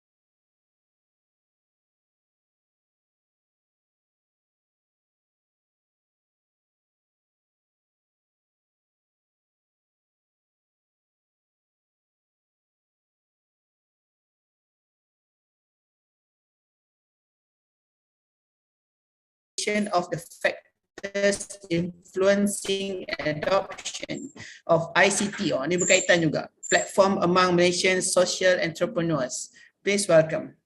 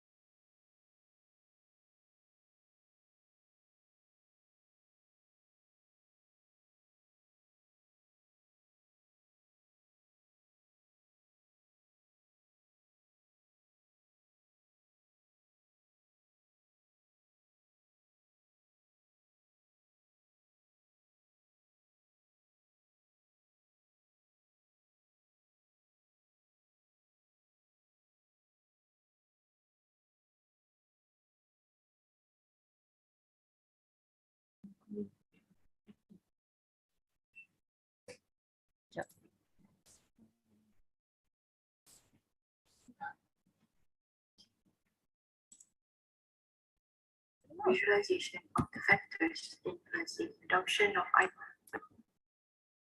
Assalamualaikum warahmatullahi wabarakatuh. Institute of IR 4.0 University of Bangsa Malaysia, and I'll be presenting a presentation titled Visualization of the factors influencing adoption of ICT platforms among Malaysian social entrepreneurs. Social entrepreneurs are mostly profit-based organizations that serve to address a particular social cause, such as environment, education, equality, and art. So far, many social enterprises in Malaysia are still funded through charities, foundation works, and corporate social responsibility programs. However, dependency on these funding channels limit their growth and sustainability. And to shift towards a more sustainable business ecosystem, The application of sophisticated technology such as ICT platform becomes necessary. So there are several roles of ICT platforms. One of them is to provide various channels to resources. Like other for-profit businesses, social enterprises are highly likely to benefit from the application and use of ICT platforms. The adoption of ICT platforms can open many channels to resources, markets, and beneficiaries. Among the many resources needed by a social entrepreneur is economic funds and volunteers. SE can use ICT to obtain these resources more rapidly when compared to the traditional approaches. Second role of ICT platforms is to diversify revenue. Through the ICT platform, obtaining funds through crowdfunding and microfinance is made possible. Crowdfunding allows social entrepreneurs to pitch their business idea by connecting directly to regular internet users. The business idea is then realized through a voluntary collection of funds from the public. Microfinance, on the other hand, lets social entrepreneurs make small amounts of loans with no collateral and often interest-free loans. Another role of ICT platforms is to provide access to human capital. So social entrepreneurs often face a limitation to getting human capital. Hence, the ICT platform aids in providing online volunteers to get certain work done by experts without having to fully commit them to the business environment. Another role of ICT platform is to enable creation of relevant apps. ICT platform also enables the creation and deployment of relevant apps that will enhance the operation of social enterprises. The app can be designed to connect SE with their beneficiaries and partners at much ease, hence allowing for efficiency in delivering tasks and obtaining feedbacks. ICT platforms also allow for measurement of impact. So a survey by Council 2019 actually revealed that social entrepreneurs are mostly interested to measure the impact of performance, especially regarding social impact. However, there is a lack of a relevant, flexible, and real-time tool to actually concentrate on measuring the social impact. With this limitation, SE faced difficulties to deduce that. And another role of ICT platform is networking with stakeholders. So stakeholders may range from donors to beneficiaries, clients, and suppliers. So through ICT platform, the networking is made to be much more easier for social enterprises. So there are two main questions to be answered through this study. One of them is, does social entrepreneurs in Malaysia adopt ICT platform?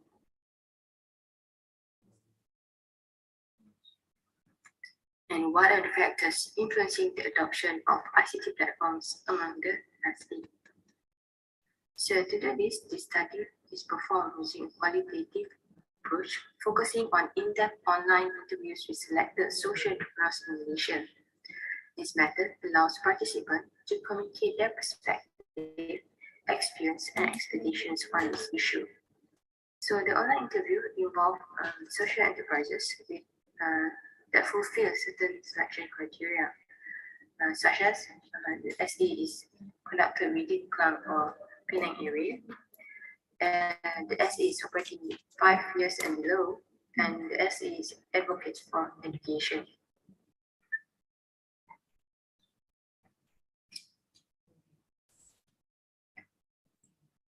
So for data collection, it involves interviewing the selected SE to gain insight on what motivates them to adopt the ICT platform. So the interview questions are based on this backbone, in which there are basic questions and there are decision questions as well as opinions.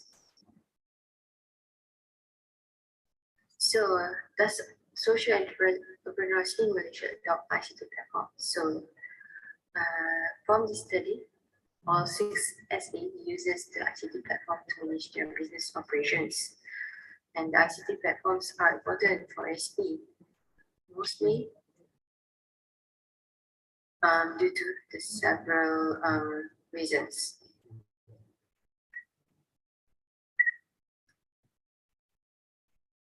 So what are the SE saying about the importance of ICT platforms? So it's mostly to connect with the stakeholders. This may range between beneficiaries to donors, and as well to communicate with business partners and colleagues. And another one is to manage works in terms of having the tasks to be automated for data collection, project management, having activities, and also for academic purposes. So what are the SE saying about how ICT platform helps with the SE growth and sustainability? So ICT platforms helps SE by marketing their assistant to the online community. So this action will actually maximize the profits. So it provides a continuous revenue and financial support from donors, investors, crowdfunding, and even interested parties that actually believe in their social cause. So what are the saying about challenges to the ICT platform? So there are three main challenges that are faced by this SE. So one of them is the lack of technical support. Next one is the difficulties to integrate ICT platforms to their business operations, and the lack of the relevant ICT platform to cater to specific needs of the SE. So with these challenges, somehow it will influence the readiness or the willingness of the SE to adopt ICT platforms.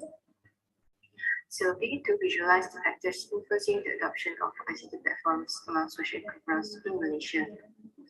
And firstly, to motivate the adoption of ICT platforms, relevant ICT platforms must be available to cater to the specific needs of SE. And once these platforms are available, they must be supported by the technical capability of human capital, especially one that exists within the business organizations. And having highly skilled human capital will lead towards an easy integration of all the required ICT platforms to manage the business operations. So these three influencing factors are interconnected with each other. Hence, addressing this will highly motivate the social entrepreneurs to adopt ICT platforms. So another indirect factors that influence the adoption of ICT platform in COVID is the COVID-19 pandemic situation. Social entrepreneur C from Kuala Lumpur somehow says that COVID-19 pandemic somehow forced many business, including the social enterprise, to adopt ICT platforms because everything shifted to online base. And another social entrepreneur F from Kuala Lumpur also say that the pandemic also encouraged some of the people, even their target market, advocates to use ICT platform. So in order for them to cater to the needs, they also need to be in par with that ICT platform.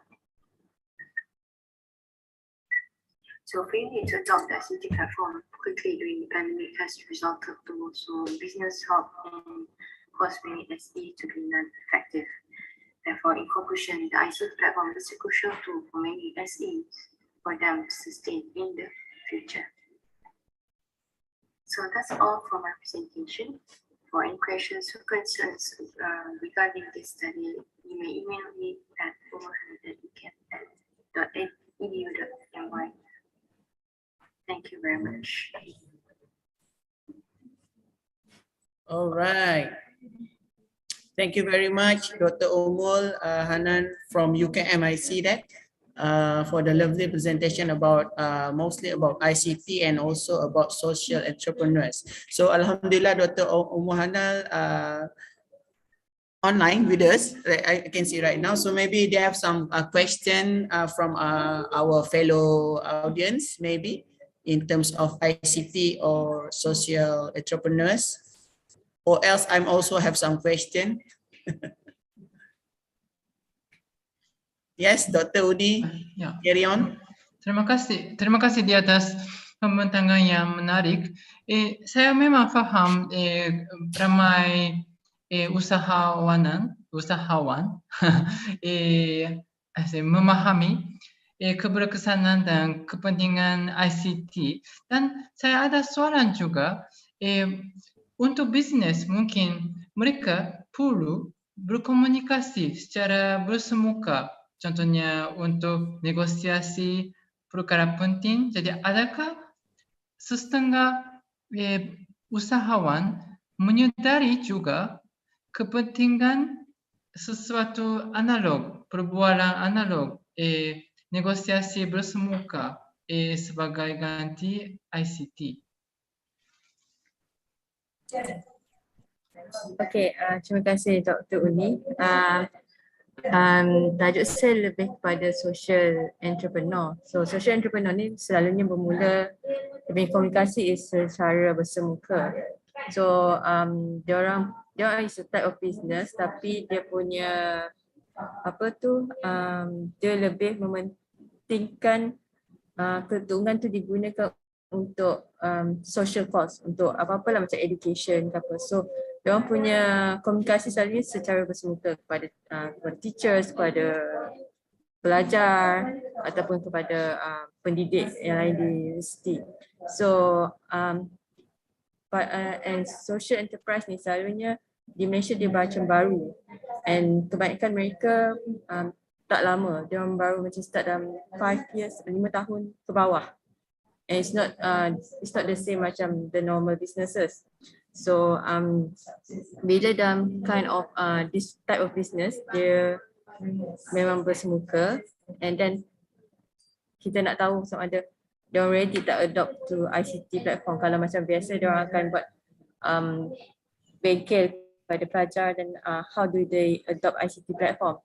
So secara and consequently untuk kajian ni, pandemic COVID-19 juga berlaku. So nak tak nak dia actually dah have to adopt to ICT platform. Walaupun pada mulanya mereka mungkin tak guna sepenuhnya ICT platform tu lah. So when ada this kind of pandemic, diorang kena adopt untuk make sure that the business still go on, and then kepada diorang punya beneficiaries like pelajar, guru still boleh berkomunikasi. So in a way diorang start to realise that they have to adopt in term to sustain.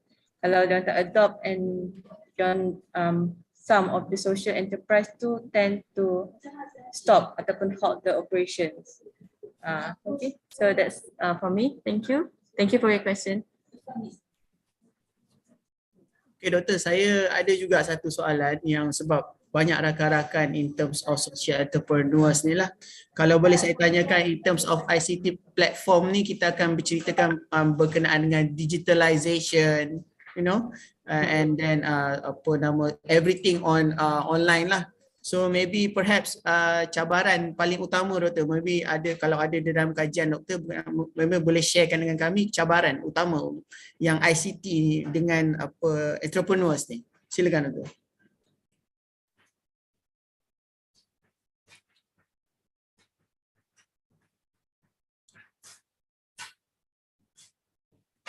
Dr. Umul, mic tutup tu. Okay, sorry. Okay, alright. Okay, cabaran dia depends pada nature of the business lah, of the business of the social enterprise. Like satu social enterprise ni dia usually dia dapatkan sumber kewangan ataupun dia profit adalah melalui macam dia bawa tour untuk educational tour. Dia dapat daripada luar, untuk educational tour, orang macam orang akan support in terms of planting trees untuk conservation. So bila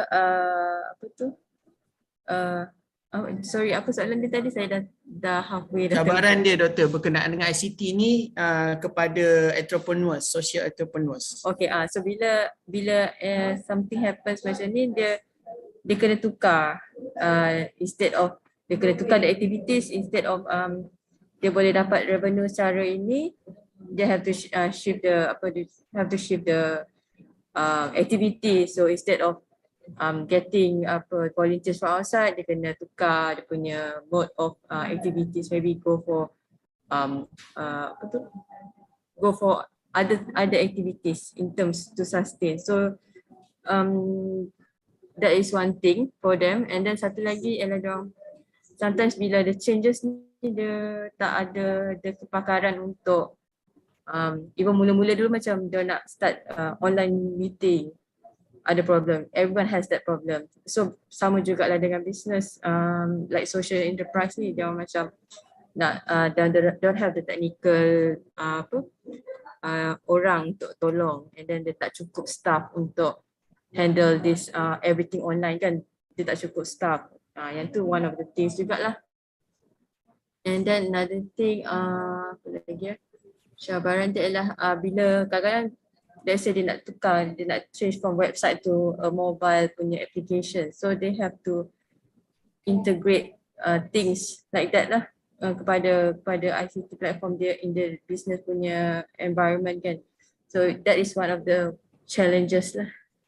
Alright. Terima kasih Doktor. Satu lagi saya tertarik dengan Doktor punya apa nama center tu, IR 4.0 tu, tapi not in this part. Maybe later on we can apa maybe collaborate or later on discuss lah. Doktor boleh dah? Okay, I just want to clarify dulu, dia ialah Institute Visual Informatics UKM. So the nama yang IR4 tu is macam baru setahun, dia just change the name lah. Yang tu lah. Kalau cari tu memang macam lain sikit kan. Biasalah. Tukar nama, tapi saya sangat tertarik nak collaborate tu dengan UKM punya IR punya. Okay, alright. Sure, thank you. Thank you very much. Maybe I jump to pass this baton again to my colleague Amira Soleha to moderate the next session. Please welcome Amira. Thank you so much, Encik Kamarul. Okay, now I would like to invite Dr. Yuni Kazuhito to present on title Effectiveness of Japanese Writing Exercise with Moral Values for Malaysian Students. Terima kasih. Bolehkah saya share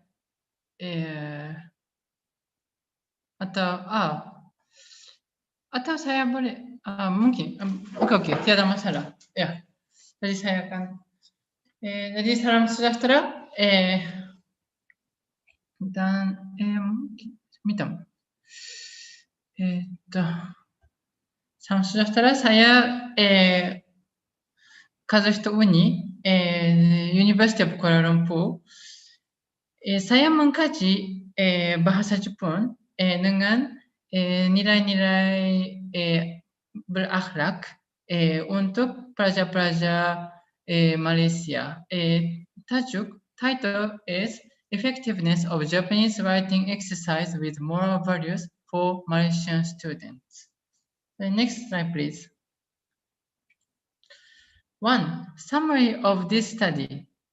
This study examined the benefits of Japanese language writing exercises based on a book with moral values written by a well-known Japanese entrepreneur. The researcher summarized it as 6 short texts written in basic Japanese to adjust the difficulty level of the original text's vocabulary and grammatical structures. The short texts emphasized the importance of expressing gratitude, developing good habits, keeping our surroundings clean, etc. Next slide, please. As participants, 5 Malaysian university students who had studied basic Japanese were asked to copy the short texts as a writing exercise. All of the participants stated that the content of the short texts helped them learn the vocabulary and grammatical structures included in the texts, as well as practice the things suggested by the Japanese entrepreneur.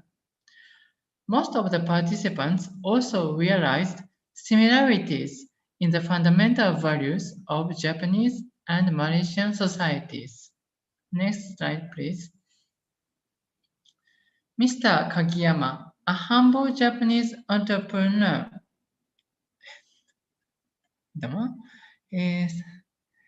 Kerana slide ada screen di bawah, saya perlu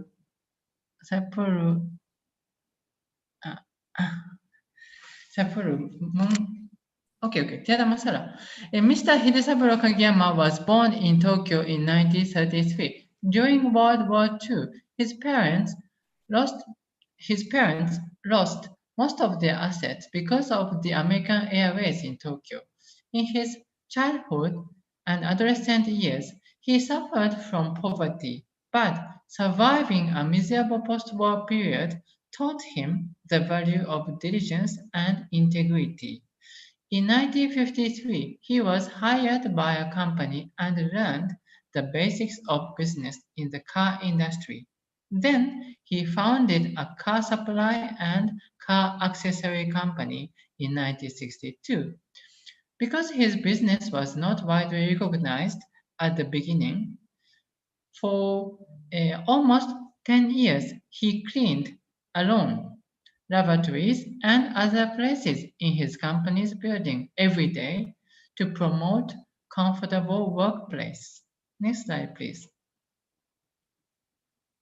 In the first 10 years of the company, most of Mr. Kagiyama's employees were indifferent, so not interested in his routine because they were unaware of the benefits of cleaning the workplace. Nevertheless, several employees began helping Mr. Kagiyama in maintaining cleanliness in their company building.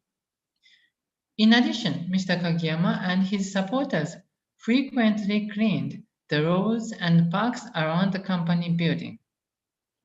As more and more people willingly joined his daily volunteer work, he increasingly became famous as a company president who was passionate about cleaning lavatories and many public places. Next slide, please. Literature review. The concept of tahara in Islam. Tahara, purity, cleanliness, is primarily described in the 222nd verse of the Surah Al-Baqarah. This verse suggests that male Muslims must stay away from their wives when they are menstruating, as blood is considered impure in the faith. The 6th verse of the Surah Al-Ma'idah also mentions the impurity of excreta. A religiously impure state is called najasa in Arabic. After being in physical contact with anything unclean, according to Islam, Muslims must purify themselves to resume the tahara. In addition, tahara refers to spiritual cleanliness related to good deeds. From a moral viewpoint, this concept can be associated with generosity. For instance, the 271st and 274th verses of the Surah Al-Baqarah highlight the benefits of charitable deeds and the possibility of a divine condemnation of past misdeeds committed by generous believers. Similarly, the 180th verse of Surah Ali Imran places emphasis on the disadvantages of greed and mentions heritage in the heavens as a symbolic reward for believers' virtuous deeds during their lifetime. Next slide, please.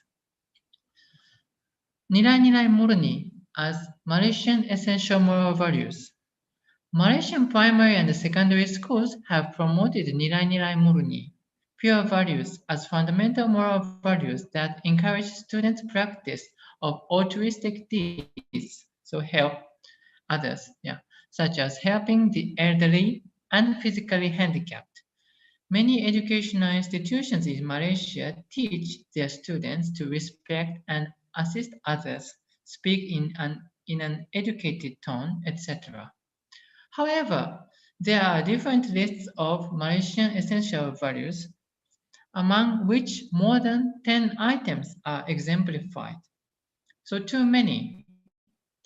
Therefore, those values are far less specified than religious concepts such as tahara. Next slide, please. Methodology. The author of this study prepared 6 texts based on Mr. Kagiyama's book. While the content remained similar, the Japanese vocabulary and the grammar used in the texts were simplified for beginner-level learners. 5 Malaysian university students participated in this study. To enhance students' comprehension, literal translation in Malay was presented after every Japanese word or sentence unit of the original texts. The main objective of this study was to enhance Japanese proficiency, so Japanese skill, through writing texts with moral values. Next slide, please. Data analysis, text 1. So this is translation of the first text used in my study. So the original is not shown in this slide, just the translation. If you pick up a piece of trash now, the place becomes cleaner and more beautiful. The important thing is the courage to take a step forward. Picking up trash under our feet is a small but meaningful beginning. What can a person who cannot pick up any trash do? Examples of mistakes. Student 2 spelled the Japanese word yuki, courage, as yuki, snow. So the vowel is short.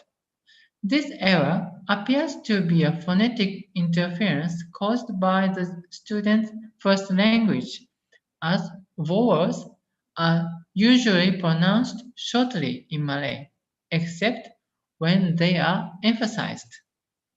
Next slide, please. Translation of text 2. We must cherish ordinary tasks. In our lives, things that seem easy are often valuable and beneficial. Almost everything in our lives consists of small ordinary tasks. Improving the skills of doing such simple tasks without hesitation is a shortcut of our lives. Examples of mistakes. Students 1 and 2 misspelled the Japanese noun zenbu, everything. One wrote it as senbu, while the other wrote it as zenfu. Both errors were caused by the absence of dakuten, that is, a set of 2 small lines put on the upper right side of a phonetic Japanese character. So the pronunciation changes. So these are mistakes. Next slide, please. Translation of text 3. Practice is more important than knowledge. Even if you acquire abundance of knowledge, it is completely useless without practical application. If you practice your knowledge, it will finally become living wisdom. Examples of mistakes. The Japanese verb narimasu means become. Student 2 spelled it as rimasu, wherein the character na was missing, so 1 syllable is missing. The particle ni, which literally means to or into, preceding the verb may have confused the learner. In Malay, no preposition is required with the verb menjadi, become. So the student may have been influenced by this syntactic difference between Malay and Japanese. Next slide, please. Translation of text 4. Good habits build a good life.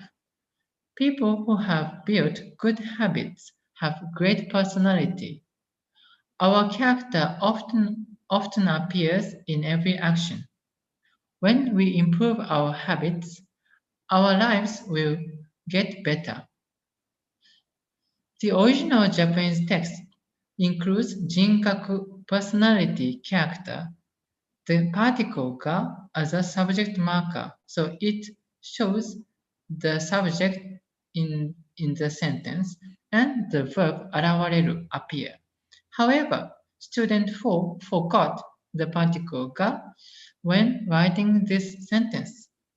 In Malay, the verb muncul appear requires no subject indicator. Therefore, this error also appears to be caused by a negative transfer, so negative influence of the student's first language, that is Malay.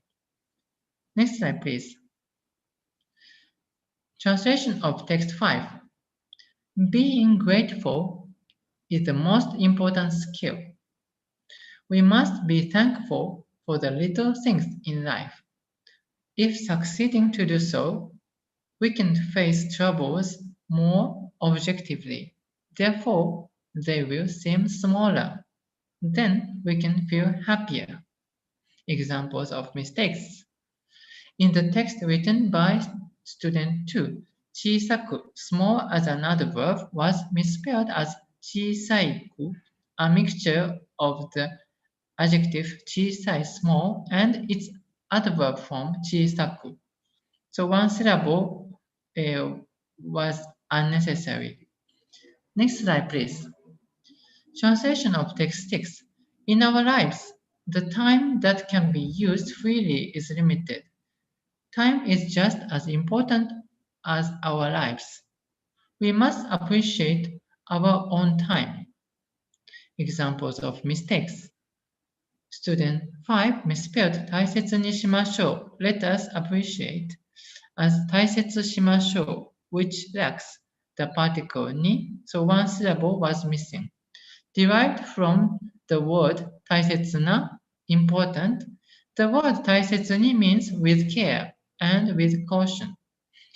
When students are not accustomed to a less frequently used structure, they may neglect or they may overlook the uncommon existence of components such as particles, so small words.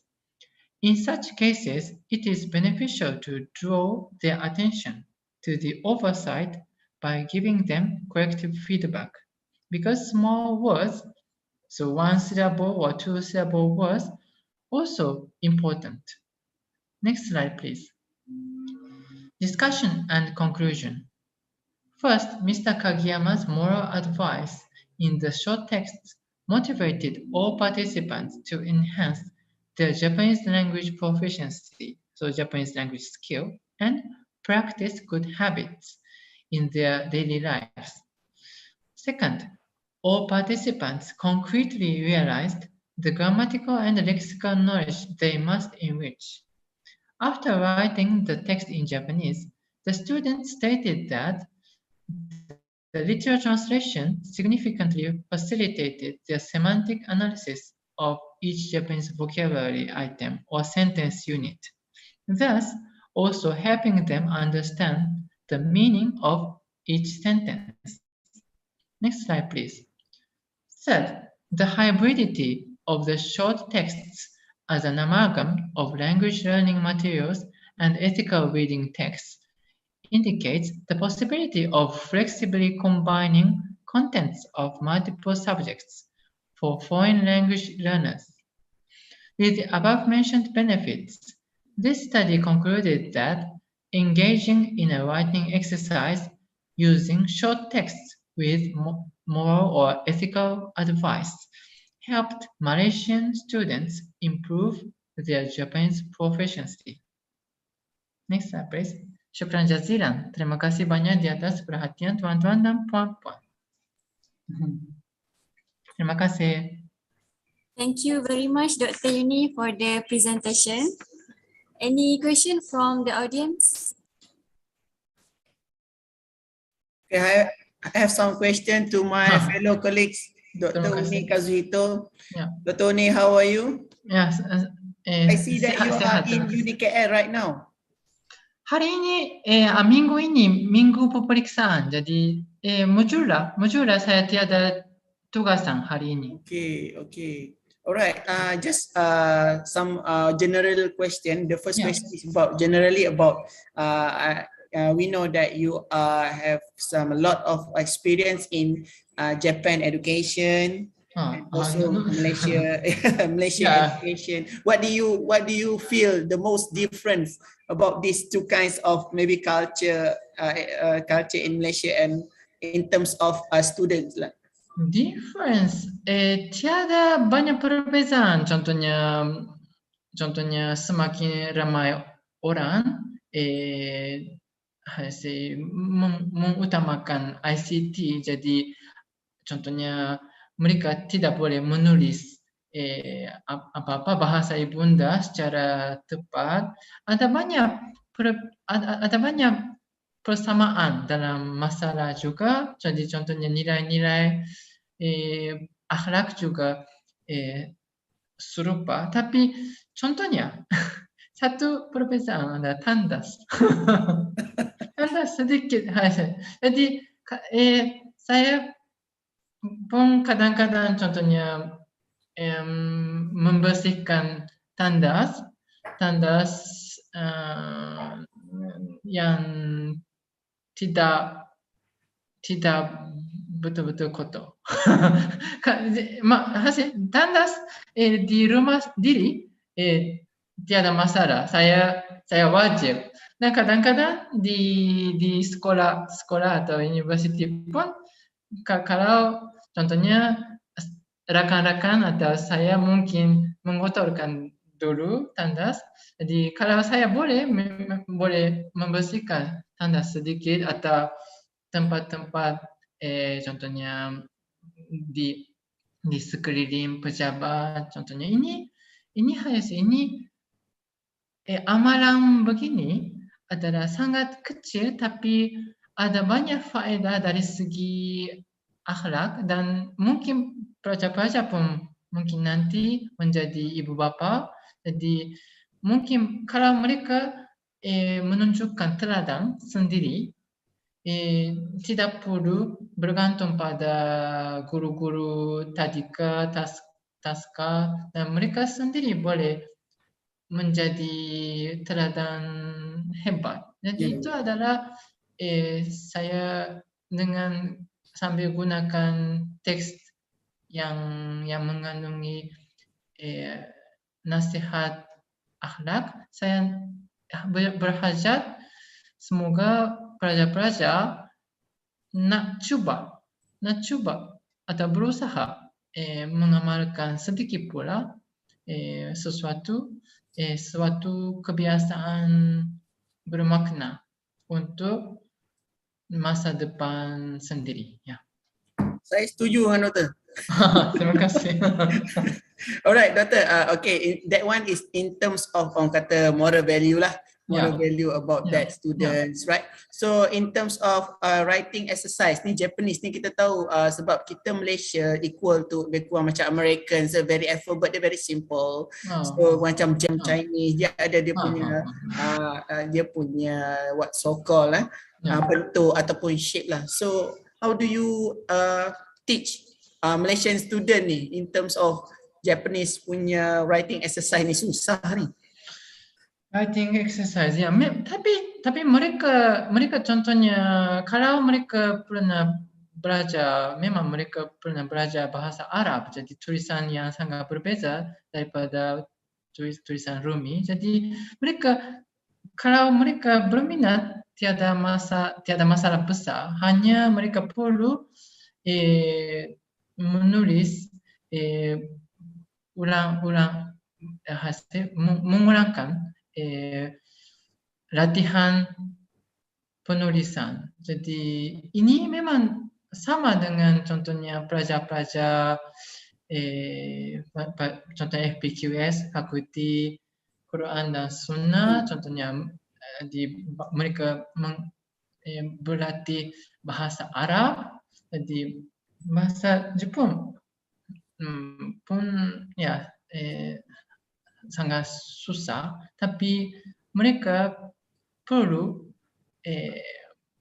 berani, cukup berani dalam contohnya masuk ke budaya yang sangat berbeza, kebiasaan adat istiadat berbeza. Jadi ini dunia Arab pun, contohnya India pun, China pun, Korea pun, Jepun pun, kalau cukup berani, contohnya menonton drama Korea setiap hari pun, contohnya boleh membiasakan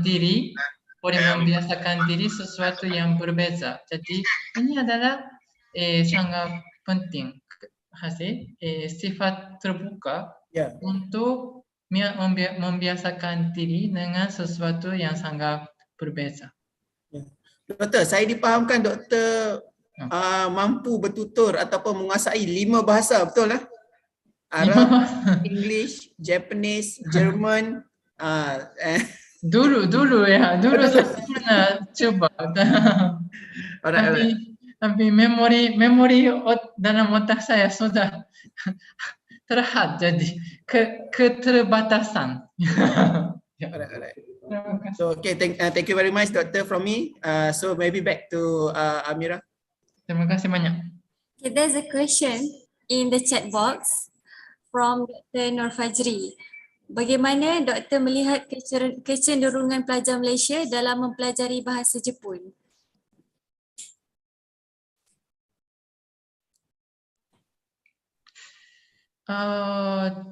Kecenderungan, contohnya mereka kadang-kadang sangat terleka atau berminat dalam animasi atau mungkin mesin kereta, tapi itu salah satu contohnya sebahagian tentang Jepun sahaja.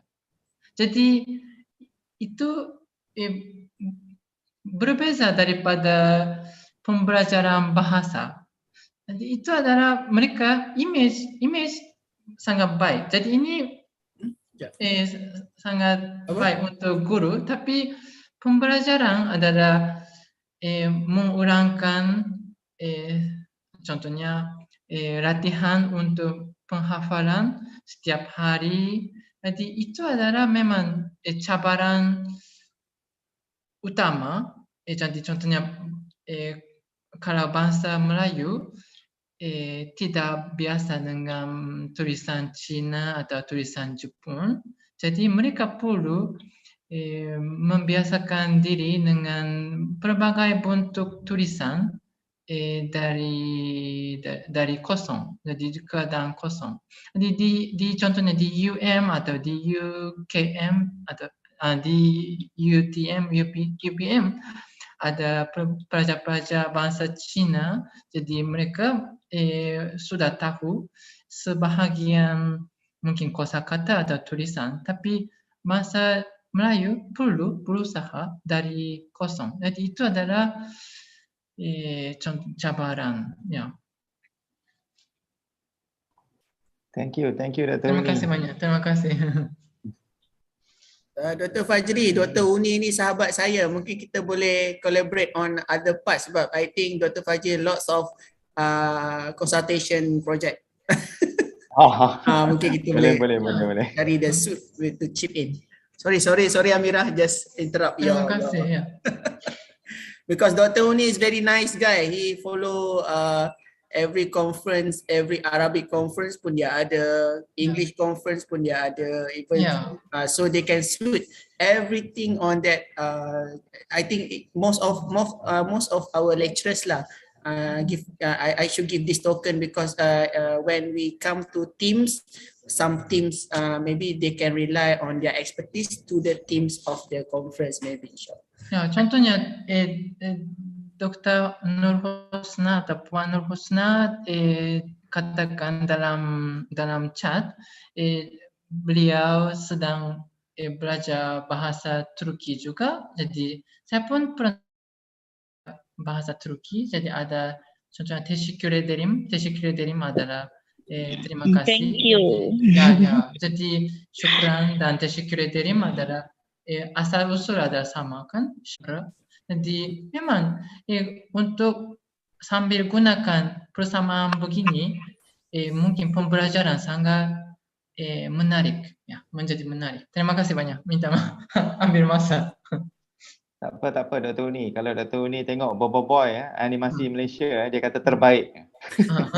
Terbaik. Terima kasih banyak. Okay, thank you very much, Dr. Yuni. Okay, now I would like to invite Dr. Nur Fajri to present on title Managing Islamic Finance Dispute via Arbitration, Recent Development in Malaysia. Okay, thank you. Thank you Puan Amira and to all. Okay, this is actually my third paper. I believe that being the final slot, is it? Pada petang ni, insyaAllah dia tak akan mengambil masa yang lama. So, paper ini adalah, tapi sebelum tu boleh dengar You guys boleh dengar saya? Boleh. Alright, okay. Baik, kita bercerita tentang paper saya adalah bercerita tentang bagaimana pengurusan dalam konteks konflik in Islamic finance dalam kewangan Islam ya. So dalam konteks ini di Malaysia, for example, kita ada satu mechanism for dispute resolution in which we call it as arbitration or Islamic arbitration, which is Sharia based arbitration. Dan kita ada sedikit recent development in Malaysia. So ini adalah paper saya berkaitan dengan the latest development for this particular topic. Next slide please. Dan kalau kita melihat berkaitan dengan the existence of dispute resolution or settlement in Islam, sebenarnya dia telah wujud ya semenjak daripada zaman jahiliah or tribal society in which they are bound by a body of unwritten rule. So this is one of the stated by Noel in 1964.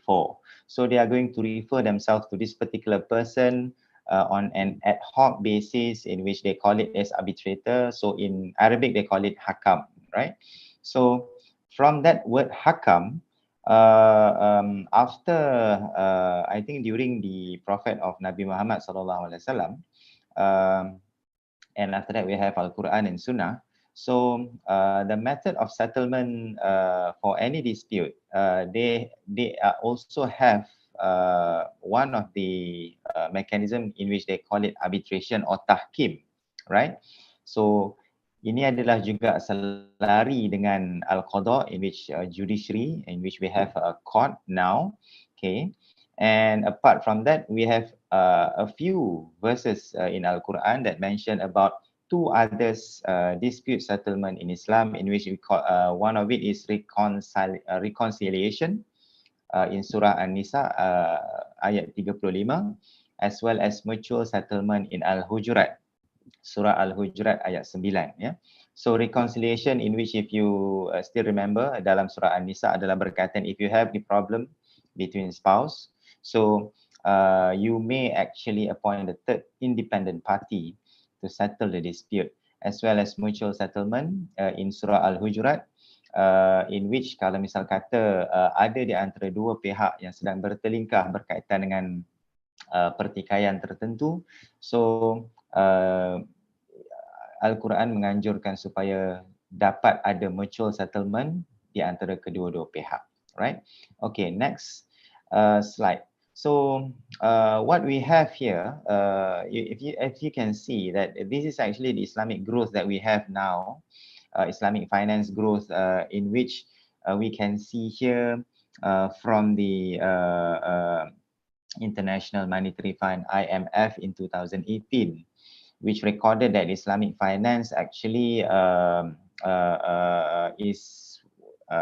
boleh dikatakan dalam keadaan stagnating growth ya, meningkat saban tahun ya, dengan jumlah sebanyak 2.1 trilion USD, as well as the real GPD growth in the main Islamic finance market. So ini menunjukkan bahawa if you can see from 2013 until 2018 on the left side, jumlah yang berkaitan dengan trading Islamic finance meningkat saban tahun, begitu juga dengan the right side, right?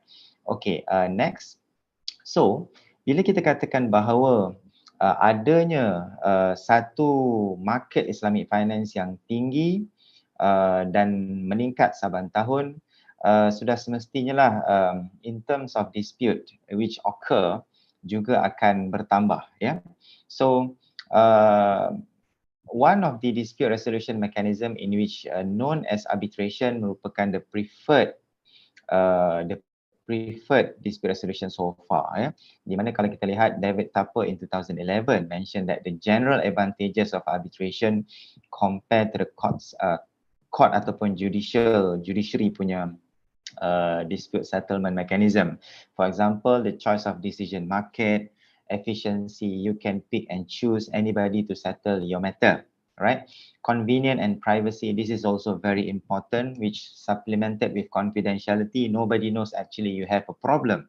If let's say that you go to court, then everybody knows. So this will affect the identity of the company, for example, or the public confidence towards the company if the company always have a dispute in court, right? Convenient as well as flexibility, in which it is not actually like unlike the court setting, okay? You may choose your own arbitrator to settle your dispute. You may choose where that you want to have that arbitration session.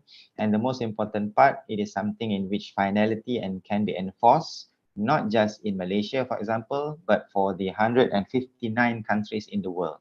Okay, so it is a globally recognized and globally enforced in the world, right? Okay, so kalau kita lihat next slide, this is actually the three mechanism in which perbandingan ataupun comparison between the judicial process in which the court, the arbitration as well as the mediation. So mediation and arbitration are two different things, in which arbitration I can say it is a private judge, right? You appoint the third party to become a judge to decide on your matter. Mediation is different. You appoint the third party to facilitate in order for you to make a decision. So that is a different. So if you can see in terms of speed, kalau tadi dimaklumkan berkaitan dengan berapa lama sesuatu kes itu boleh diselesaikan. If you to compare between judicial process as well as arbitration and mediation, judicial process is quite slower.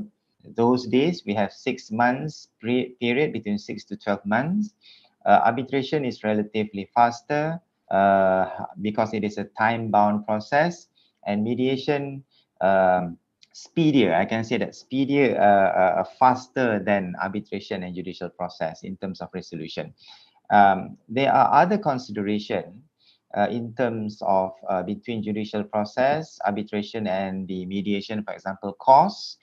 We can see that relatively inexpensive for mediation compared to arbitration as well as judicial process. The cost for arbitration may be quite I can say competitive because the parties will need to bear the costs compared to judicial process, whatever it is, still relatively lower than the arbitration, as well as the others, for example, appointment of decision-making authority as well as evidence submission. It is considered to be less formal for arbitration compared to the court as well as the mediation. Okay, next slide. So this is the issues for this particular paper, right? First and foremost, the capability of arbitration as the best mechanism in resolving Islamic finance dispute. Secondly, the interrelated matter between Islamic finance, which is governing by the Sharia law, with the arbitration in which governed by common law. Okay, so this is also a big issues actually, because Islamic finance based on the Sharia law, any dispute actually need to be settled by somebody who is actually well versed in Sharia law compared to the arbitration. But when it comes to when you submit yourself to be to settle the matter to arbitration, then meaning that you submit your matter towards the common law. Okay, So these are actually what happened in the past, right? So we have in Malaysia I-arbitration, in which I stand for the Islamic arbitration, Sharia actually, as a mechanism in Islamic finance dispute resolution. However, there are still challenges when it comes to the implementation of this particular framework of I-arbitration. Okay, next. So next slide, please. When it comes to the discussion for Islamic finance, you took a loan actually under the Sharia scheme, but at the end of the day, the investment from that particular money and the proceeds of it considered to be non-Sharia. So which one that will be applicable? Because you can see that once it involves non-Sharia matter, so you cannot cover yourself under the Sharia principle. Procedural matter, in which, for example, a moment when the court will not allow parties to deliberately disregard procedural requirement. Okay, although it is under the Sharia principle, but you need to follow the conventional bank or the any procedure regarding the conventional bank practices. Legislative, the fourth issues of statutory non-compliance. We have a case there regarding the CIMB Islamic Bank and the Corporation Berhad and another. And the fifth issues would be moral. In cases of Islamic finance, the element of fairness is highly observed. Okay, so if let's say that injustice occur, for example, when it comes to the element of that particular loan, yeah, in which it against the moral, then the issues would be the fairness between the parties involved, right? Okay, next issues. Well, there are a few types of alternative dispute resolution in Islamic law. We have nasiha, suluh, mediation, tahkim, arbitration, as well as court, right? So all of them have its own authority in Quran, right? And I believe that these are the recognized dispute resolution mechanism under the Islamic law, right? Next. So for the next slide, let us see the choice of law issues in Islamic finance transaction next.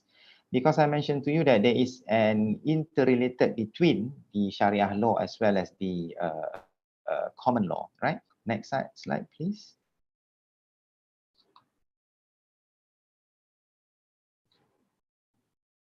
Right, for the Sharia law, which is quite common, right? It involves the sources of law. For the common law, of course, they are not using the Sharia legal resources, for example, right? In which Sharia law is more basically on the Al-Quran, Sunnah, as well as the practices by the Rasulullah Sallallahu Alaihi Wasallam. So these are the common features in which they are not the same when it comes to Sharia law going to the court, which is the civil court. Next slide. And however, we have two cases here in which the court actually, UK court actually decide, have two different decisions. For example, in Vizimco Pharmaceutical, the English court actually refer the agreement being governed by the, because there is one particular paragraph mentioned that this agreement will be governed by the principle of glorious Sharia. And the UK court, in which the civil court say that you cannot have that in your agreement, okay, because it's too general in nature. What does it mean by the principle of the glorious Sharia? However, in Sanghi Polyester India versus the International Investor, the English court actually permitted the enforcement of the arbitral award because of the there is actually a compliant. The court found that basically from the Sharia expert, okay, that particular agreement actually compliant with the Sharia law and the governing law in that dispute, provided that the English law except to the extent that it may conflict with Islamic Sharia, which shall prevail. So there are two conflicting decisions by the UK court when it comes to the Sharia matter. Right, next slide. Next would be the arbitration, seat of arbitration. Basically, seat of arbitration mentioned that you can have your arbitration anywhere in the world. Okay, you may choose what law that you want. Okay, however, as I mentioned to you, there is interrelated or I can say that the connection, the interaction of law of two different law, right? So when it comes to seat of arbitration, it is something in which you need to follow the law from the civil law country, meaning that the non-Sharia law, in which basically for Malaysia, we have Arbitration Act 2005, right? Okay, next. So I think the big issue would be how to reconcile the Islamic finance dispute in a non-Sharia legal system in Malaysia, right? So we have Section 56 of the Central Bank Act 2009, okay, Akta Bank Negara, yang memperuntukkan bahawa if let's say that there is any Islamic finance cases that been referred to the court, right? So the court need to refer the matter to the Sharia Advisory Committee of the Bank Negara, okay, as the authority for that particular matter, right? So this would be under Section 56. But the issue apart from that would be the judge who refer the matter to Sharia Advisory Committee are not obliged. They are not, meaning that any decision or any opinion by the Sharia Advisory Committee will not bind the judge. Maksudnya hakim tidak semestinya mengikuti apa yang disampaikan oleh Sharia Advisory Committee. Okay, next. Next slide. Jadi, apart from that, kalau kita lihat di Malaysia, if you to ask me, is there any other avenues? Saya tak nak pergi court, so saya nak pergi mana? So kalau dekat Bank Negara, we have Ombudsman Financial Services, we have Malaysian Mediation Council, and we have Asian International Arbitration Centre. Ombudsman Financial Services adalah di bawah Bank Negara.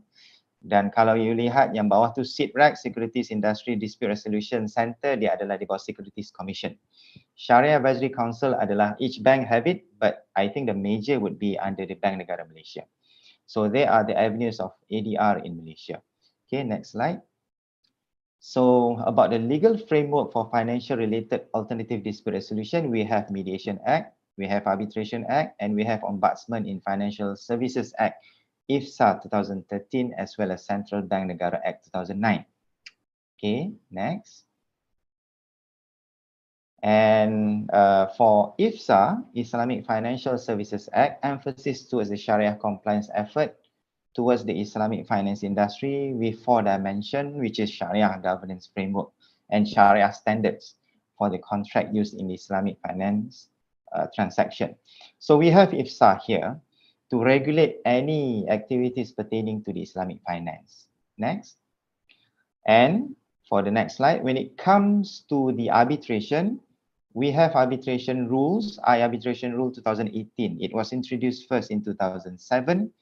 After that, we received Global Arbitration Review Award, internationally recognized for Malaysian arbitration rule, and we have it for the 2018 version. Next. Next slides. And after that, if you can see that the arbitration rule try to harmonize between the international standards of arbitration towards any matter which being referred to, which actually conflict the subject matter actually pertaining to Islamic finance. Next. And we have latest arbitration rules 2021 last year. So there are key changes. Basically from the arbitration rule 2021, there are 3 key changes. First, the centralized structure in which they try to integrate the international law, which is the international convention law, model law, towards the Sharia principle. Number 2, they would like to enhance the qualification requirement of the Sharia Council, arbitrators, as well as the Sharia experts to impose certain standards towards them so that they consider to be a qualified person to give any expert evidence or opinion in any arbitration proceeding. And thirdly, to enhance reference mechanism to Sharia counsel and Sharia experts. Okay, next. So they are pada tahun 2020. Next slide. And for the next slide, you can see here, I'm very sorry, the figure is actually quite a lot with the types of dispute referred to the AIAC in their report in 2019 and 2020, which in which the amount of dispute referred to them is actually amounting to 1.63 million. Okay, so these are in total the dispute. However, in terms of Islamic finance and dispute, you can see there, yeah, the numbers is also around that figure, 3.3 million. Yeah. So sorry, the total will be 1.6 billion. Okay, right. So next slide. We have Muamalat Court, okay, in Kuala Lumpur, in which a special successful cases is 238. So the main question would be, if we have this kind of figure, which can be considered to be efficient, why we want to have, let's go to the court, right? However, it is the features of arbitration actually, as I mentioned,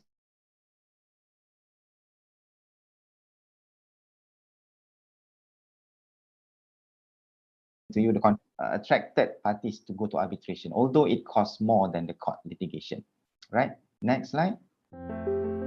So a little bit about the evolution of Islamic law and also civil law next in dealing with Islamic banking transaction. Before, we have clash of jurisdiction between civil court and Sharia court. Now there is actually a progress to make clear regarding the jurisdiction of the civil court and the Sharia court. I must inform you that we have a recent case in which the court say that, okay, you may refer the matter to the civil court. We are going to get the opinion from the Sharia advisory, but we still will decide on that particular situation. However, the understanding regarding the legal system and the Islamic banking practices can be considered as something now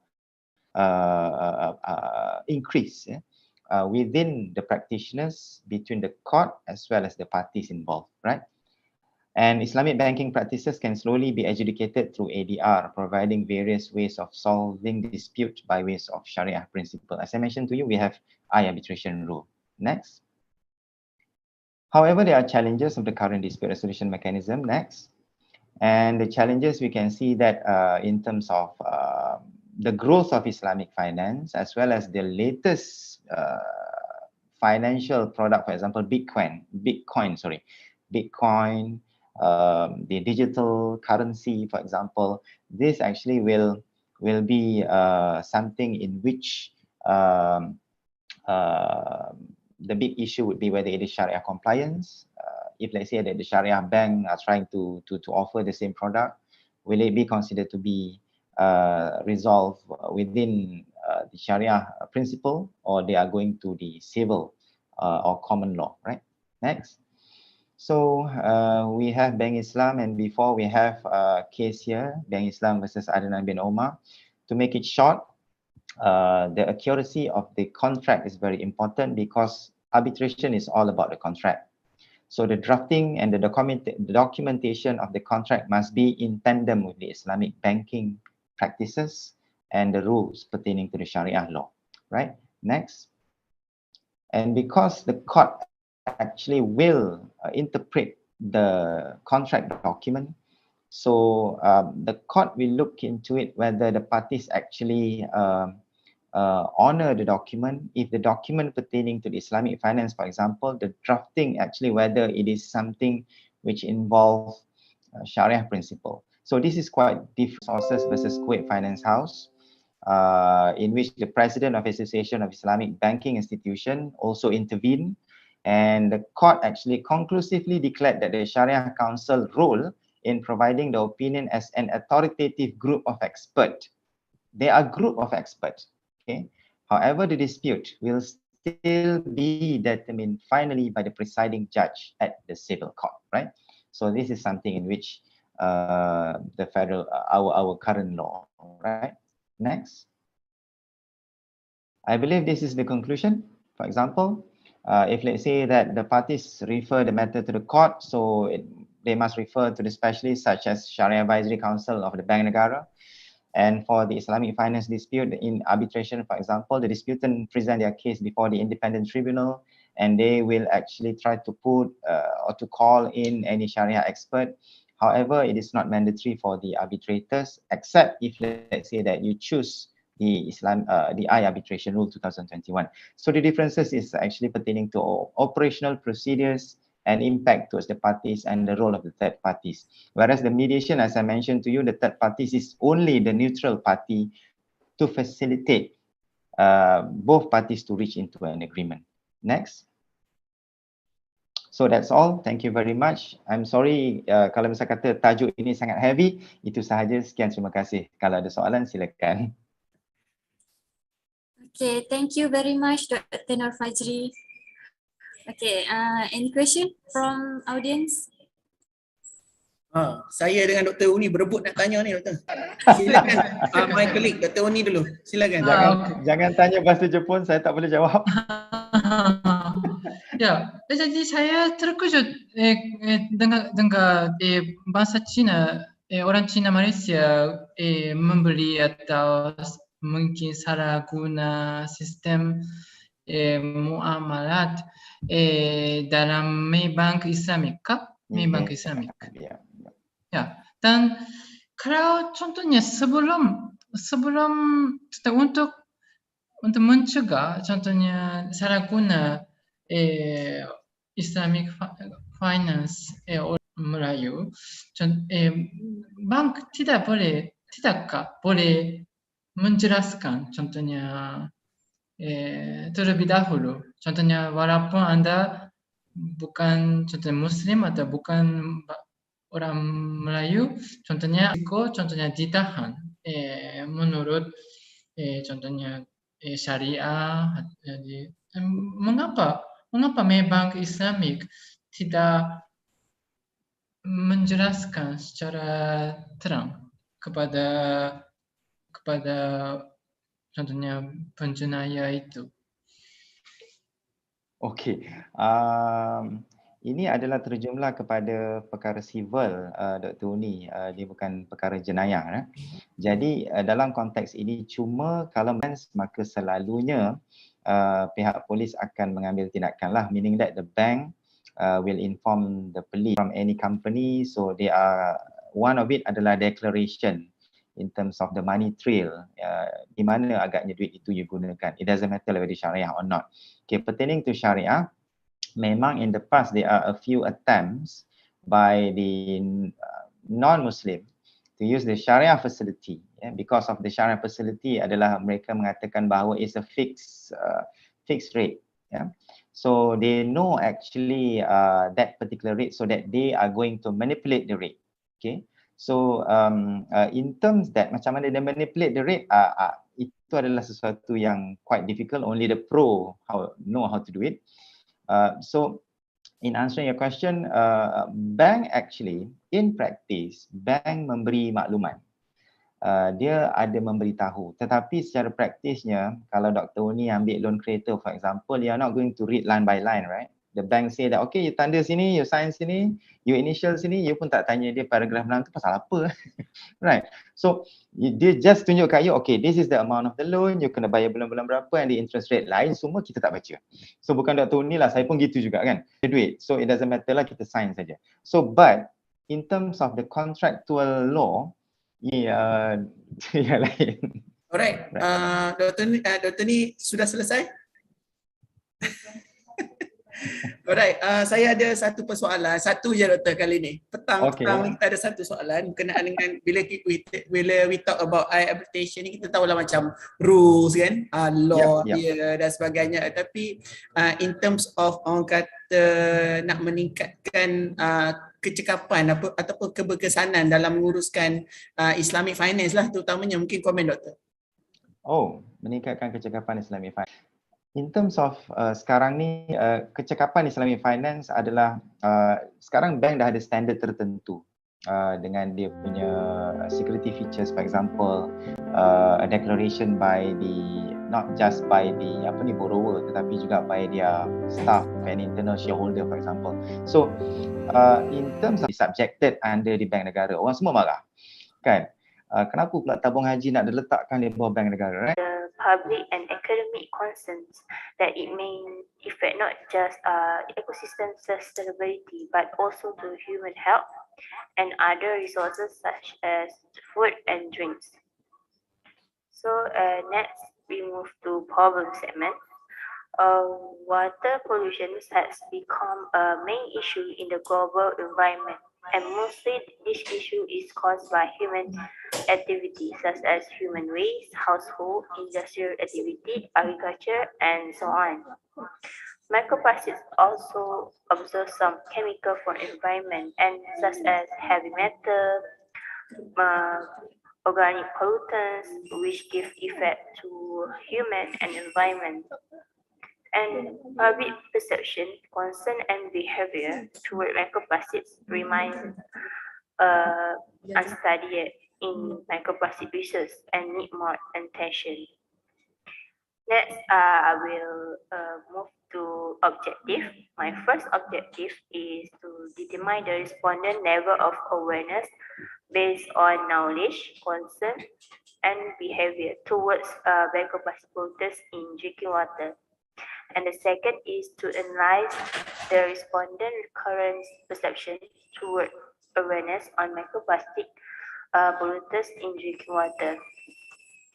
Okay, for the literature review, overall for the literature review is that microplastic has its own type, which are primary and secondary. Primary is directly from uses of plastic production. As for the secondary, it's from the bigger plastic garbage. Plastic also divided into 3 categories, which are thermoset, elastomer, and thermoplastic. For example, thermoplastic are softened when heating and stiffening when cold, such as polypropylene. For physical properties, microplastic has different kind of shape, size, and colors. Based on the previous study, state that fiber has become the most familiar types of microplastic. And for the chemical properties, as we know that every polymer has its own uses, especially for the human consumption. Polyethylene and polypropylene has become the most uses polymer that done for reliability test. In this study, the result was greater than 0.7, which regarded as a great and acceptable.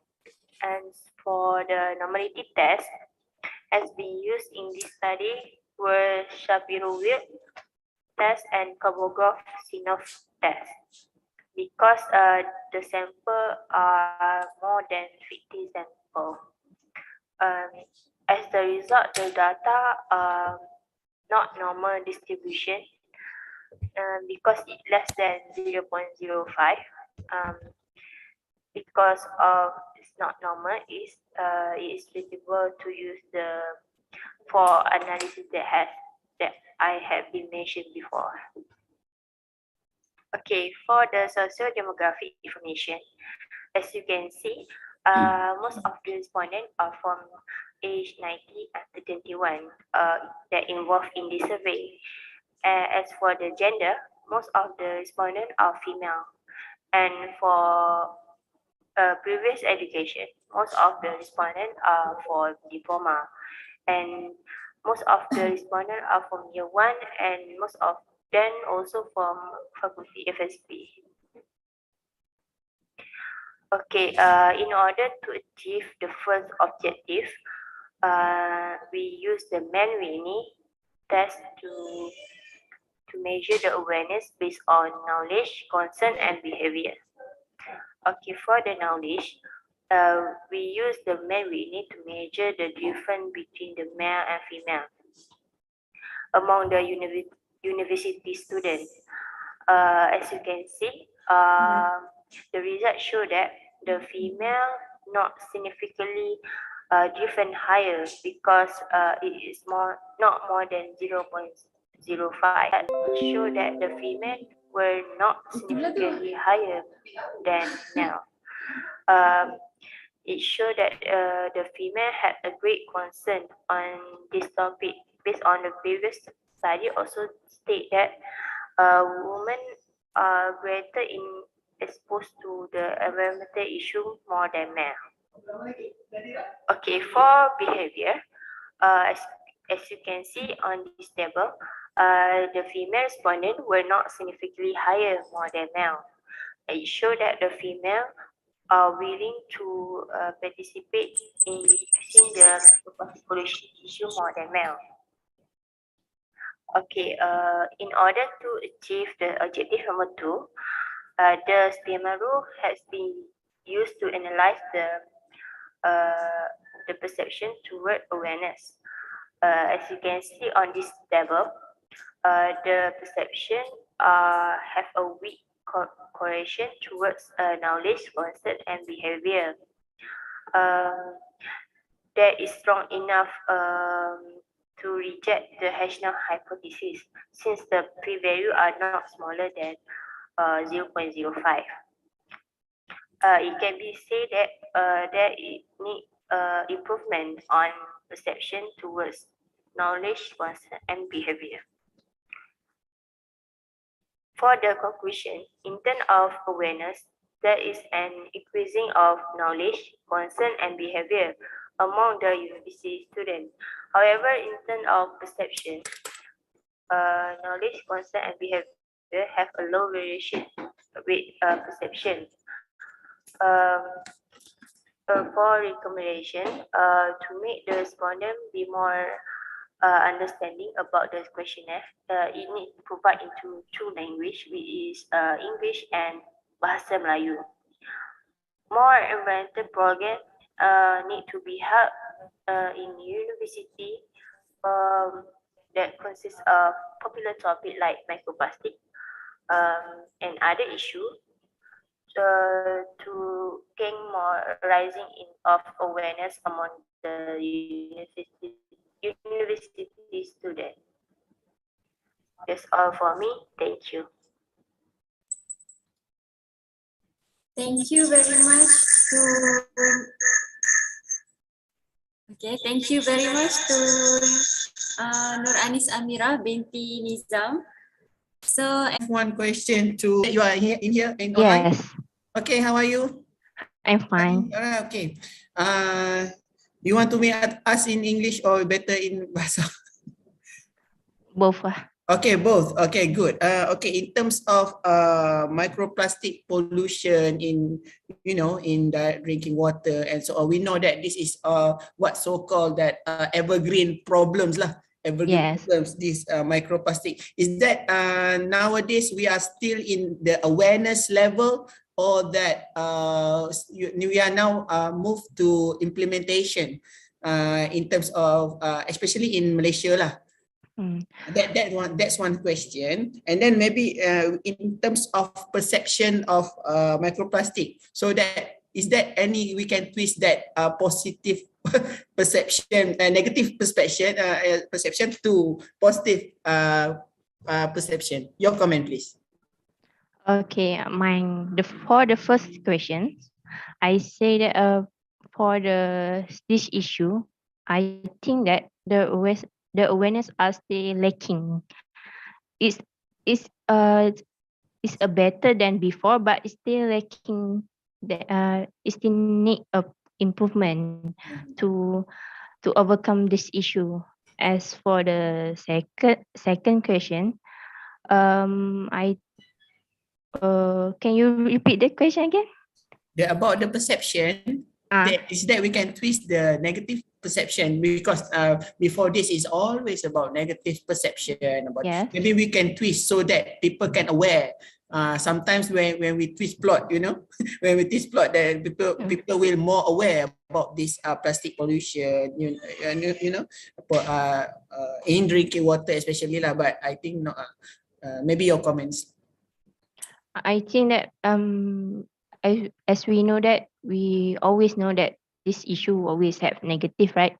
So in order to make more things like more positive, we have to spread the awareness about this, especially about this issue, because not people know about this issue. Not everyone are aware. Not everyone are understanding about this issue. We as a researcher or student or professor, as we responsible for this to arise the awareness of this to overcome the issue. Okay, right. So maybe the rest of our audience maybe want to ask. Just continue. Thank you, Miss Anis Amira. Anis Amira. Oh, there's too many Amira. I see that too many Amira today. Okay, Anis Amira. There's a question in the chat box from Nur Husna. How far the government applied 5R to reduce plastic and so on? I just see 3R, but people still doesn't have awareness to do that. Okay. In my opinion about this question, the governments are still lacking about the 5R. Nak cakap lebih mudahnya, 3R tu lebih biasalah orang tahu lebih tahu tentang 3R kan, reduce, recycle, and tu 3R ni lebih orang akan cepat memahami, lebih bagus daripada 5R. 5R mungkin orang bagi persepsi setengah individu agak susah untuk memahami dan untuk melakukan 5R, terutama untuk reduce the plastic product, right? 3R ni kita maybe government should step by step. Maybe 3R tu maybe for my opinion tu tak menjadi, tapi sekarang ni dah mula orang dah tahu nak apply the 3R untuk for this issue.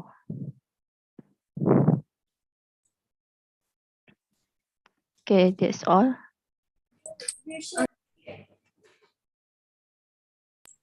Okay, thank you, Anis Amira. Okay, now I would like to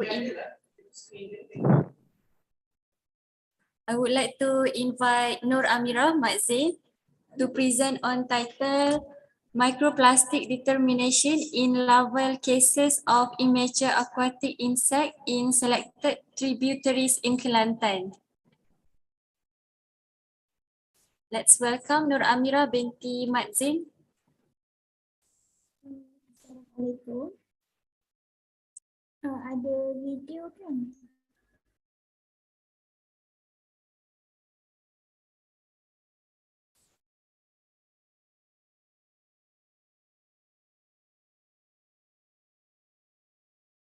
Assalamualaikum.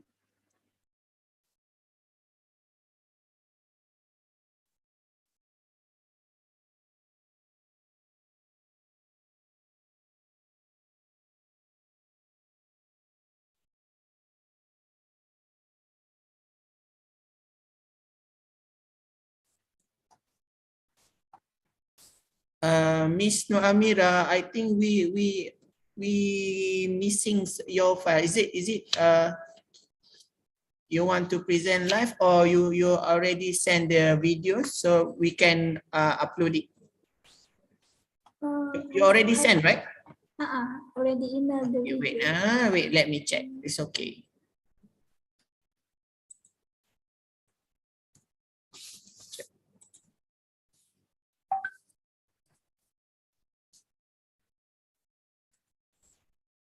Wait,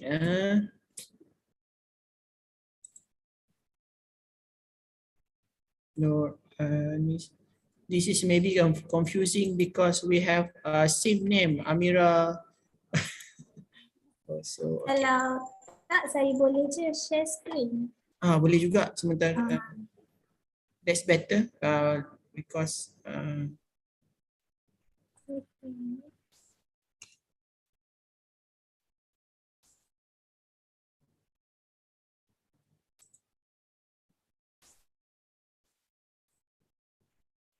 email guna nama Dr. Norashiki.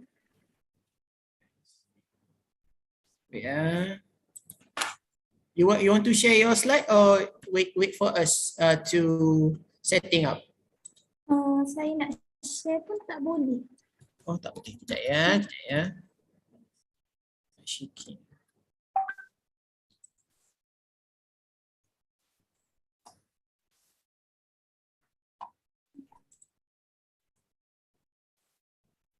Okay, I got the video, so I can share. Alright. Okay, wait.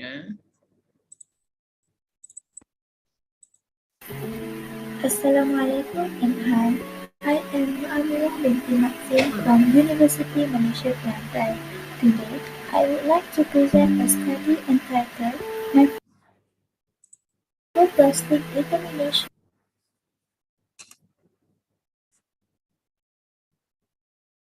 in lava cases of immature aquatic insect in selected tributaries in Kelantan.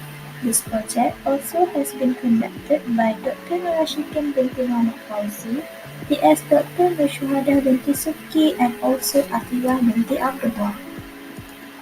We have aided a rising development in global plastic manufacturing over the last 70 years, which has extended into the environment to the point that we claim we live in a plastic world, as the large amount of plastic are not recycled but mismanaged and slowly disintegrate into smaller plastic particles. There are various sizes of plastic pollution, which consist of microplastic, mesoplastic, microplastic, and mini-microplastic. Microplastic is the plastic of large and equal to 25 mm and can be seen through our naked eyes. These include items such as plastic groceries bag and water bottles. Mesoplastic are the large particles such as virgin resin pellets and are usually defined as less than 25 to 5 mm. Microplastic are small plastic fragments typically less than 5 mm to 1 mm that are derived from the breakdown of microplastic. And the last one is the mini microplastic, or known as nanoplastic, are very small microplastic particles defined in the range of less than 1 mm to 1 microliter. So, what this microplastic is all about? Microplastic are all around us, and yet many people do not know what they are and how prevalent they are. Microplastic is derived from the Greek term micros, which means small, and plastic is derived from the Latin word plasticus, which means it able to be molded, or from the Greek plastikos, which also means able to be molded. Generally, microplastic is described as plastic particles with a diameter of less than 5 mm. The microplastic are frequently being released into terrestrial, marine, and freshwater ecosystems. Once in the ecosystem, the microplastic are encountered by the benthic organisms and are often consumed. Microplastics are divided into two categories, which are primary microplastic and secondary microplastic. Primary microplastic is the plastic that enter the environment from their micro size. For example, microbits in personal care products, pellets used in plastic manufacturing, and also scrubber used in adhesive cleaning agents. Meanwhile, secondary microplastics are resulting from the breakdown of larger plastic into smaller plastic fragments after being exposed to the water system. For example, general littering, fiber released from synthetic also dumping of. These are the list of materials and apparatus that have been used throughout the study. It consists of several chemicals such as 70% ethanol, hydrogen peroxide, plastic container, parafilm, stereo microscope, etc. The aquatic insect larvae were collected using aquatic frame net in the shallow river. Some of the samples were extracted on the spot at the sampling site, while some of them were brought back in the laboratory for further extraction process in order to save time for sampling. These are some of the photos from the sampling activities. The keys were randomly collected together with sediment and fresh water, since it was impossible to collect only the larval cases due to the small size and rarely appear. The sampling was done approximately 3 km from the littoral or sublittoral sections of each river using a aquatic frame net that was deep into the shallow river. Sampling effort was deployed over a stretch of approximately 100 meters along the riverbank. The samples were kept in a plastic container. Then, the filtering process was carefully done by using filter net with small size of hole in order to filter the sands and rocks in the plastic container. This process will be easier to look up for the larva cases. This process was constantly done until the cases were found. The cases were collected using a dropper instead of using forceps since it will harm the morphology of the cases. Then, the cases were placed in an aerosol bottle with aluminum cap in order to prevent contamination before it's been rinsed out using ultra-pure water. During the process, cotton clothes were worn in order to avoid plastic contamination. After the filtering process, the cases were identified under a stereo microscope, referring to the freshwater invertebrate of the Malaysian region group. Identifying cases were done throughout by observing and emphasizing the general information and external morphology, such as body colors and morphology of the aquatic insect larvae. The cases were gently rinsed in ultra-pure water and be put in a petri dish to eliminate any particles that attach to the case surface.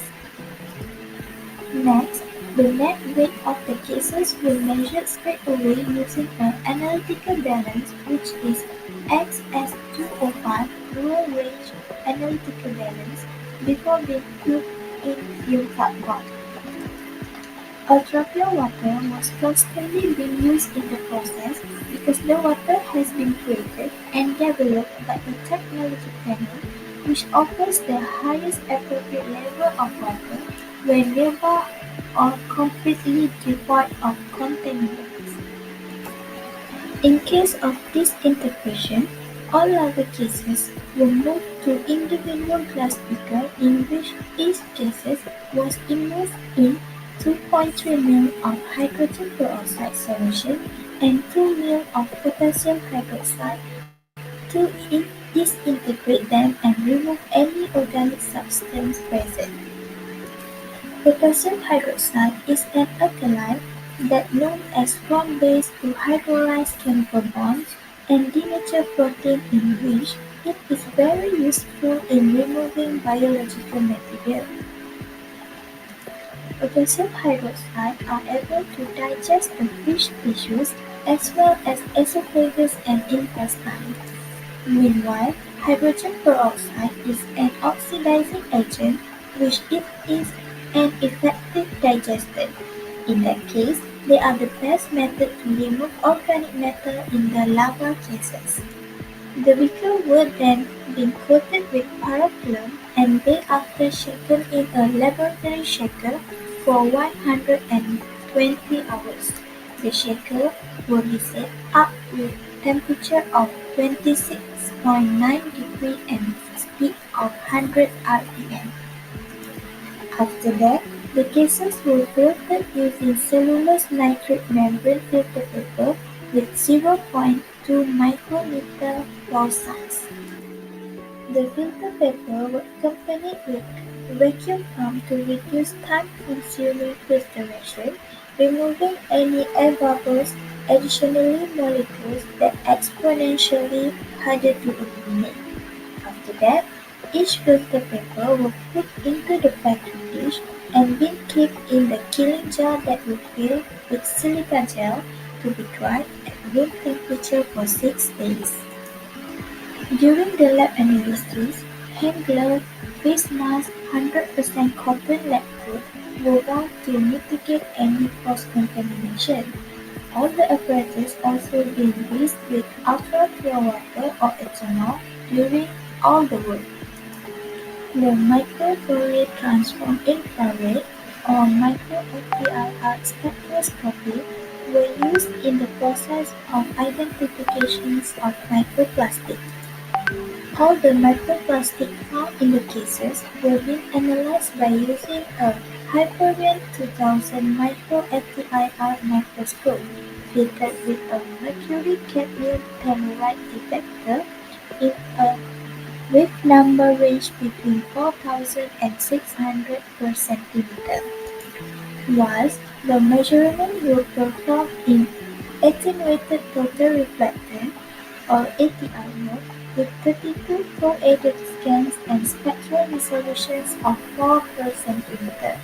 Then, the identification and interpretation of the data were processed by thermo-scientific omnic spectral software.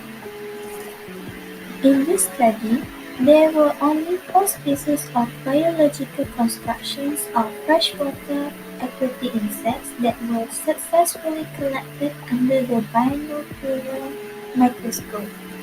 They are Eulex species, Neptocide species, Apatenia species, and Gumaga species.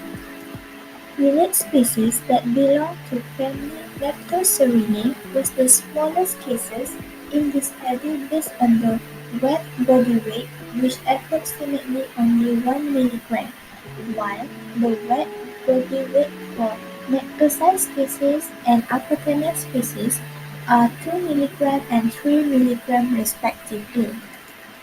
The biggest among all the cases were Gumaga species with the wet body weight of 11 milligram. The types of potable cases of Neptocide species, Apatania species, and Gumaga species are categorized as same grade and they normally in obliterated shape. Meanwhile, Eulex species is spiral wall and random type. Eulex species and Neptocide species were collected from Sungai Galas, while Apatania species and Gumaga species were collected from Sungai Cegi. Based on the figures, micro-FTIR spectroscopy revealed that the dominant microplastic contained in all 4 lava cases was cellophane.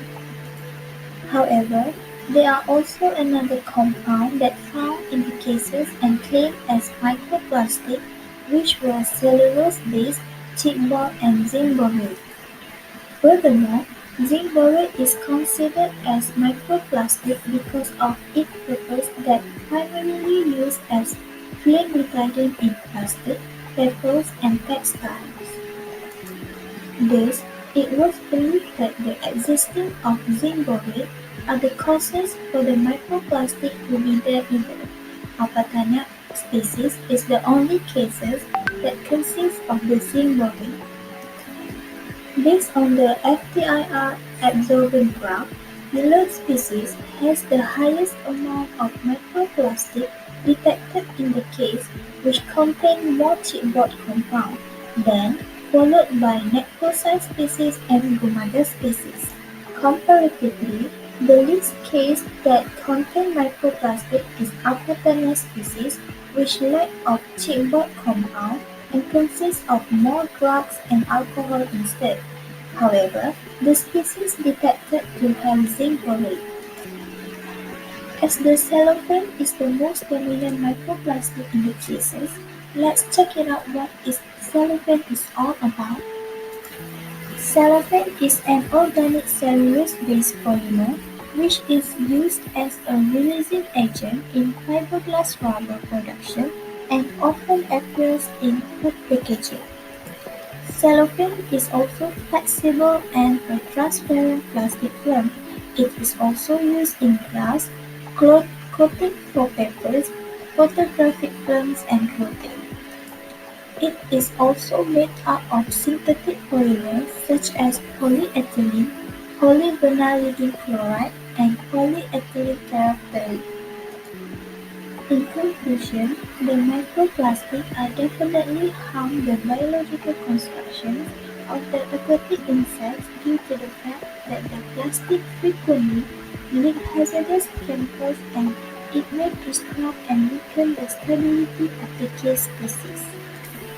For example, PVC that contain telluride which is high plasticizer but are very toxic to the aquatic organism. Thus, ingestions of microplastic will also affect the growth, survival, and emergence of the aquatic insect. Therefore, it will be increase the larva's visibility in habitats due to the less plastic incorporated in the sediment when the larva will be cased. In that case, they will be more prone to the predations and their chances of survival will be very limited. Microplastics have a significant bioaccumulation potential due to their small size. They are consumed by a variety of marine organisms including fish, plankton, and then pass through food chains. In that case, humans also may be affected by the microplastic through eating the marine animals that have consumed the microplastic. With that, we should be more aware and concerned on the arising problem of the microplastic pollution. Before I end my presentation, I would like to show you guys a video of caddisfly in its cases under a binocular microscope. Hope you guys enjoy it and thank you!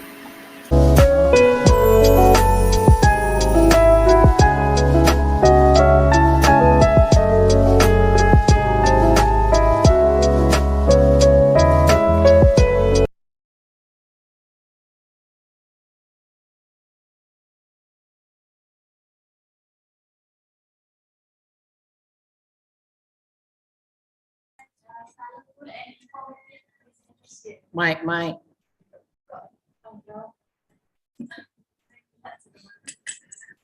Sorry.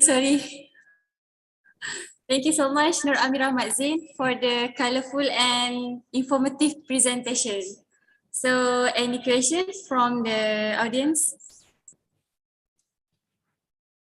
Yeah, any question or that I also want to ask this wonderful research.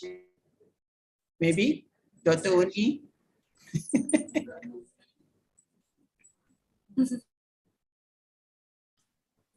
Terima kasih di atas pembentangan yang menarik. Jadi saya menangkap bahawa bilangan larva sangat kurang. Jadi kalau contohnya boleh mengumpulkan lagi banyak, mungkin lagi analisis etik semakin berkesan dan lengkap.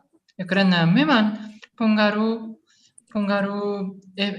kesan buruk mikroplastik ada sangat jelas. Jadi kalau mungkin tempoh jangka masa lagi panjang atau mungkin lagi banyak sungai, di Kelantan mungkin ada banyak larva serangga di sungai-sungai mungkin mudah dijumpai, tapi mungkin perlu memperbagaikan mungkin tempat-tempat mengumpulkan sampel. Saya bukan pakar biologi, jadi saya hanya ini ada memberi komen saja. Terima kasih. Brief idea, Doktor. Brief idea. Okay. Hello Amira. Assalamualaikum. Mic Amira on.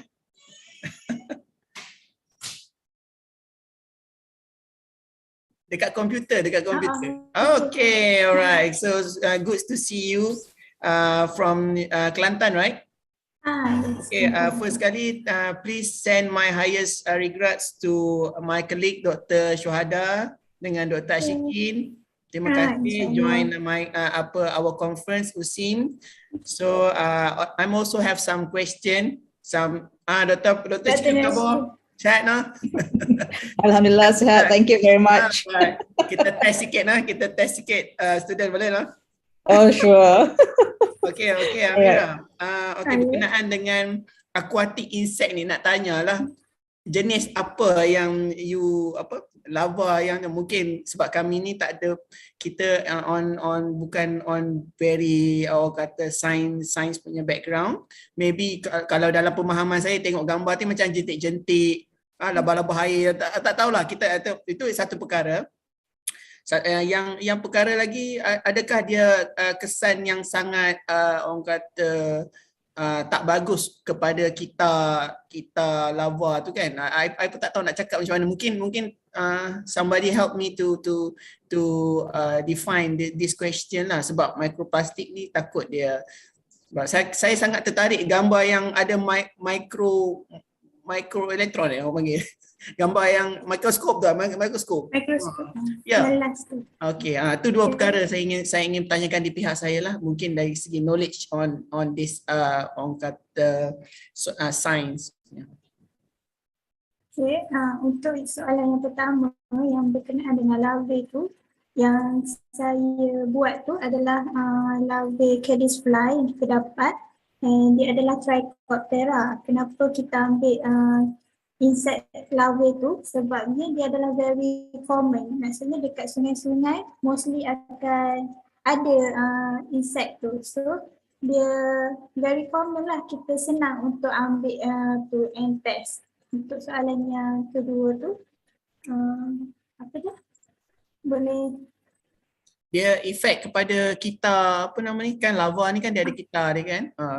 Kita larvae.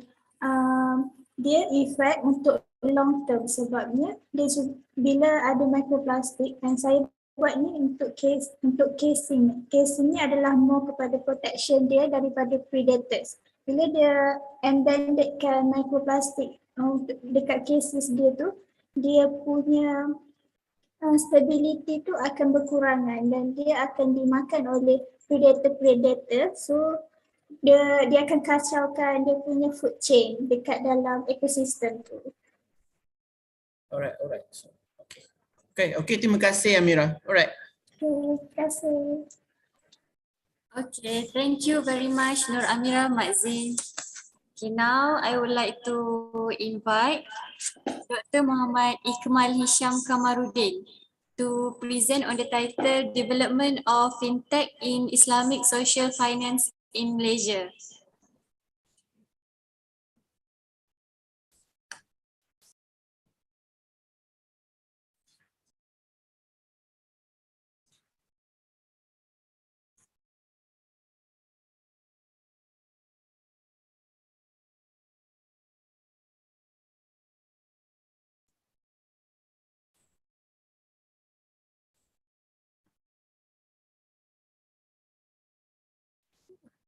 Assalamualaikum warahmatullahi wabarakatuh. My name is Muhammad Hisham Kamarudin, and today on behalf of my team, I would like to present our paper on the title Development of Fintech in Islamic Social Finance. So this is some introduction on our paper, which is this is some introduction on Islamic finance. So Islamic finance is an approach to invest and manage a certain fund which is the purpose of solving societal challenges. So it covers like Islamic traditional instrument like zakat, wakaf, and sedekah, as well as hasil kafalah. However, Islamic social finance also have modern instrument like Islamic microfinance and takaful.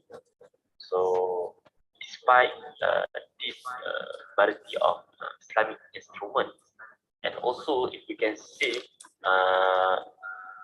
on the achievement by the Islamic finance, Islamic social finance, as a comparison, are still far left behind, especially in exploring its full potential. Right. And due to the current situation, especially in the development of technology, so it is undoubtedly that Islamic social finance will be benefited if it used the tech in the operation. So that's why this study aims to investigate the operation of tech in Islamic social finance, especially for zakat and wakaf institutions in Malaysia. So this study also will try to cover, including on the level of interpretation, issue, challenges and prospects of interpretation, as well as the impact of interpretation. So this is some overview on the digital ecosystem in Malaysia. So it started back in 1996 by the establishment of Malaysia Super Corridor, or MSC. And we can view from here, there are numbers of initiatives made by the government until 2019. And later on, when the COVID pandemic have come, so the usage of digitalization or modernization are becoming more fast and grew tremendously due to the COVID-19. So it is has been stated that Malaysian ICT contribute about 218 billion, which is about 19.1% in terms of GDP in 2019. So looking to this bright potential, the government has introduced another initiative which called My Digital. So this My Digital is the aspiration to transform Malaysia into the digitally enabler and technology-driven high-income nation and a regional leader in terms of digital economy. Right?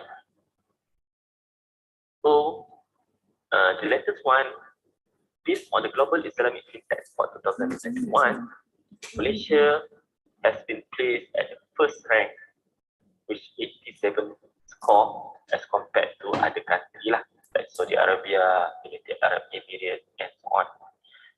In this case, if we can say that the market size for Islamic fintech in Malaysia will have some significant increase from 3 billion in 2020 to 8.5 billion USD in 2025. And there are also a number of regulatory initiatives like digital currency token, e-money, KYC, digital banking, and also digital asset. And the digital ecosystem also including on the Islamic social finance platform. So if you can see from this slide, there are several initiatives on the Islamic social finance by using fintech, like SIRC. They have like different apps to mobilize zakat and cash wakaf, and also industry also play some initiative by introducing my wakaf and my zakat. This is through the fintech adoption, and also financial institution itself also now are trying to champion on the Islamic social finance initiative by introducing a various platform that manage this Islamic social finance fund for social purpose, and as well as some collaboration or initiative also from the fintech companies, which this related institution is IRC, for example, to enhance the collection and distribution of Islamic social finance fund. So this is the background of the Islamic social finance ecosystem or structure in Malaysia. So normally zakat and wakaf administration under the state level jurisdiction. So in this case, State Islamic Religious Council or SIRC is the one who are given the authority or mandate to manage the zakat and wakaf collection and distribution. So, but the government, the federal government through the national level also have some initiatives by establishing Jauha and also Yayasan Wakaf Malaysia to coordinate and to support the SARC in terms of zakat and wakaf. Some zakat collection and distribution for 2020, we can see that the number of zakat collection is total amount about 3.6 billion ringgit, and also the distribution also is more than 3 billion ringgit. For wakaf, there are also some potential in terms of wakaf land amounting 333 million, and for the cash wakaf also there are about 82 million ringgit. Alright, now we talk about fintech and Islamic social finance. So what is fintech? So fintech refers to the integration of technology to offering by financial services company in order to improve the usage, the use and delivery to the consumer. So this is some definition for fintech. And if we can say from the Fintech Malaysia Report 2021, Islamic fintech is only cater about 4% from the overall fintech usage in Malaysia context. So I can say that there are much potential. There is still much potential for Islamic fintech to grow in the future. And there are some also previous studies for fintech and also Islamic social finance, especially for Malaysia context. First, Islamic social finance report 2014 by IFT state that zakat collection process in Malaysia has been simplified, it's safer and less time consuming by using the fintech. Istrati ETF 2018 say that zakat institution provided a huge number of allocation for technology development, including fintech, and also they have specific department or staff to manage this technology matters. And from Yahya and Ahmad 2018, they say that Asnaf are aware of the fintech and they are not hesitate to use the fintech, especially for the zakat distribution process. Alright, so this is our research methodology. So for this case, this study, we use the shorter case study interview approach by 2018, and we are involving 13 individuals and conducting the focus group discussion.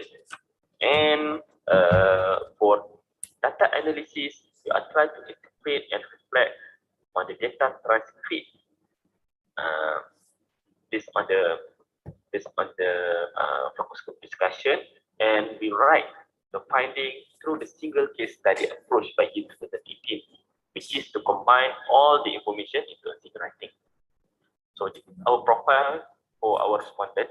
So if you can see, there are a variety in terms of gender, role, zakat, wakaf, and also fintech expert, as well as their position also vary. So we believe that these various input from different person, which are different position and role, will give comprehensive input or finding for our study. So this is our finding. First, in terms of level of fintech, we can say that there are still some resistance to change, especially by some group of zakat payer and also wakaf donor. They are still using the traditional approach. They are still prefer to use traditional approach. Some also are questioning on the akad, but this has been solved by when the state fatwa committee issuing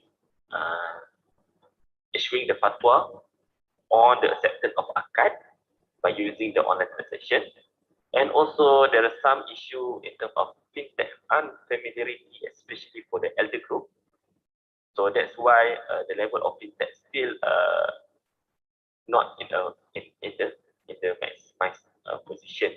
And finally, some respondents also say that in order to promote the fintech use, we need to use more creative and innovative approach to use to cultivate and to give awareness to the public, especially to use the fintech.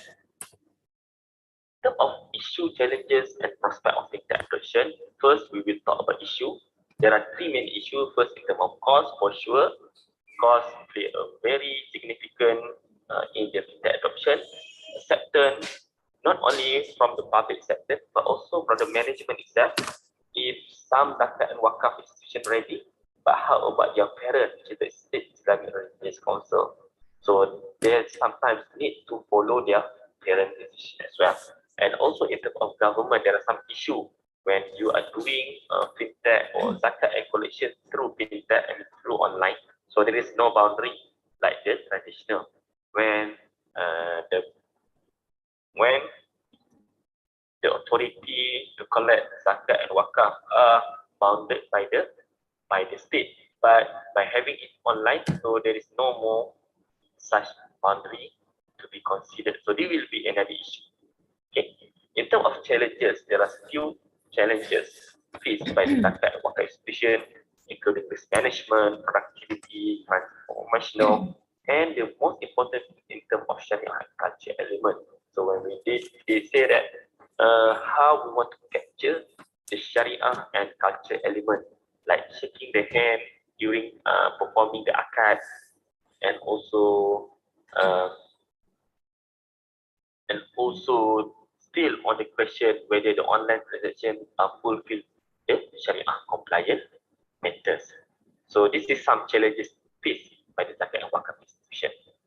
And in terms of prospect, there are several suggestions and recommendations made by our respondent. First, by introducing a voucher. So normally by only distributing cash before this to asnaf, for example, now why not we are using a voucher so we can monitor closely what they are doing with the zakat fund, distribute to them, and so on. Alright, and there are also some suggestions to use more apps and also other fintech tools like Bitcoin, Sukuk, so to enhance the deliverable of zakat and wakaf fund. And it is also becoming a prospect in the future when zakat payer and wakaf donor are performing their payment through the online. So they will experience more closely to the zakat and wakaf management, as they can see how these funds are being managed and channeling to the asnaf and the beneficiaries as well. Right. So and the last one on the impact of fintech adoption. So it is undoubtedly that fintech adoption will improve the transaction process, reducing the cost and error. Okay. Monitoring will have real-time monitoring the flow of zakat and wakaf fund, and also risk management, better performance evaluation, and also to be more transparent and integrity. So it's on this one.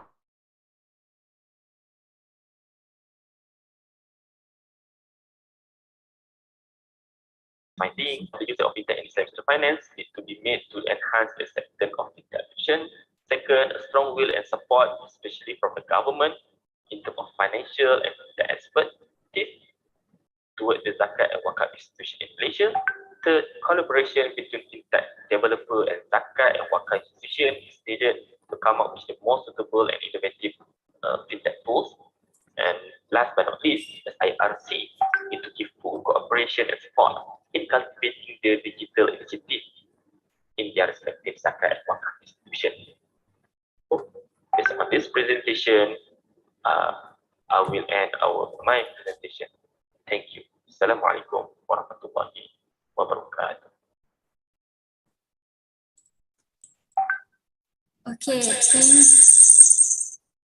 Thank you very much, Dr. Muhammad Iqbal Hisham Kamaruddin. So, any question from the audience? First of all, is that Dr. Iqbal online? Dr. Iqbal? Yes, I'm here. How are you, Doctor? Alhamdulillah, fine. Okay, fine. Okay, yep. Maybe one simple question for me lah, instead of others of our colleague from an audience. In terms of fintech, financial technology. Maybe I want to ask something currently in Malaysia. How can the acceptance of we know that this fintech, is a very young people lah, maksudnya young generation.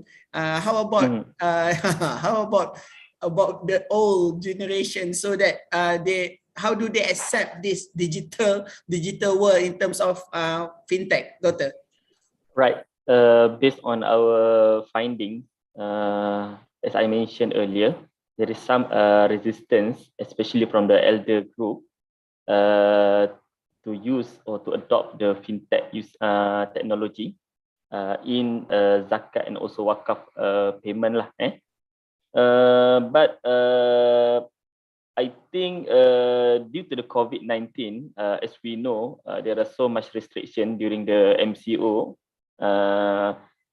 What I have been told by the zakat and also wakaf officer back then, they said that even this group particularly still waiting to do like traditional ways, but some of them already embrace this new technology. So if you can say that for example, in terms of the zakat fitrah collection during the Ramadan, so I think nowadays, although there are some amil who still performing like manual collection through the mosque and whatsoever, but I think the number of zakat fitrah collection through the online platform are increasing significantly. Same goes to the other zakat and also wakaf collection as well. So that's what I have been told lah by during the FGD session back then. To answer your question, maybe we can say that there is some some push factor like COVID to push the public, especially the elder, some of them to embrace this new technology, but there are still some of them still resistant to change. But I think maybe if we give suitable awareness and also give more explanation or the benefit of using fintech, so maybe we can attract this kind of group to adopt and to use the fintech. Yeah. Thank you, Doctor. You mentioned about Ramadan. It's just around the corner. Yep. Okay. Thank you very much, Dr. Iqmal, for answering my questions. Maybe the rest? Any more questions? Yes, Dr. Uni, carry on. Contohnya fakulti tentang Islam seperti fakulti Quran dan Sunnah, atau contohnya ada fakulti undang-undang dan syariah. Contohnya mereka pun adakah ada kursus kelas baru untuk memperkenalkan contohnya faedah digital, teknologi digital dalam bidang Islam, dalam bidang contohnya kewangan. Thank you, Dr. Uni. I think I must respond in Malay lah, because you already asking in Malay. To honor you, so I will respond in Malay. Saya rasa betul, faedah fintech ni saya boleh katakanlah everything dia ada pro dan cons dia. Cumanya kalau saya boleh katakan untuk kegunaan fintech di dalam Islamic Social Finance ni, saya tak boleh nak katakan dia baru, tetapi ada banyak potensial ataupun benefit macam yang Dr. Uni cakap perlu kita highlightkan lagi kepada masyarakat. Kalau tadi pun kita dengar penerangan ucap pertama keynote speech daripada Prof. Dr. Amir pun ada sebut tentang kelebihan digital dan juga fintech ni dalam memajukan wakaf punya agenda. Termasuknya dalam, kalau kita tengok sekarang ni pun contohnya dalam sektor bantuan zakat pertanian, kalau kita lihat bagaimana ada inisiatif daripada agensi zakat Kedah, lembaga zakat negeri Kedah, salah satu projek untuk membantu asnaf adalah dengan membantu melakukan zakat pertanian, di mana mereka develop train satu golongan asnaf untuk melakukan aktiviti pertanian dan secara kendirilah, maksudnya dia tu berdaya, kita kata mampu untuk menampung kehidupan dia dan juga boleh membuat perniagaan dan untuk keluar daripada kategori asnaf tadi. Tetapi macam mana kaedah monitoring apa semua tu menggunakan fintech punya teknologi. Ini sedang berlaku dan kita akan tengok sikit demi sedikit lagi dia punya, orang kata, successful story, proven dia punyalah dengan menggunakan fintech. Dan even kalau kita sebut kelebihan in term of real time tadi tu ya, Dr. Uni, Lembaga Zakat Kedah pun sebelum ni saya rasa agak sangat popular lah ya, dengan penggunaan dia ada zakat apps ya oleh Lembaga Zakat Kedah ni, di mana dana zakat yang di-collect itu kita boleh tengok secara real time ke mana dia disalurkan. Contohnya di kawasan A berapa banyak, di kawasan B berapa banyak, secara real time.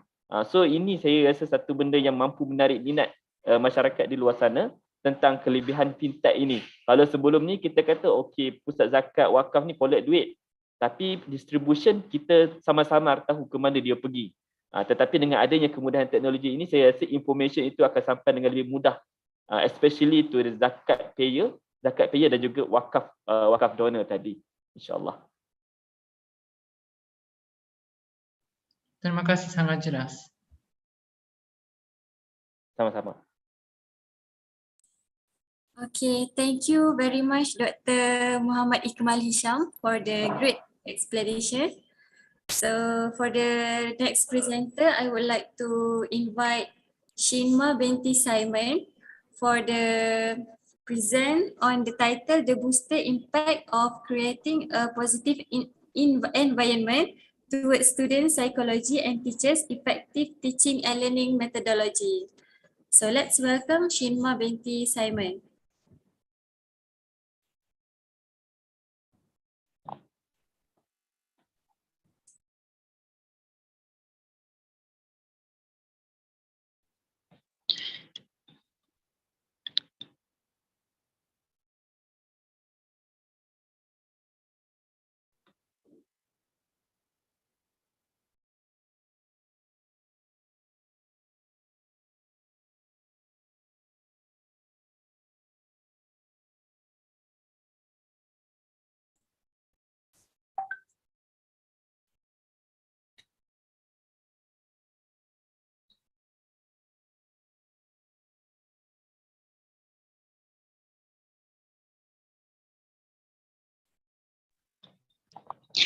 Okay, Assalamualaikum and very good evening. Boleh dengar suara saya? Boleh. Boleh, jelas sekali. Khabar.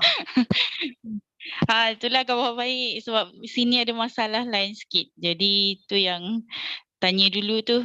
Jauh daripada Sarawak ya.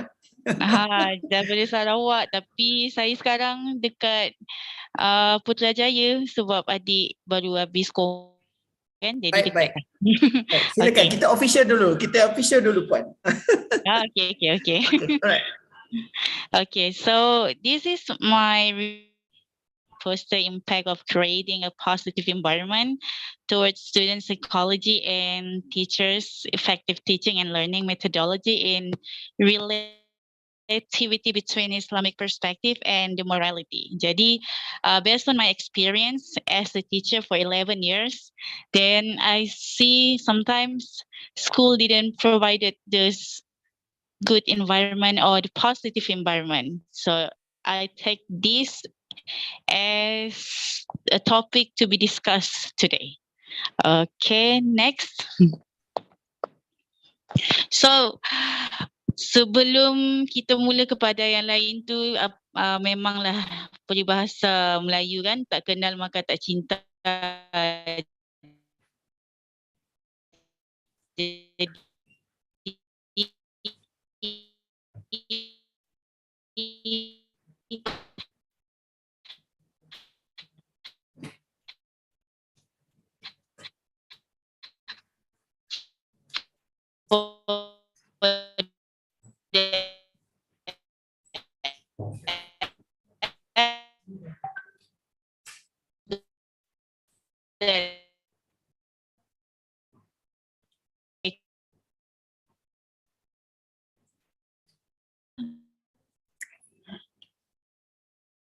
Puan Shima okey, Shinma okey ke?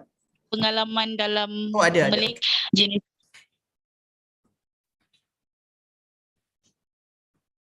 Okey. Ada.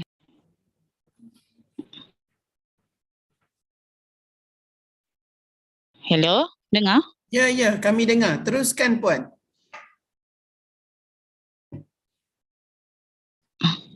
Ya, hello. Ya, kami dengar. Teruskan Puan. Puan. Hello.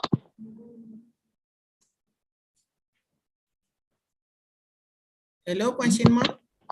Dengar ke suara kami? Ya. Boleh. Maybe line saya. Ya, Ya, line. mungkin yang ada masalah ni. Alright. Take it easy, not a problem. Okay.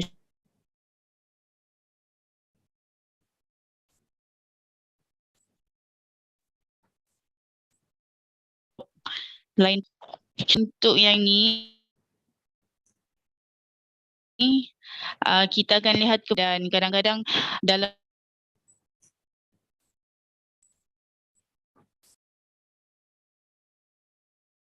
institusi pengundak balas pelajar sama ada secara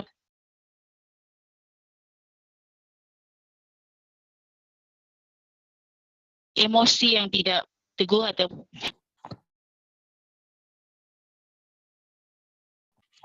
the introduction is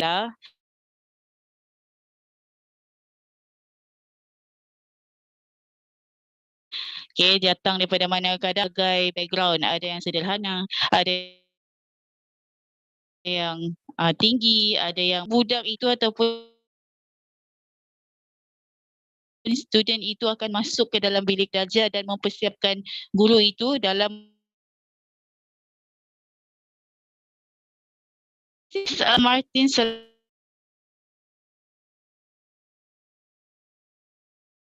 Seligman 5 elements of Perma is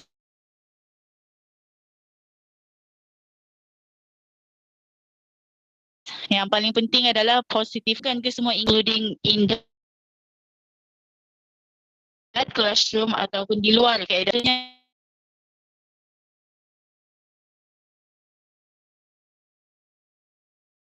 relationship between dan juga itu dan seterusnya memberikan salah satu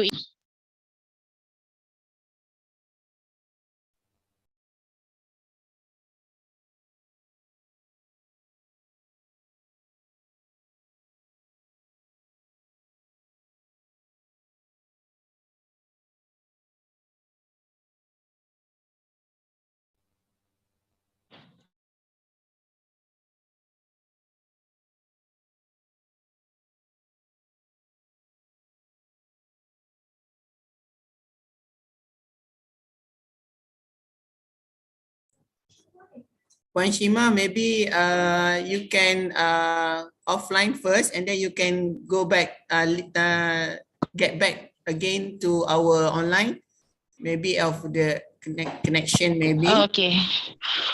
How is now? Oh my God. Not a problem, Yeah, not I a get problem. a lot of, We can wait you, not a problem. But I already yeah, mungkin problem.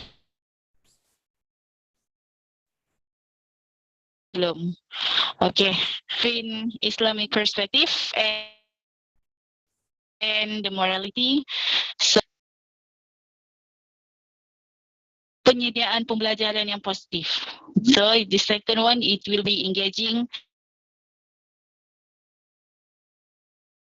in classroom conversation. Kaedah pengajaran dan juga kaedah pembelajaran lah. Maknanya nanti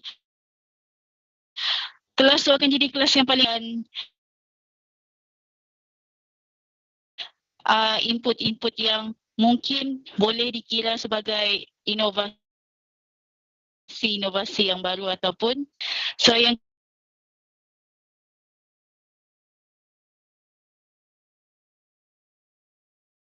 dalam masa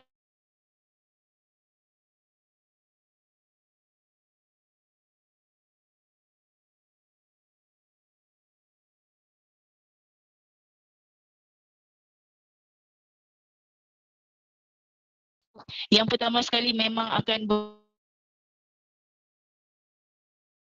bermasalah dengan pengendalian emosi dalam keadaan yang tidak bersedia. Jadi guru ni akan menjadikan salah satu pembelajaran itu memberikan impact seperti mana dalam model Maslow, iaitu broad needs have to be in a cognitive needs. Maka perlu menguasai ilmu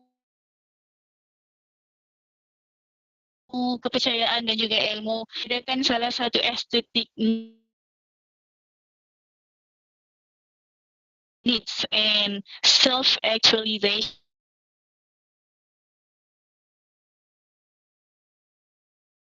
adalah berkaitan dengan bagaimana membentuk. Boleh next.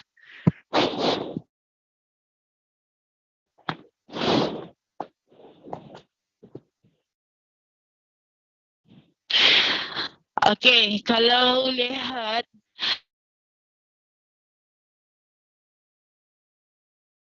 dia macam ni ya, sebab memberikan positive education. Saya bagi contoh macam ni.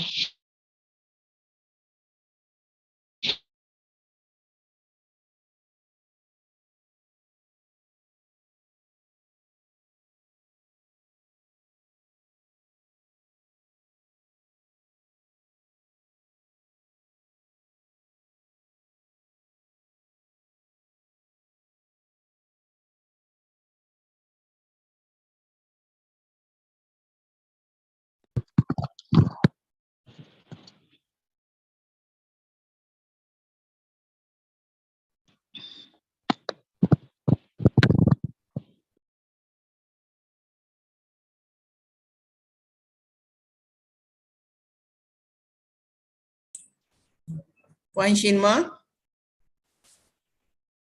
are you okay about your connection? Okay, okay.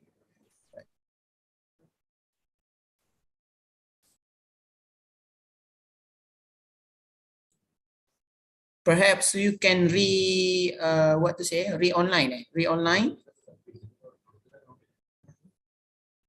and then go back to this link, maybe. Okay, can you hear me? Like Yeah. Carry on, Puan. Okay, so happy kasihan pada hari itu. Okay, next. Sebelum line saya hilang lagi.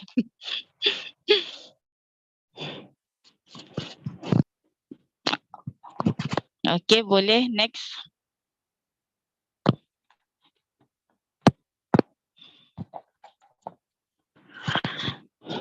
Okay, ini adalah salah satu. So this is activities that for emotional learning. Okay, yang ini kadang-kadang happy, serja, excited, anxious, dan dia ada 24 jam kan. Jadi maknanya kalau jam 8 sampai 9 tu awal pagi dah penat, jadi maknanya dia tu supaya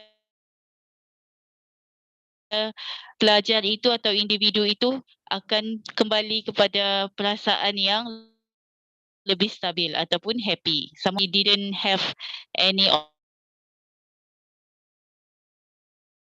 option to decide, like we don't have question answer. So ini adalah positive steps to be a well-being. Okay, be kind to yourself. Jadi boleh buat exercise.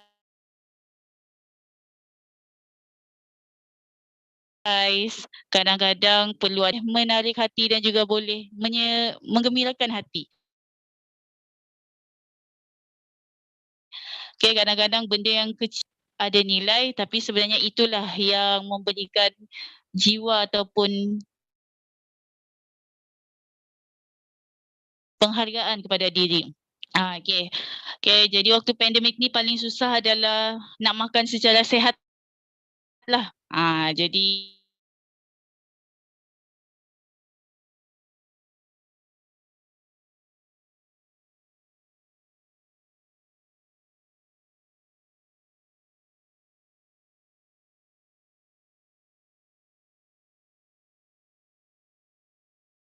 the community project. Okay, yang ini banyak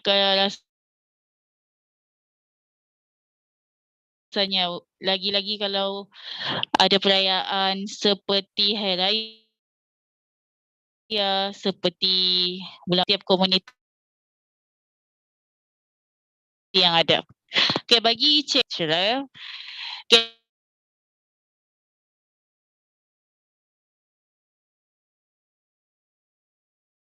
ini adalah mindfulness in the class to engage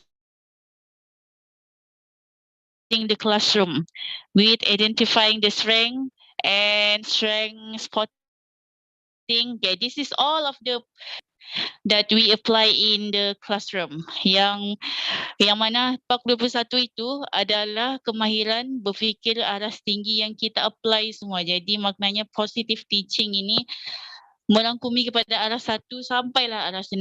Okay, jadi bagi guru-guru yang ini memang perlu diterapkan sekaligus untuk memberikan salah satu environment yang positif dalam pembelajaran anak-anak. Okay, boleh next.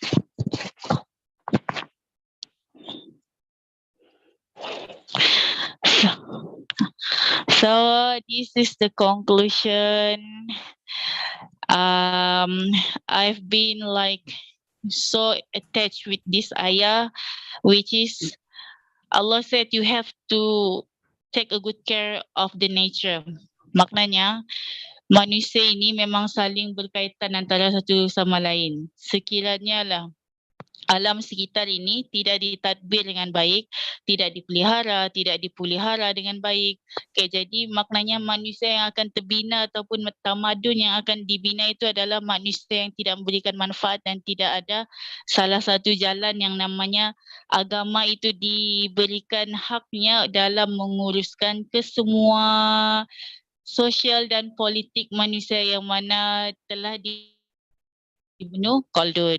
So kalau alam sekitar pun kena jaga dengan baik, kena perbaiki positif. So means like manusia seperti kita ni perlu menyediakan persekitaran yang positif juga dalam apa sahaja bidang pekerjaan yang ada. Okay. Tuan boleh share yang saya buat di sekolah? Okay, alright. Mira?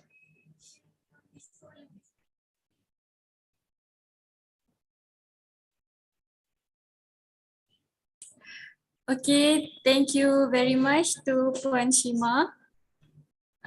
So any question from the audience? Alright, first of all, thank you very much Puan Shima for the ni cikgu ni. Saya kalau cikgu saya cukup salute cikgu, lecturers and so on, kind of academician. I'm very salute lah to present. The second one, I also salute you that you're struggling to present, even though they have some connection on that, maybe line, maybe coverage and so on. Yeah, it's okay. But sebelum tu saya nak tanya cikgu ajar apa ya? Psikologi. Tak, saya graduated daripada UKM, memang bahagian pendidikan Islam, tapi disebutkan option, bukan option, bidang yang bukan option ni banyak cikgu yang tak ada. Jadi guru memang terpaksa belajar buka buku daripada kita dapat lihat sekarang mula sekali lah memang. Betul, saya dapat sebab mak ayah saya juga cikgu. Kita dapat lihat cabaran cikgu sekarang banyak sangat apa in terms of administration punya what so called workload. dan juga maybe sekarang ni in terms of digital, banyak nak kena upload online dan sebagainya lah. So in terms of nak making positive environment ni cikgu, maybe cikgu boleh share sikit experience cikgu in terms of Sabah Sarawak. Kita tahu Sabah Sarawak berbeza dengan kita punya peninsula sebenarnya. So maybe your experience about creating positive environment, cikgu. Saya orang Sabah tapi saya transfer dekat Sarawak. Okay. Jadi saya dapat banyak perbezaan. Dia kalau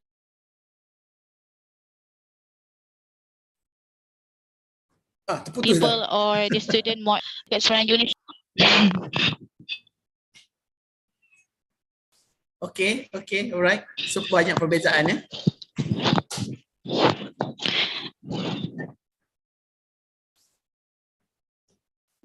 Di Sabah Sarawak di tempat yang saya mengajar ni, mak ayah dia tak support kalau bahagian pendidikan. Jadi mereka fikir okeylah tak payah, baik ambil tugas maya, sambung untuk menyara keluarga. Dia belum ada awareness yang sangat tinggi berkaitan dengan pendidikan. Baik. Alright. Terima kasih kerana menjawab soalan saya, Puan Chinma. Maybe the rest ada soalan juga ni. Ini. Yeah. Back to Amira lah.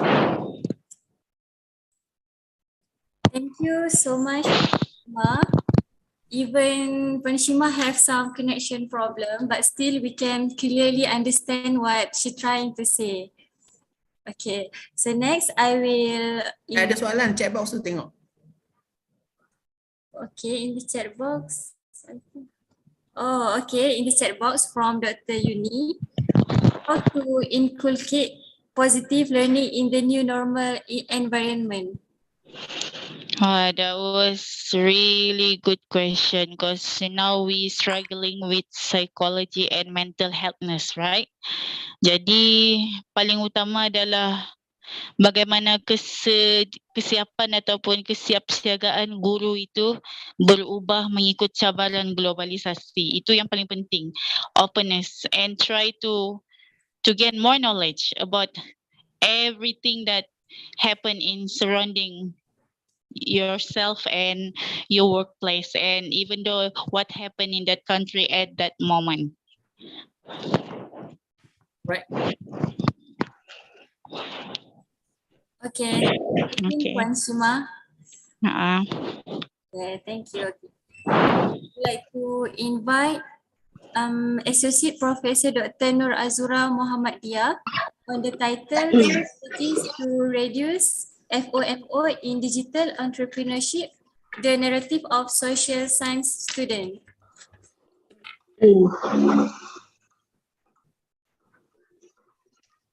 Right, Bismillahirrahmanirrahim and Assalamualaikum warahmatullahi wabarakatuh, everyone. Selamat sejahtera. Can you hear my voice loud and see my slides clearly, everyone? Yes, loud and clear, bro. Okay, thank you very much. Okay, I'll be quick. Okay, I have only 9 slides here. Now, the topic of my presentation today is strategies to reduce FOMO, F-O-M-O, in digital entrepreneurship, the narrative of social science students. Now, let me tell you a bit about me briefly. Although I'm specialized in medical anthropology, but I decided to take a huge leap to teach digital entrepreneurship, okay, to social sciences students, particularly at my department. My apologies for my camera, it's grumpy, it's 5:30, close to 5:30. All right, so yeah, I'm teaching digital entrepreneurship to social science students since 2018. And for that many years, I have taught the class. I have discovered, a lot of things and a lot of talents and skill from my students, although they have no direct or, sound knowledge about business like most economic students have. All right. Now, let me just begin my presentation with why I bothered to conduct this study. It's because FOMO, or what is an acronym of fear of missing out. You fear that you are not, following the trend. You fear that you did not travel to Istanbul for vacation. You fear you did not buy a Nilofa and hijab. So you want to do that. Okay, why? Because, FOMO is widespread, okay, today. It is more so because of, everything is at our fingertips. Everything is, convenient. Everything is, online. So FOMO is a socially constructed term, by which I mean, okay, FOMO is seen, experienced, and managed, rests upon multiple factors, be it physically or social, culturally. So it is the technology, okay, that has created a quicker transmission of a lot of messages via our social media platform. And this has certainly contributed to high incidence of FOMO among young adults. So FOMO is real. Okay, you and I, we have experienced FOMO. Okay, I know that you don't have to confess to me today. Okay, so all of us experience some FOMO, and due to frequent exposure of this social media, we wanted to associate ourselves with that trend, with that things that we see on social media. So in this particular research that I've conducted, I want to see which aspect, okay, of elements on the social media that my students do not want to miss them out. And the answer is participating in digital business or digital entrepreneurship. So in a simple word, the aim of this research is to provide an empirical evidences, okay, on the factors and strategies that reduces some FOMO among social science students, and we wanted them to see their overall learning via the social media. All right.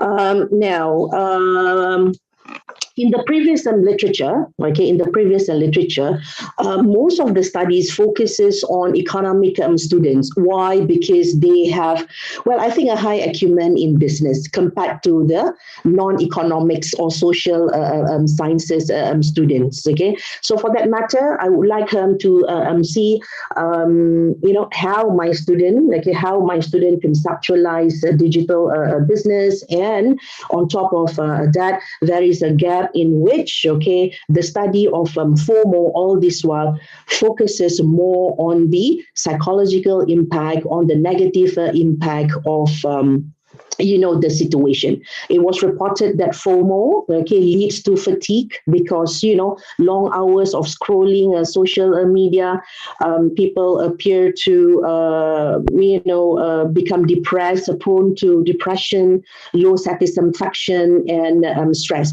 So there's a gap, okay, in this particular, in all this literature that I have reviewed, where social science students, okay, not many studies focuses on social science students, and positive consequences was not one of the main aim of all these studies.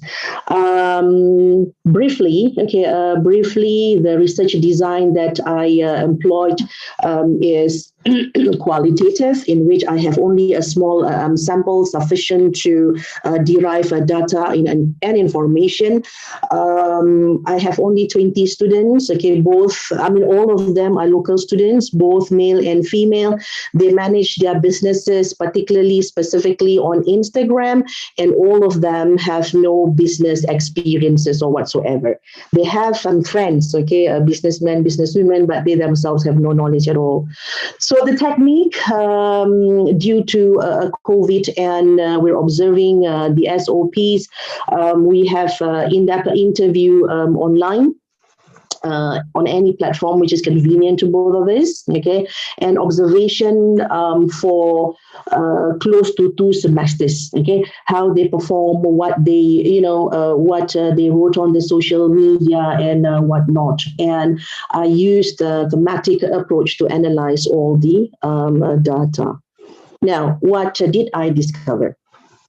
Okay, I discovered 4 things, okay, in which, okay, I can say that FOMO is not a big deal, okay, for my students, because number one, okay, they find a purpose in life. When they scroll the Instagram, the social media, looking at all those some footages, images, right? Okay, they are of the opinion that, okay, when I scroll all these IG, okay, IGs and FB, okay, I must do something. I must find purpose in life rather than, aimlessly scroll and doing nothing. You end up frustrated. Okay, a view of the Japanese that they adopted the ikigai. So I think Dr. Uni, okay, you are familiar with that ikigai. So they have 4 reason to get up, okay, in the morning whenever they scroll their Instagram or social media. What I enjoy doing, what I'm good at, okay, what I can get paid or rewarded for, and what my society will need. So having this in mind, they plan more strategically, okay, to do what, okay, in their life, and to contribute meaningful,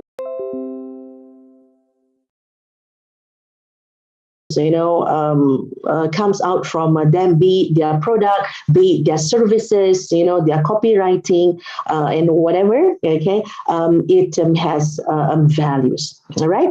And last but not least is changing a mindset, okay? So when they look at the Instagram, okay, the social media, Facebook and whatnot, okay, as I said just now, they turn, okay, from that negativity into something positive. So they need to provide solutions. They know that they have a role to play as a social science student. They know, and as a citizen of, Malaysia, okay, students of, ICEEM, okay. So they need to provide solutions and make things happen for them, okay, and also for other people. All right. Now, let me share with you some of the narratives, how students responded to FOMO.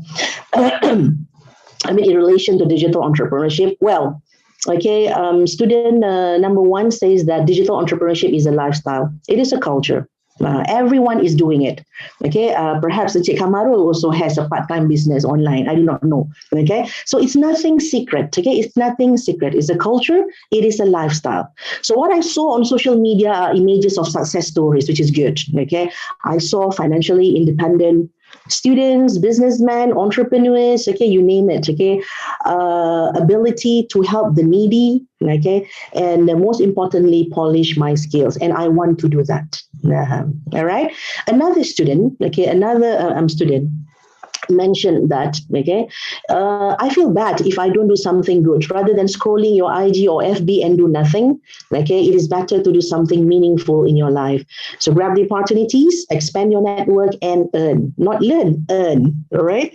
And the last one, there are actually a lot of narratives, but I think I have chosen 3, which is more outstanding. Social media is a catalyst for change, from not knowing anything about business to a person who knows how to manage a small business. I'm inspired, okay, to see what others have achieved. I have no regrets for scrolling my IGs or FBs, okay, for hours, okay. So after all, scrolling your IG and FB is not bad at all. If only you know what you are looking for. If only you know what you want to achieve, right? Now, as for the analysis, okay, in general, what I can say is today, or participation of social science and student in business is all about transformative learning, experiential learning. This is so true because it is cognitively challenging for students in the social sciences. They become more creative, they find solutions to solve the problems and make decisions and plan, of course. It is also emotionally engaging, where positive feelings, okay, is being, inculcated, is nurtured, okay. They take interest, okay. They take interest to provide solution. They take interest to help others. They take interest in a lot of things. Be grateful, be happy, okay, and be healthy. All right, and all these things is personally relevant to them because they leverage technology. They learn how to tame their monkey minds, okay, upskill talents, and becoming a self-reliant student. And finally, as I said, it is not only about them, but it is also about the community, about the people, about their neighbors, about the families and friends. So it is socially satisfying, where some of them have, created some jobs, okay, for others, and some, okay, give back to the community in many ways they can. All right, whether a food basket, okay, whether donating clothes, donating their cookies, donating whatever they have, sold on the social media. All right. Lastly, okay, to conclude, digital entrepreneurship prevented them from FOMO because their mind is focused. Okay, they need to achieve something for themselves, today and also tomorrow, in the future, for others as well. So the fear of looking back, okay, with regret of having let opportunities slip by, okay, this is a huge danger. They do not want to, okay, experience that. Challenge them, become job creators, and increase independence and autonomy through the ability to take control of their own future. So I have two suggestions here based on the findings. Okay, I suggest that social science students should learn new skills and engage in digital entrepreneurship. As I said, it is a lifestyle now. It is it is culture, and universities they need to design an integrated curriculum, particularly for social and sciences, or perhaps other fields, physical sciences, to meet the current demand or circumstances. So when this curriculum is created, it must be a guided empowerment, not simply empowerment. It must be a guided empowerment. All right, and for those who wanted to take up, to extend this research further, perhaps you may do so to include, students from psychology, communication, political science, Islamic studies, okay, and perhaps you want to do more of, quantitative design, where you can reach out many students with a bigger sample. So with that, thank you for listening. Wabillahi taufiq wal hidayah. Wassalamualaikum wabarakatuh. Thank you. Waalaikumsalam warahmatullahi wabarakatuh. Thank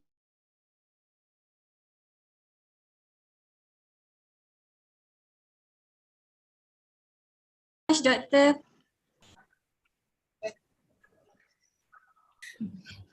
Assalamualaikum, Prof. really love you to see you again. Alhamdulillah, you managed to get for this series. Alhamdulillah, thank you very much, Prof, for your time and manage on this one. My pleasure. Right. I'm also interested about this FOMO actually. So sometimes we don't know we are FOMO or not. Right? Yeah, please pronounce correctly. Yeah. Okay, Prof. It's about the first question is how to know that if we are in the FOMO situation. Okay, or FOMO modes. Okay, FOMO modes, yes. I think it can be easily detected via your conversation, okay, your everyday conversation. You will say that, look, okay, there's a new cafe here, okay, in town. I'm selling this food. Many celebrities, went there to dine in, shopping in this place, or, purchase that designer fashion and a handbag. And then you keep on repeating repeating, telling others, perhaps dreaming about that. Okay, so that is an indication that you want to associate yourself with that thing. Okay, you see what constantly, constantly on the social media. It's just like the recent flood incident last time. We saw many people, send boxes of clothes. We saw many people from all, every nook and cranny around, Kuala Lumpur or outside Kuala Lumpur come to those places affected by flood. Because what? Okay, I want to help. I want to be like them. I want to be there in the first place. So, repeating, repeatedly, looking at it, talking about it, sharing about it. Okay, that is an indication of you are in the FOMO situation or mode. Right. Okay, Prof. And the second question in terms of digital, digital entrepreneurship, just like I think, because I think I almost maybe missing of your slides. What is the best strategies that you can suggest for this to reduce this FOMO modes or situation? Well, as I mentioned in my presentation earlier, I think you have to start with your own vision. What do you hope to achieve? What do you want to do? Remember, I told you just now, the first thing is doing something purposeful, finding meaning in life. All right. So I think my students have embraced this ikigai, Dr. Uni. Okay, I think the Japanese know this. All right. So they have 4 things, okay, and when they wake up every morning, okay, they say, okay, what else I can do this morning, okay, to help others, okay, to do something, good, okay, for myself and for others. Want to ask something about? Just give some comments. Thank you very much. Terima kasih banyak di atas pembentangan yang menarik. Ya, ikigai. Saya pun tengah kehilangan makna tujuan hidup. Saya perlu meningkatkan motivasi semula. Tiada awareness in some community. Jadi marahnya mati bersendirian. Mati bersendirian bermaksud mati bersendirian tanpa disedari oleh orang lain. Ini bukan membunuh, mengubah mindset diri adalah memang mungkin solusi terbaik untuk hidup secara lebih positif dengan keyakinan diri. Ya, terima kasih banyak. Ya, betul Dr. Uni, saya bersetuju dengan pandangan tersebut. Okay. Yes, well, perlu ada hala tuju supaya kehidupan itu lebih terancang dan juga lebih teratur, dan pengakhirannya kita akan mengecapi kebahagiaan. All the best. Itu dia jawapan daripada Prof. Kalau jawapan daripada saya cakap dekat Dr. Uni, you'll find your wife lah. So better lah. Good. Okay, all right. That's all from me, and maybe from the rest. Maybe we come back to Amira. Okay, thank you very much. Thank you very much, Prof. Okay, thank you also, Dr. Uni, for the sharing. Okay, for the last presenter, I would like to invite Associate Professor to present on the title, A Study on Total Productive Maintenance Practice in the Malaysian Manufacturing Organization. So let's welcome. Last, Amira, last? Yes. Last one, okay. The last Presenter. presenter. Dr. Halim, Associate Prof. Dr. Halim from UM, I think.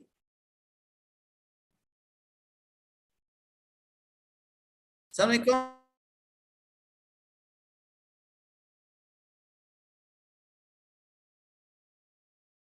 Prof, kita keluar ya. Sekejap saya cuba hubungi beliau semula. Sekejap ya.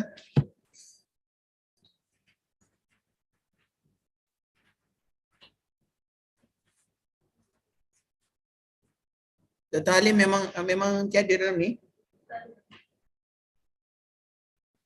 Ya, saya cuba call.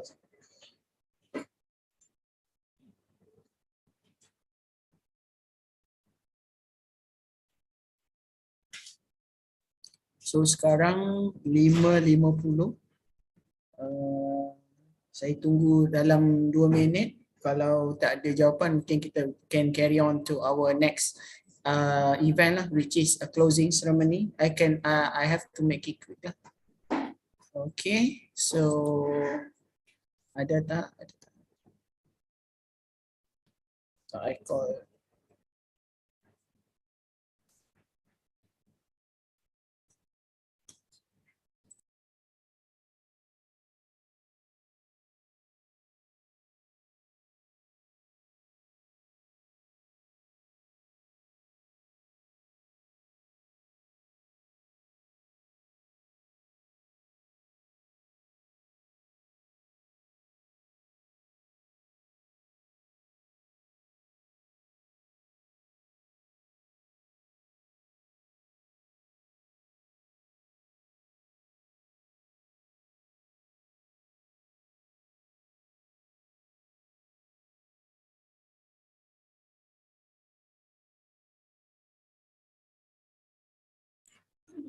So Associate Professor Dr. Halim, they have some urgent issues, urgently. So maybe I can just carry on to our closing ceremony. Right. Thank you, Amira, for the lovely moderating for the session. For one, Alhamdulillah, thank you very much. Again, my team, Alhamdulillah. All right. So let me share the slide of closing.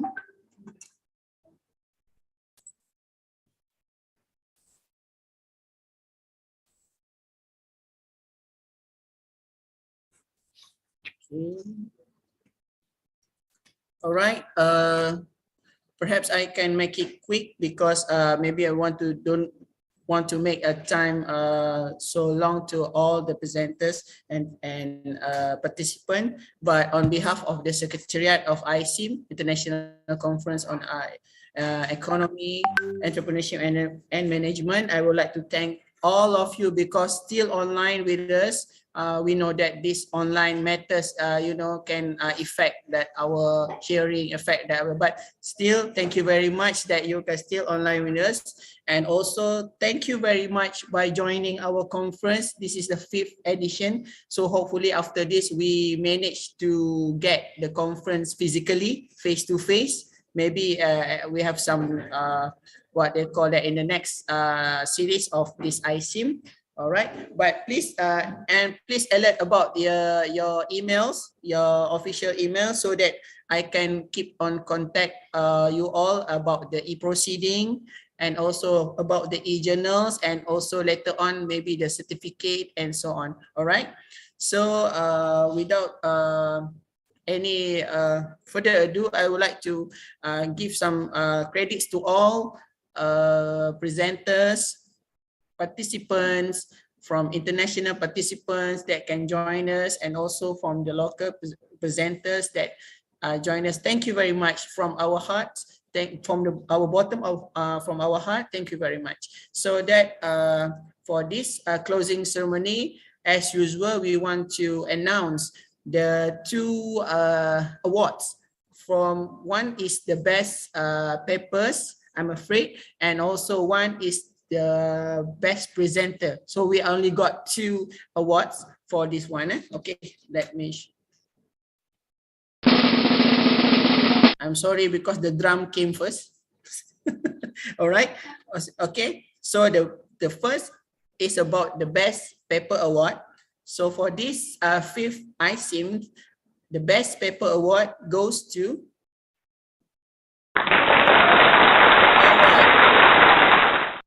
The best paper award goes to Dr. Nur Fajri bin Ismail with his team, his research team from University of Science Islam. Dr. Fajri, are you in there? Yes, thank you. Okay. Thank you very much. Thank you very much. Thank you very much. Maybe one or two words. 1 or 2 words. 1 or 2 words. This is my first time. Thank you to ICEEM Tijarah, and thank you to all. Happy Ramadan. Ramadan Kareem. Thank you. All right, thank you very much, Dr. Fajri, by winning the Best Paper Awards. Okay, and the next. Okay, maybe the setting, we want to set up the setting later on. The next is about the Best Presenter Award. So the winner for this award goes to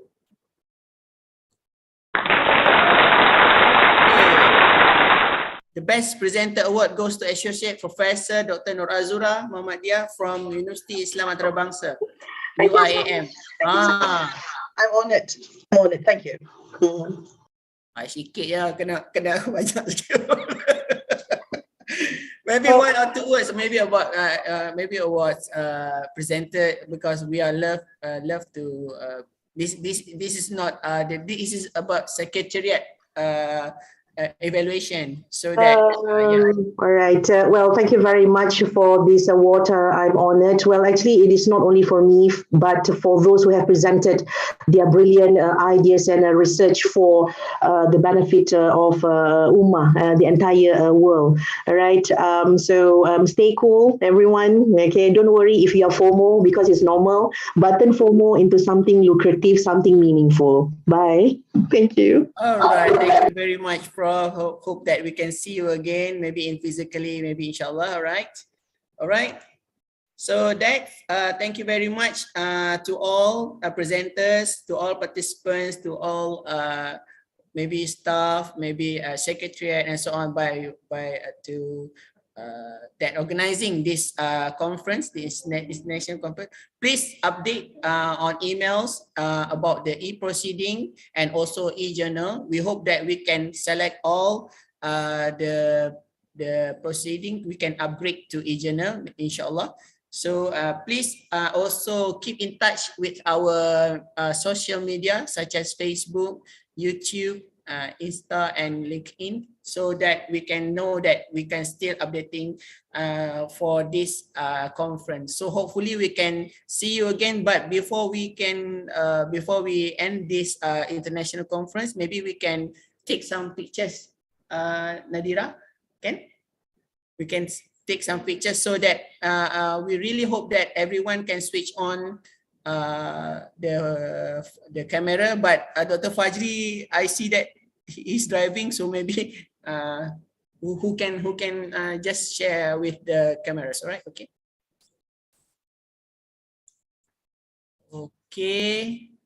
so Amira will count 1, 2, 3, right? Saya okey je, dalam kereta pun okey. Okay. Have a great day. Thank you, everyone.